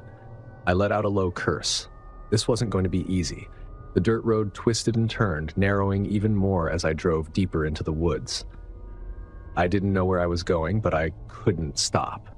The other car was getting closer, the headlights growing brighter in the rearview mirror. They were catching up. I tried to stay calm, keep my focus on the road ahead, but the fear was clawing its way up, making it harder to think straight. I could hear the tires crunching over the gravel, the branches scraping against the side of my car as I sped past. The road ahead split into two paths. I had no idea where either of them went, but I didn't have time to think. I took the left path, hoping it would lead somewhere, anywhere, that would get me out of this mess. The car behind me took the right path. For a second, I didn't understand what had just happened. Why hadn't they followed me? Why had they taken the other path? But then, it hit me. They didn't need to follow me. They knew these roads better than I did. They were cutting me off. The moment I realized what was happening, my heart was beating out of my chest. They were going to loop around and block me off. I slammed on the gas, pushing my car to its limit as I tore down the winding dirt road, the trees blurring past me. I had to get out of here. I had to find a way back to the main road before they could cut me off. But the road was getting rougher, the ruts and rocks making it harder to keep control. I could feel the car struggling, the wheels skidding on the loose dirt. Up ahead, I saw the trees thinning out, the road starting to straighten. I was almost there, almost back to safety. And then, just as I thought I was in the clear, I saw it. The car was there, parked sideways across the road, blocking my path. The headlights were off, but I could see the dark outline of the vehicle, waiting for me. They had gotten there first. I hit the brakes, the tires screeching as the car skidded to a stop just a few feet away from the other car. My hands were shaking as I gripped the steering wheel, my mind racing for a way out. There was no turning around. The road was too narrow and they'd catch up with me before I could get far. I looked at the car blocking the road, but I couldn't see who was inside. The windows were tinted and the headlights were still off. It was just sitting there, silent, waiting. And then the driver's side door opened. I threw the car into reverse and hit the gas, backing up as fast as I could without losing control. The car in front of me didn't move, but I could feel the tension, like something was about to snap. I didn't care where I was going anymore. I just needed to get away. The dirt road was bumpy, my car jolting with every turn, but I kept going, not daring to look back. I could hear the engine of the other car revving behind me, but I didn't stop. Finally, after what felt like forever, I saw the main road ahead. The trees opened up, the dirt road giving way to asphalt. I sped onto the road without looking, my tires screeching as I merged back onto the highway. I didn't stop until I was miles away, the darkness of the woods far behind me. I never found out who was in that car or why they were following me. Maybe they were just messing with me, trying to scare me. Or maybe it was something worse. All I know is that I didn't want to find out. I kept driving, not stopping until I was back in town, the lights of the city making me feel a little safer. But even now, whenever I drive down those dark, empty roads at night, I keep checking the rearview mirror, waiting for those damn headlights to appear again. Because out there in the dark, you never know who's following you, or why. Okay, so this happened to me earlier, and I definitely don't think I'll be sleeping tonight. I'm currently staying in a remote part of the United Kingdom, and having a break from working, which means more time to pursue my hobbies, one of them being photography. I'd scoped out this creepy-looking tree formation in a nearby forest, set my camera and tripod up as the sun was coming down, for that extra creepy vibe. As I'm happily taking photos, I see a woman pass the entrance to the arched trees. This woman had parked her car next to mine when I arrived. She passed me a couple of times, looking at me for prolonged periods each time that she did pass. I assume she wants to come up this path but sees I'm taking photos and decides to walk elsewhere. I'd say 5 minutes goes by. She appears again. This time, she's walking toward me, dragging her left side slightly with this strange limp. She stops once, stares at me for a few seconds, then begins walking toward me again. I ask her if she's okay, and I'm starting to put my camera away at this point, readying my tripod to use for any type of self-defense if necessary, because the vibe that I'm getting is way off. She just starts grunting at me, then stops and stares again. It's at this point that this woman is close enough for me to realize she's actually a man in woman's clothing with a wig on. An uncomfortable moment passes. She starts grunting again, walks towards the edge of the path, grabs a pile of leaves, and starts throwing them around, grunts some more, and then walks off aimlessly into the forest. I call my friend to tell her what's going on and ask that she stay on the phone with me, just in case this person comes back. I'm gonna take a couple of more pictures and then I'm out. For a good 10 minutes, I hear crunching of leaves circling me in the forest. I convince myself it's just a wildlife. Then, nothing but silence. I take more photos. I haven't seen or heard the person around for 15 minutes now, so I assume I'm safe. I leave the path and see that the car is now gone. However, I quickly notice that there's a man walking toward me from the entrance. It's that same guy. He's now changed into men's attire as he walks past me and shoots me this grin that sends shivers down my spine. I don't scare easily, but this guy just gave off all the wrong signals, causing this overwhelming feeling of dread to completely wash over me. I'm still on the phone at this point, holding my tripod over my shoulder just in case. I quickened my pace and got back to my car. As I did so, I saw him come out of the lane that I'd just been down, stop and look around, then start walking towards my car with intent. This part is all on video. I video for a while, then haul the fuck out of there, driving past his car that he just moved down the road, thinking, what in the gray beard just happened? Limping, leaf-throwing forest stalker. I hope I never see you again. Hello everyone. I'm a long-time listener and a first-time submitter. I've got a story that I think you'll find interesting. It's about my time working the graveyard shift at a 24-hour gas station. I'm honestly surprised there aren't more stories submitted by folks that have worked this shift. Every one of my coworkers, or even just random people that I've swapped stories with, they all have seen or directly experienced some seriously bizarre stuff. Every single one of them.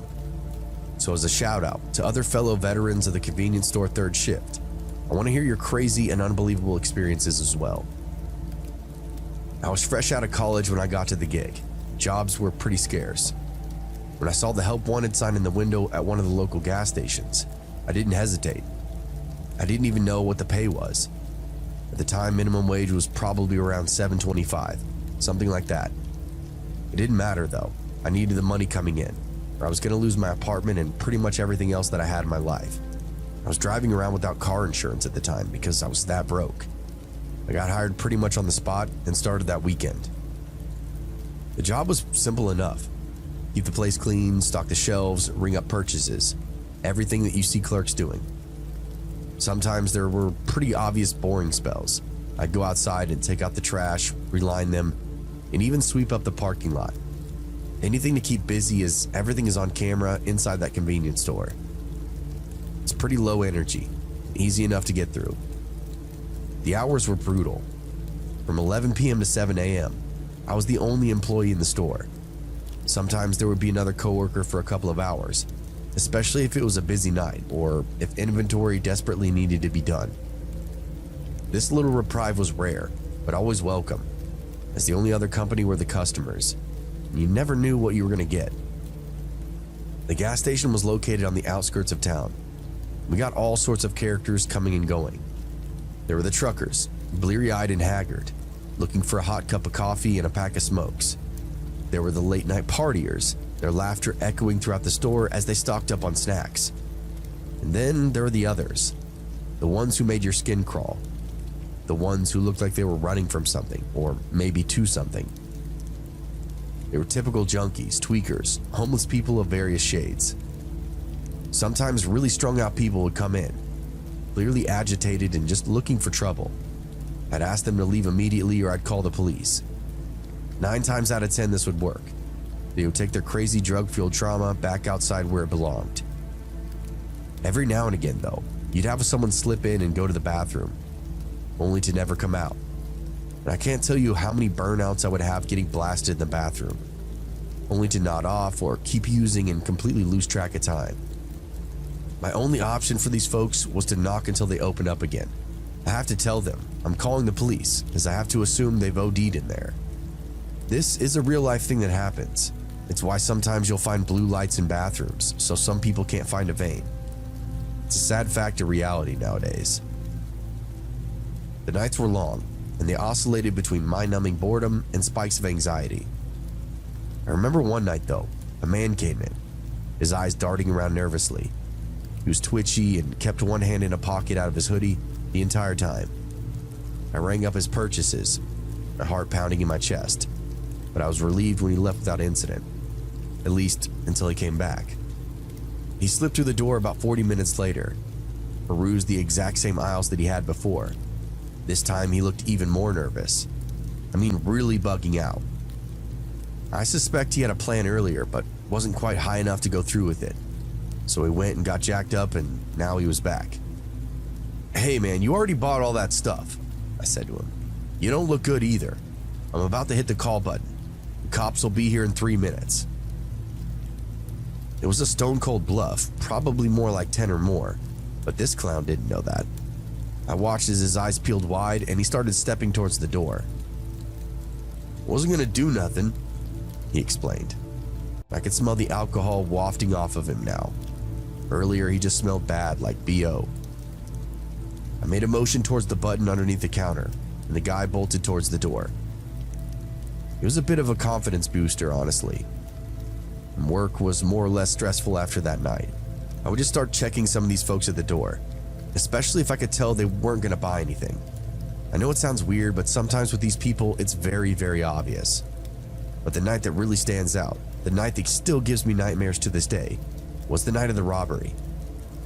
It was around 3 a.m. I was restocking the cooler when I heard the bell above the door jingle. I turned and saw a pretty average dude coming in. I said hello and went back to restocking. I was almost done and wanted to finish the cooler before I went back to the register. "Hey, over here," the guy said. I turned around to see he was now wearing a ski mask and pointing a gun in my direction. What looked like a beanie on his head was really a mask he'd rolled down his face, and the gun, I'm assuming, came out of the pocket of his sweater. When he said, "Hey, over here," I thought he was talking to someone else, like maybe waving another robber into the store. I awkwardly looked at the door and waited for someone to come in. He looked at me, looked at the door, and then waved the gun again. "Let's go, get behind the counter," he said. I froze, my mind racing. I remembered the advice my manager had given to me. If you ever get robbed, just give them what they want. Don't be a hero. So that's what I did. I did my best to calmly walk over to the register, punch in the keys that would open up the till for me. Inside, I was going bananas, unsure of every movement. I'd never had a gun pointed at me, and it feels like they're going to pull the trigger every second that goes by. You keep thinking, now, here it comes, now. Just a couple of pounds of pressure and you're dead on the floor.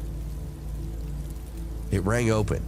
I gave him the money for the register, my hands shaking the entire time. Sweat started pouring out of the usual places, mostly my face and armpits though. It felt like it was 110 degrees in there, and I had just been shoulder deep in a 40-degree soda cooler. I set all the cash on the counter between me and that guy, and that's when I noticed the gun was shaking a little bit. This man was clearly panicked. His voice was shaky as he demanded the money, and I could see sweat glistening on the skin around his eyes beneath the ski mask. He kept glancing towards the door, as if expecting the police to burst in at any moment. "I said, give me the money!" he shouted, his voice echoing throughout the empty store. I could hear the fear in his voice now, and it made me feel strangely detached from the situation. It was as if he was watching a movie, and any moment now, the credits would roll. I gestured to the small pile of cash on the counter between us. He looked down at it, looked at me, and then looked back towards the door. He took another peek into the empty register. Everything started to come together for him. The gun started to lower, just as he reached his free hand out and put it on the cash. But then, something unexpected happened. A car pulled into the gas station. Its headlights cut right through the front window. They were parked right outside the front door. Would be coming in at any second. This immediately spooked the guy, who jammed the gun in his pocket and bolted out the door without taking the money. Seizing my chance, I ducked behind the counter and hit the panic button, alerting the police.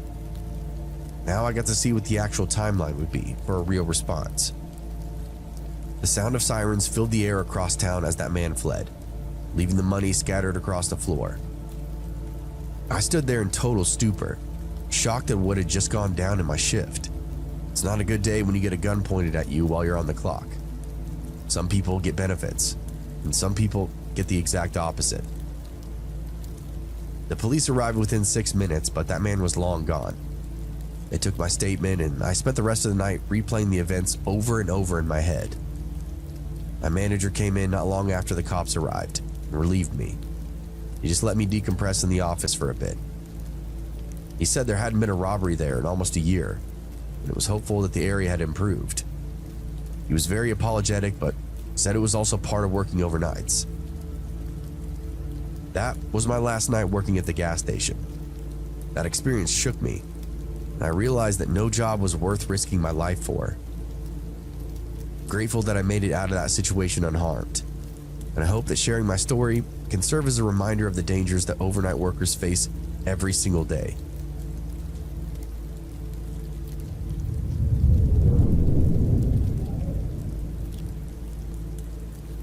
I'm a 22-year-old female, and I grew up in this small, reserved community in Lake George, New York. I live with 3 siblings and my parents. Me being from New York State, I never really visited the city much. I went maybe twice as a kid, but I never really remembered much of my visits. When I graduated high school, me and my best friend, whom I'm now living with, thought it would be fun to take a small road trip down to New York City. It was just the 2 of us. We stayed for a weekend and had this really amazing time. It seemed more magical going to the city this time around than it did many years ago. I absolutely fell in love with the city life and wanted more than anything just to live there.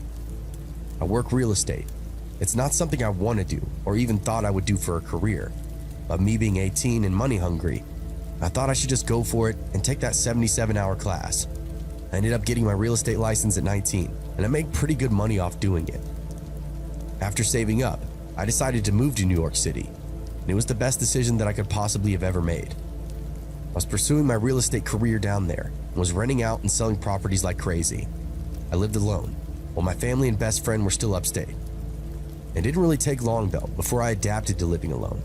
I've always been super independent anyway. One day, I get home around 6 p.m. and was thinking about making myself some dinner because I went grocery shopping the night before. When I get all my groceries out to cook, I noticed there was a few things missing. I didn't think much of it as I blamed myself for probably forgetting something or using it already without even realizing it. I shrug it off and make dinner with the things that I had, as in I didn't really feel like going back to the store on that night. While I was winding down for bed later, I heard noises coming from inside my walls. I'm not sure what prompted me to think this, but I just thought that maybe it was mice or maybe rats. I'm not a very skeptical person, so I kind of forgot about it and said I'd take care of it the next day. Over the next few days though, things began getting weirder.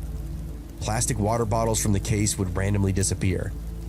I noticed that my hygiene products were getting low very quickly. Food was still going missing. I started to get worried after this. I wanted to set up some cameras in my apartment to maybe catch what the problem was, but part of me didn't really want to know the answer to that. I couldn't sleep the next couple of nights. I kept hearing those god-awful scratching noises coming from inside my walls, and banging started occurring on the floor.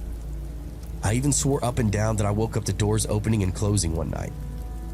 The sounds occurred at nighttime, not so much in the morning. Me being gone working during the day, I had no idea what could have gone on. But however, on this particular morning, it was early, maybe 5 a.m. It was still dark outside, and I heard noises again. I grabbed my phone and put 911 in the keypad, just in case, but didn't dial it yet. I started looking in all the rooms of my apartment.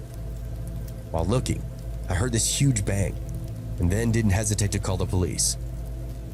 Not long after that, they arrived. I told them what had been happening, and they began searching for themselves. One of the officers called to the other side of the guest room. There was what looked like to be a crawl space in the back of the closet. One of the officers moved the board that was covering the entrance to the space and shone his flashlight inside. To my absolute shock and horror, the officer pulled out this scrawny, middle-aged white man out of that room.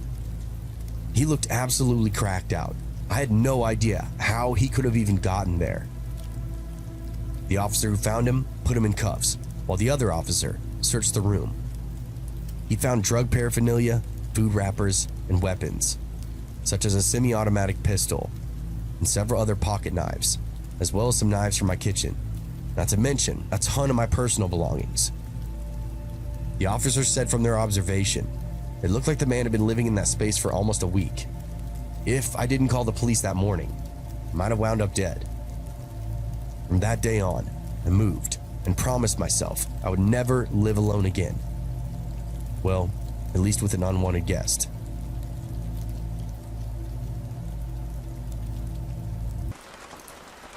I live in the UK, and a few years ago I sold up, took early retirement, bought a boat, and dropped out to go on an adventure exploring the UK's inland waterways.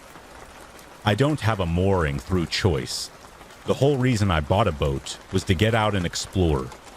And doing this has taken me to some really interesting places I wouldn't have thought of visiting otherwise.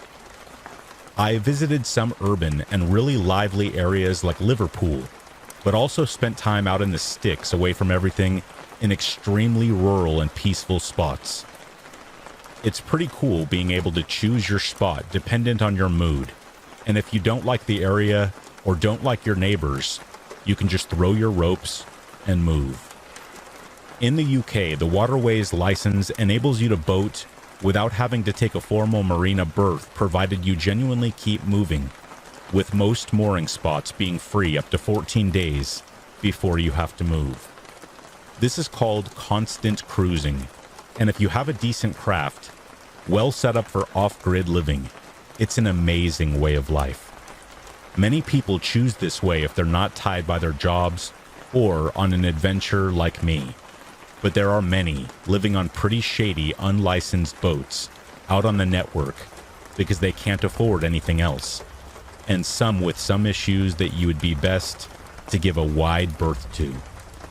I am a lone female boater with just my dog snorkeling spaniel and 2 cats as crew, so I follow lots of boating forums to keep an ear out for problem areas or people and try to be sensible with my safety and my choice of stopping points.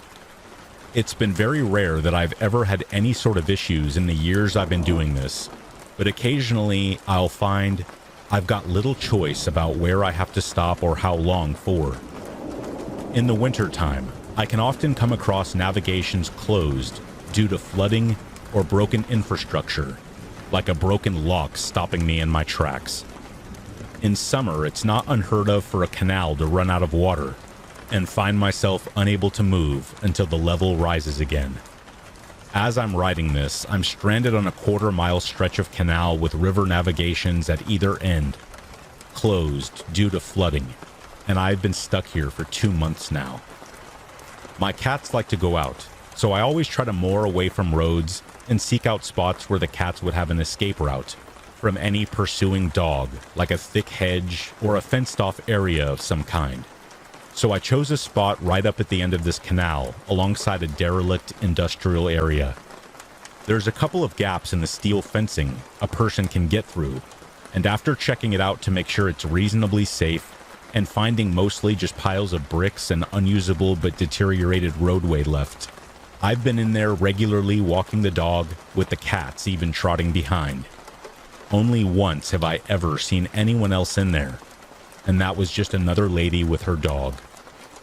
My cats have discovered there's mice in there, and they're having way too much fun to come home as often as they usually do. so it's become a nightly ritual to have to go in with my head torch and dog and retrieve them before bed. They are both pretty great cats that think they're dogs, so if I go and shout for them, they'll come running and follow me all the way back. The first 7 weeks went without incident, but a few nights ago, I was in there shouting for one of my cats when I heard what sounded like bricks being bashed together in very deliberate, even-spaced multiples of 3. My first thought was someone was hurt and maybe can't call out, so they were trying to get my attention. So I stopped and listened. Another 3 bashes came, but this time, nearer. Okay, someone's moving and definitely not stuck. So I pick up the pace and think that this is just weird. It's 11 p.m. and below zero with ice everywhere. There's no shelter, just piles of bricks. So why would anyone be in here? My cat comes bounding up at this point, so I just scoop her up and practically run back towards the fence. Another 3 bashes. The first one really loud and heavily emphasized, and again, all very deliberate and evenly spaced. But this time, nearer again. I've moved quite a distance and turned a corner by this point, but the noise has followed and switched sides like they had cut the corner and almost caught up with me. I get us all through the fence and back on the boat, locking it all down. At first, I don't hear anything, but my cats do, and they keep lifting their heads and alerting to something outside. But then I do hear it. The fence is only about 10 feet from my side of the boat, and I hear a growling coming from the other side. Loud growling. It was a god-awful sound, and I sat there scared witless, wondering what kind of freak would be doing that, and what they were going to do next.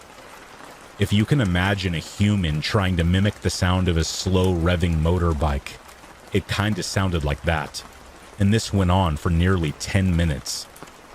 I turned all my lights off in case they could see in, and sat awake for hours, too scared to sleep, and constantly watching my crew for any indication that they could hear anything, but there was nothing further, and I eventually fell asleep. 2 days later, I was walking down the towpath and walked past a small, rough-looking cruiser moored about 200 yards away from me. As I passed, I heard a man's voice mimicking me, calling my cat's name, like I had been that night before. I looked over and saw a really scruffy and dirty-looking man, I would say in his 30s, with dark hooded eyes and god-awful teeth, grinning at me. I have no doubt this was his way of telling me that it had been him that night, and he looked like he was now trying to freak me out even more. So I stopped for a second and gave him my best defiant, "I'm not scared of you, and you would think again, because I am a secret badass" stare. I even managed a sly psycho-esque grin of my own right back at him before walking off. I don't know why I reacted like that. Generally, challenging someone who might be unbalanced is a dangerous thing to do, and wouldn't be my usual approach. Apart from the fact he looked mentally ill at best, possessed at worst. Anyone who roams around at night growling has some real scary issues. But just there in the moment, I just instinctively felt the need to stare him down and not show fear.